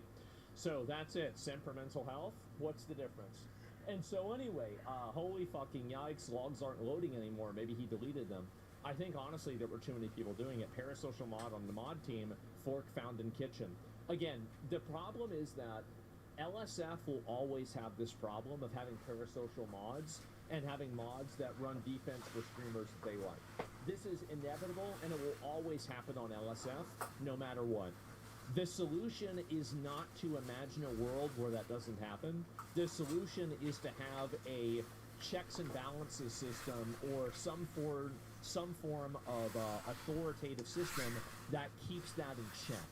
Because obviously this kind of stuff is going to happen. Obviously you're going to have these problems manifest, of course. But the problem is whenever you let them stay, whenever you let them continue. Checks and balances on Reddit impossible? I don't think so. So you got me in a beard? Do I really? I don't think so. Do I? Well, I gotta. My beard is pretty good. I gotta trim this up. I gotta trim it out and make sure I get it all shaped up. Yeah, trimming the beard. Is it gone now? Is it gone? Is it gone? How is it? You got it? Great. All right, perfect. Clean shaven, bro? Okay, that's never gonna happen. But you know, we'll see what happens. You're good. I don't know how that works. But anyway, let's go back. I'll look at this here. So good move, and I'm sure many will appreciate transparency. Yes. So having a checks and balances system and having a way that, you know, mods can effectively evaluate each other and figure out whether something like this is happening is the next best thing. Do I think Extra Emily was botting? I don't think that there's sufficient evidence for that, and I would never say that unless I was certain about it. The you know, the logs and everything, like you know, you look at something like this. I mean, this is really fast to have it go live, but again, like sometimes other streams are like that too. It's not impossible to come to this conclusion. It's gray, but it's not black or white, right? Like, I don't think there's any sort of definitive proof that she is or isn't based off of this, right? And so my point is that it's not like Neon or somebody like that where it's just like so fucking obvious. So that's what I think about it. And again, definitely a huge W for LSO. Massive W that they did this. And I'm, you know, like usually, you know, this subreddit kind of has a bunch of dumb stuff, right? There's like dumb things that happens with this. But actually they made a very good decision in doing this, and I'm happy about it. Neon catching strays? Well, if you catch more viewers, it wouldn't happen. So, yeah. She's like, she's middle-aged, bro. She's body. Middle-aged. She's like, she's in her 20s. What are you talking? What is wrong with you? What are you like are you like one of those weirdos that's like complaining about Pragmata? Like, what are you doing, man? You need to relax, fucking weirdo. So, anyway, yeah, that's really the way I feel about it. And overall, I'm not sure if your streamer doesn't give a shit about you. A big streamer has a view-botting tab open. My first guess, it was an accidental pop-up. Same thing I told my mom, and there was porn on my history bar when I was 15. I did the exact same thing. So what I did too is that I realized that you couldn't delete, like back in the day, you were not able to delete your history. So what I did is I just manually reopened the exact same web page 1,000 times. I just sat there and I hit it over and over and over. So it would effectively erase the history because it would only log a certain amount of websites. But like, you know, the problem is that my mom went to put something and she put like one letter down and it auto-completed to like, you know, I don't know, bigasstitties.com. And she was like, I didn't even know that could happen. I was like, well, wait. What do you mean you could do that? Wait, no, I didn't think of this. Oh my God. And yeah, there it is. I got really embarrassed. I felt like a fucking idiot, man. You guess? Yeah, well, hey. I did my best, but I was 11, okay? So I wasn't, you know, I was a bit of a retard because, you know, I was 11.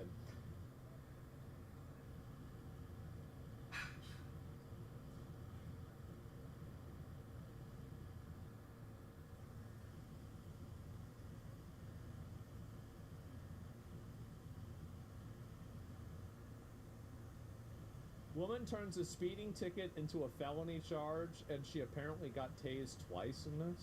Oh my God. Where do these people come from? Get out! Get out! Stop resisting! Oh my God. When a routine traffic stop escalates to a young mother being tased after refusing to exit her vehicle, it's nearly impossible to imagine how everything could have gone so terribly wrong. I can imagine it. And car. Okay, shoot me. Okay, wait, what? Put the car in park. Help me! Help me! Stop! Kill me, please. Kill me, more please. incomprehensible is that the reason for this hysterical reaction actually stems from a brutal killing that took place nearly 30 miles away. What? You're about to encounter some of the most insane and unhinged body cam footage we've ever seen as this shocking incident plays out. On the morning of September 22nd, 2021, Officer Bailey with the Pearland Police Department, located in Texas, was patrolling the section of road in front of a local elementary school, setting out traffic cones and monitoring the flow of vehicles. At around 8:24 a.m., his LiDAR picks up a car coming up at a dangerous speed of 48 miles per hour. Wait, isn't I mean, if it's a school zone, aren't you supposed to be going 20? And usually school zones, whenever they're not 20, are 30. 48. Steps into the road in an attempt to slow the car down and speak with the driver. It's likely the officer. Are you kidding me? She just tries to drive around the police officer.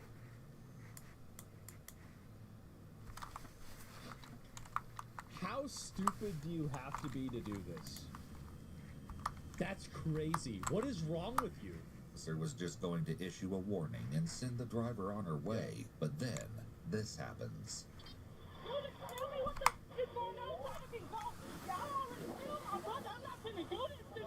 Pull over. What's going on? Pull over. We'll talk. Are you telling everybody else to pull over? Are you telling everybody else to pull over? All right. In response to the All right. Okay. All right. young driver's irate reaction and subsequent flight, Officer Bailey jumps off the motorcycle and pursues her. Unfortunately for this young woman, she's about to learn the hard way that driving nearly 50 miles per hour in an active school zone is in fact against the law. What do these people think is going to happen?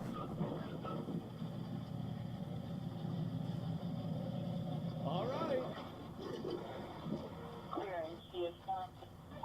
She is at the moment. Let me go. I'm going to drive off. You can't tell me. You can't tell me what to do. Stop. The driver is 19-year-old Janisha Lewis, traveling with her 3-year-old son in the early hours of the morning to purchase breakfast. You're pulling me over. Leave me alone. I'm trying to go. I'm trying to go. Leave me alone. You killed my brother. I'm done. I didn't kill anybody. I'm done. I'm done. Leave me alone. I'm grieving. My brother. He died. Put it in park. Put it in park? Was it running the family? Leave me alone. He wanted to put me earning his money and I didn't do nothing. That poor kid, bro. Can you imagine the spawn RNG on this kid? Jesus. Put it in park. Put it in park. You're fixing to have a whole lot of problems. Okay, shoot me. Put it in park. Okay, shoot me. Kill me. Send me where my brother is at. The brother Janisha is referring to is 30-year-old Dion Leddit, who had died in a shootout with police just 2 days earlier. Later, A shootout. Okay, that implies that there are shots, right? It's not like the police just went and like, all right, let's get him out of here. You know, like, what are we doing? interviews with Janisha would reveal that she saw her brother as her protector and that she was afraid of police for this reason. However, what Janisha doesn't mention is that when the Houston Police Department's Major Offenders Division arrived at fugitive Dion's home to serve the latest in a long line of arrest warrants, No way. No way. A long line of arrests? Wait, Dion responded by Dion responded by opening fire on them through the closed door, injuring See, I told you IQ was the other thing. Holy fuck. The both of them. one police officer and killing another. Since 2008, Dion had been arrested Wait, what? police officer and killing another. So he killed a police officer and... Oh my god! Since 2008, Dion had been arrested 18 times and I know you might not believe this, but you can just flip the switch and this problem goes away. You can. You can just flip the switch. This is a choice that we live with this. This is a choice. We don't have to live like this. There's no reason for us to have to live like this. We do this on purpose. Had obtained 2 felony convictions. His run-in with the law included arrests for aggravated assault of a family member, aggravated assault with a deadly weapon, and evading arrest, among others. Clearly, it was a dangerous situation, and it ended terribly. Put it in park. Kill me in my job. That ain't gonna happen. Put it in park. I'm trying to do my job. You're making it difficult. You're way out of control, okay? Okay, let me go. I'm Officer Bailey. Who would have guessed? Officer Bailey, Pearland Police Department. Why you stopping? Why you stop? Because you're speeding around. I was speeding. How many miles were I going?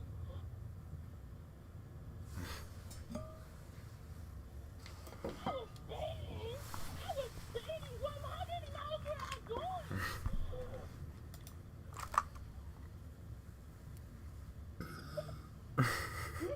Oh my god, what the fuck is wrong with her? Jesus, Mo! This is insane! 48 and a 30. 48. Put the car in park. Man. Put the car in. Fuck being in park. Fuck being in park.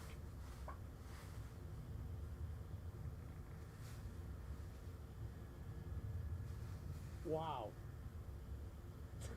How many miles were I going? Put the car in park. Open my door. This is against my right.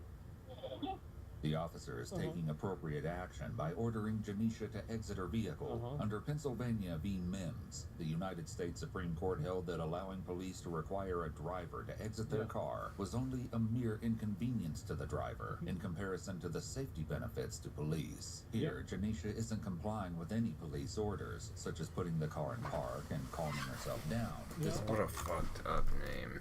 Janisha, bro. Come on, that's fucked. Janisha. What the fuck? Despite that this is a valid traffic stop, these types of orders aren't deemed to infringe on 1st, 4th, 5th, or 14th Amendments, namely freedom of speech, search and seizure, self-incrimination, and due process. Put the car in park. No. Officer Dela Cruz arrives on the scene to assist Officer Bailey. Man, I'm about to break the window out, man.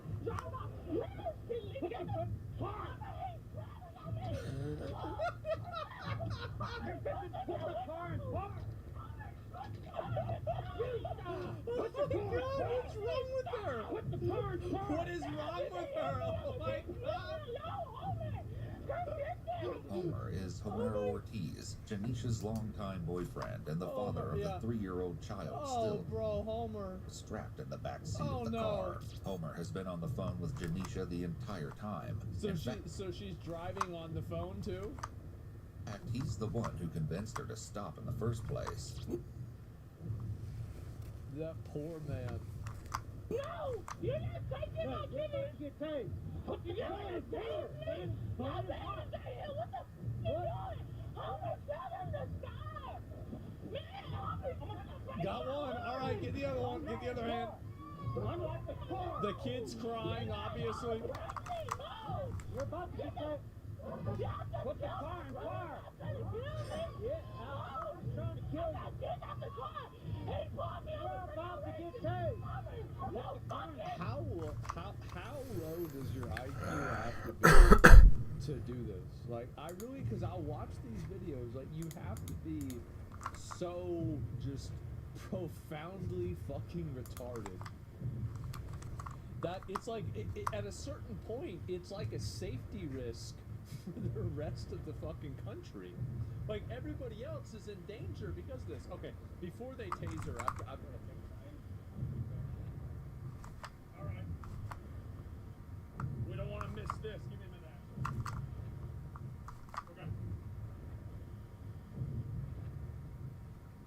Alright. Right up. We're good. Policy's on? Goddamn shit. Alright. We're back. There we go. Let me finish this. Yeah, just like that. I know. What a screeching retard. I know. Hey, Mo! Take that seatbelt off. Take seatbelt off. Just what? The seatbelt off. Take the seat- Janisha repeat. I have a right.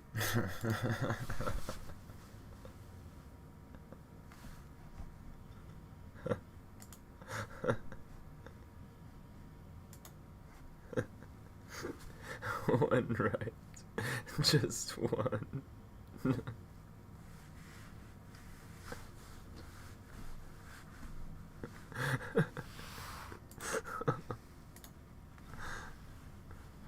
So true. It's this phrase several times throughout this altercation, but never elaborates on exactly what that right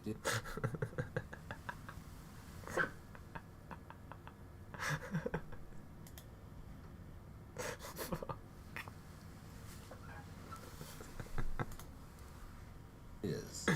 She has the right to do whatever the hell she wants to do, and if you try and stop her, bro, you ain't gonna tell. You gotta do. I can't. I put this motherfucker in pot. Do whatever the hell I want. What am I being arrested for?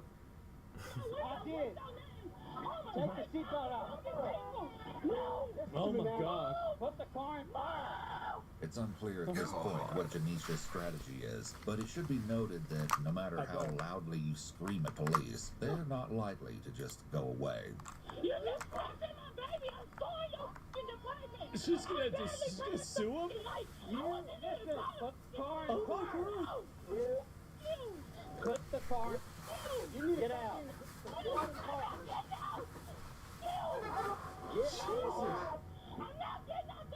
You need to get out of the car. I'll move it up. Y'all can see it.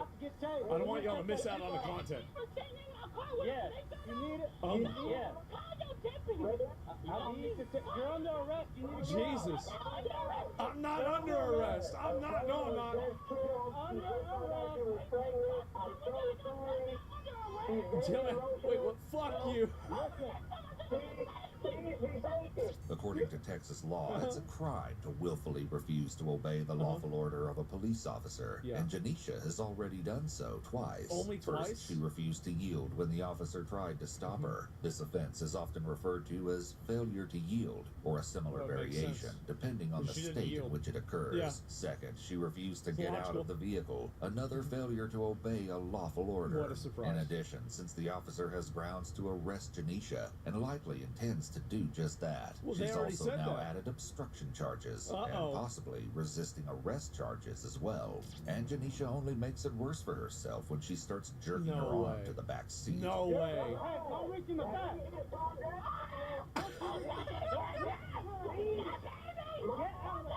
Get out of the car. Hey, zapping her. Oh, shit. Bring in the lightning. Get out of the car. Oh, she needs another one. Get out of the car. She needs another one.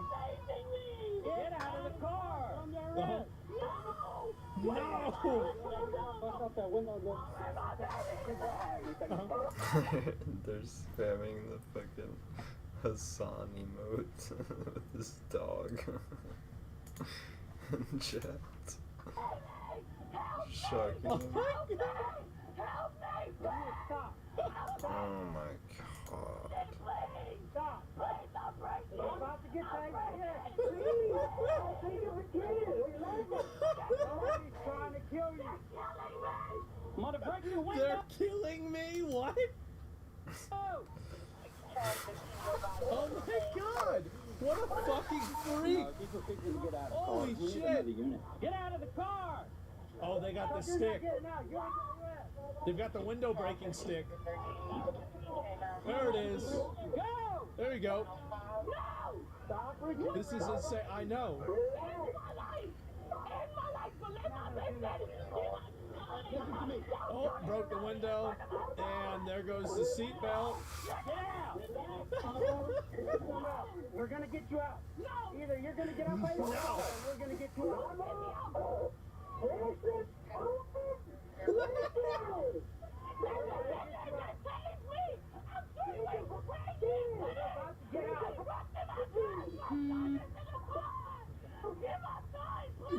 It's.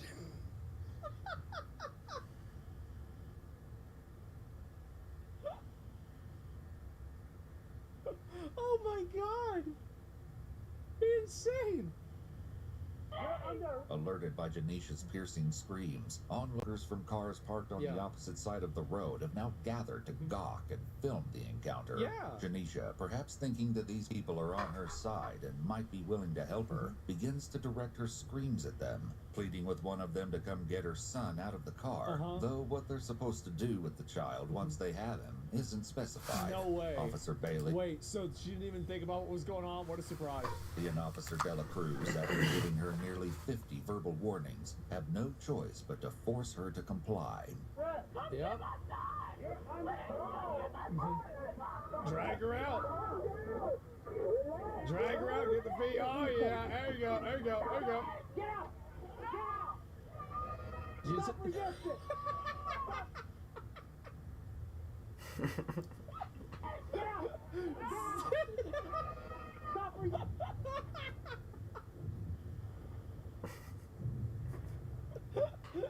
Oh, no. They got her flat out. Yeah.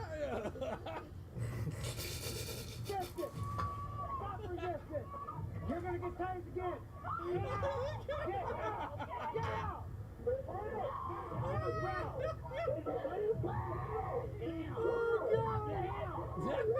Put your hands behind your back. Put your hands behind your back.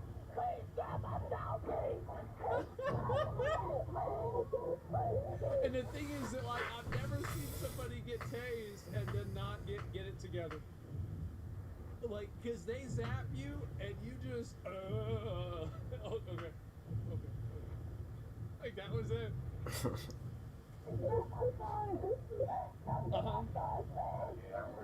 Instantly complied. Look at that. I have a feeling this is probably not the end of it. Despite her continued shrieks, none of the onlookers who are filming her are willing to interfere with the arrest to grab her 3-year-old from the back seat of the car that's surrounded by police. Jesus, all over a traffic stop.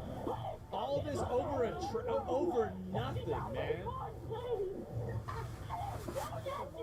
Officer Bailey pulls her to her feet as she continues yelling and guides her over to one of the additional police cars that have since pulled up. That poor child, I know. Are you gonna talk to my husband? Yeah, so give me a minute. Don't talk to him. Don't talk to him. Okay, we're dealing with you right now. Yeah. I'll sit right here till my husband comes. I'm gonna sit right here. But you literally have already been tased once. Maybe twice. I don't know if they did it the first time or not. They actually really got one in. But so now you really won't sit in a chair. Really, you're gonna sit next to the chair. But you want to get zapped again. You're gonna get zapped. Really, we gotta do it to you again. I don't have to wait. I don't have to do it. Y'all have to.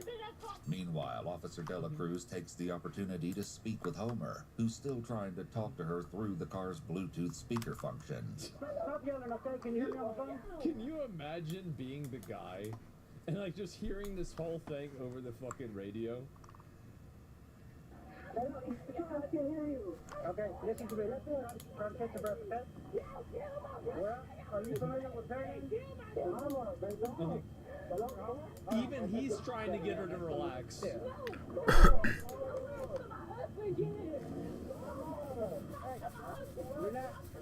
Relax.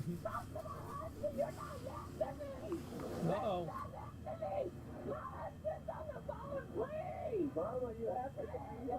Just everybody, literally everybody's trying to get her to calm down. Hey, look, stop trying to talk to her, okay? Right now she's under arrest. Look, I'm out here. Is this your son? Yes, sir, that's my son. Okay. Are you, hold on, man, hold on. Are you familiar with Fairland? Though the officer grabs Janisha's phone and starts using it, this likely isn't a violation of her Fourth Amendment rights. There's no search of the phone, and while this may classify as a seizure, we must consider whether or not it's an unreasonable seizure. In this case, having the child's father on the phone when the mother is being arrested, and then using that pre-established conversation to secure the child and provide for his welfare would likely be seen as a reasonable act with minimal or no implication of the Fourth Amendment. There's likely an officer's safety argument here as well, where the officer would want to establish the nature of the conversation to see if the mother had the real victim. Was the kid. Asked others to show Can you up to the imagine area and potentially threaten the officers. However, this is a much weaker argument under these particular circumstances, since it was evident the father of the little boy was trying to get Janisha to calm down and listen to officers. Yeah, Officer I Dela bet. Cruz explains to Homer where they are located Child and gets some abuse, basic lock her up, information true. from him. As Homer asks the officer if it's all So right if true. he sends other family members to the scene to collect his son. He explains that they can get there much faster than he can. Uh-huh. As they're wrapping up their conversation, Homer offers something on Janisha's behalf. Oh, no. A heartfelt apology. Do they? Hey man, listen to me. You don't have anything to apologize for, man. You didn't do anything wrong. So. I'm so sorry you have to deal with her, bro. Like, yeah. I'm sorry you had to, yeah. I'm sorry, yeah.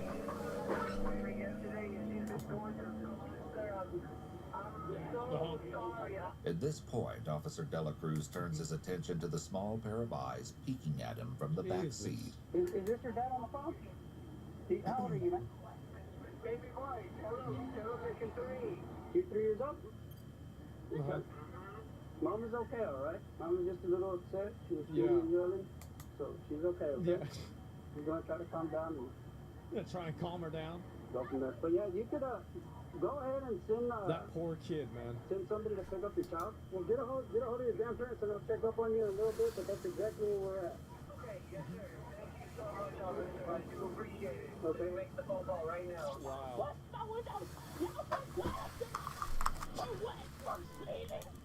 No, for resisting arrest. You busted my window. Sure Yep. did. Everything's on camera. Yes, it is. Duh. Right You here. didn't resist nothing. You told me. I didn't resist nothing. I didn't resist nothing. That's Bust my resistance. windows. That's Bust resistance. my windows. Yeah. Bust my windows. Go talk to my husband because he's on the phone. And go get my baby. My baby's crying. Yeah, you did that to him. Break me. I lose my child. I did. Yeah, my brother just died 2 days ago. He Sorry just that died. happened, but that had nothing It to do just with happened me. randomly. The way you're acting. Y'all are terrible. That's why y'all are gonna suffer. Y'all are gonna suffer. Y'all will suffer. What Janisha See what I'm saying, guys? I remember what I said about the witch trials. Like, they turn into demons real quick, huh?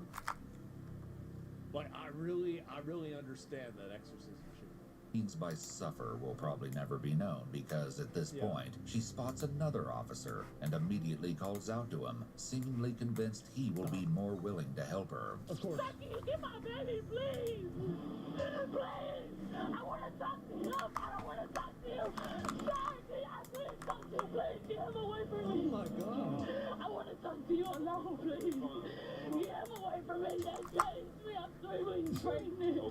My child is in the car. Can you get my baby? Tell me what's going on first. No, get him away from me. I can't do that. Get him away. Yes, you can. Can't do that. Yes, you can. What's going on, sir?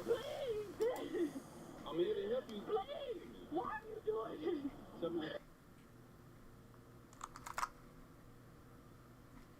It must suck to be a police officer all the time, man. Like, really, like it really. You think about this. This is just crazy. They kill my You gotta brother. imagine dealing with these people every day. You're right along with them. You ride along. You're right along with them. What's going on? Nothing. I was going to get donuts with my son. Ooh, Like, that what sounds the- good.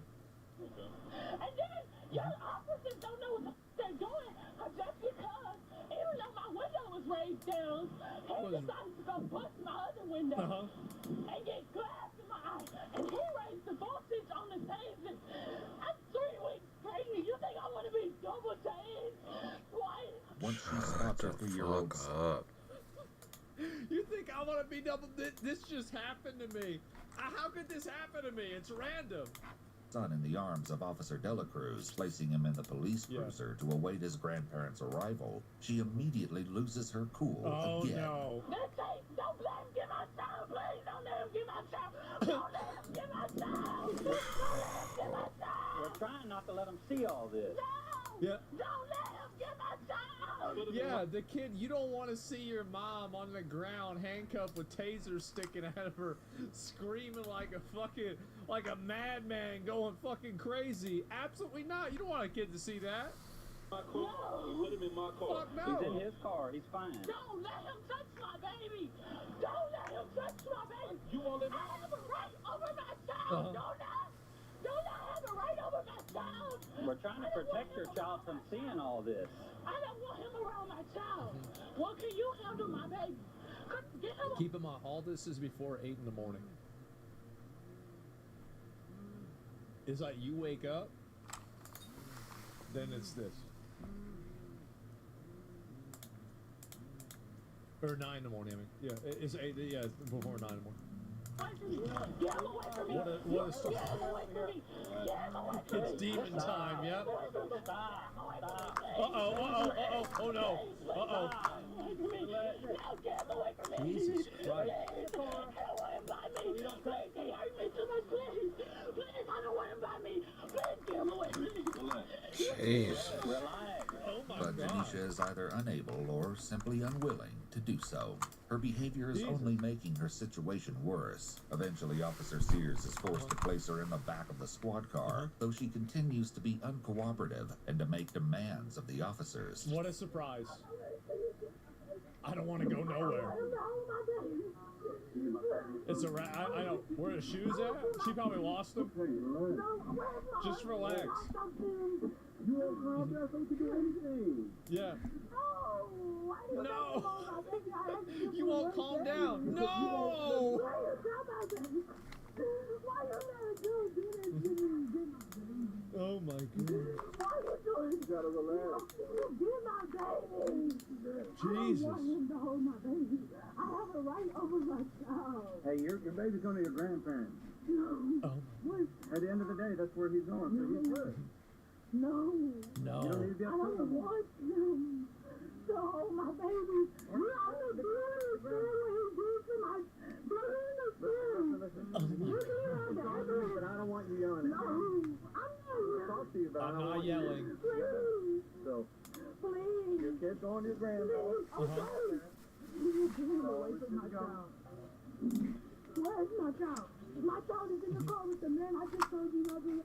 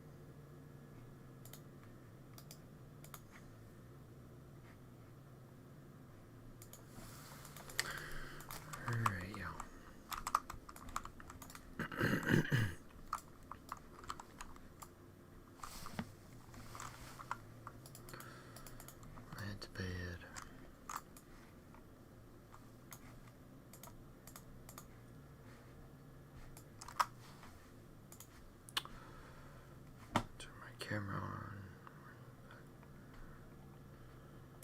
Yes. Much love, y'all. Take care of yourself. And I'll probably be on tomorrow morning. So, catch me tomorrow if you want to hang out. Much love, y'all. Peace.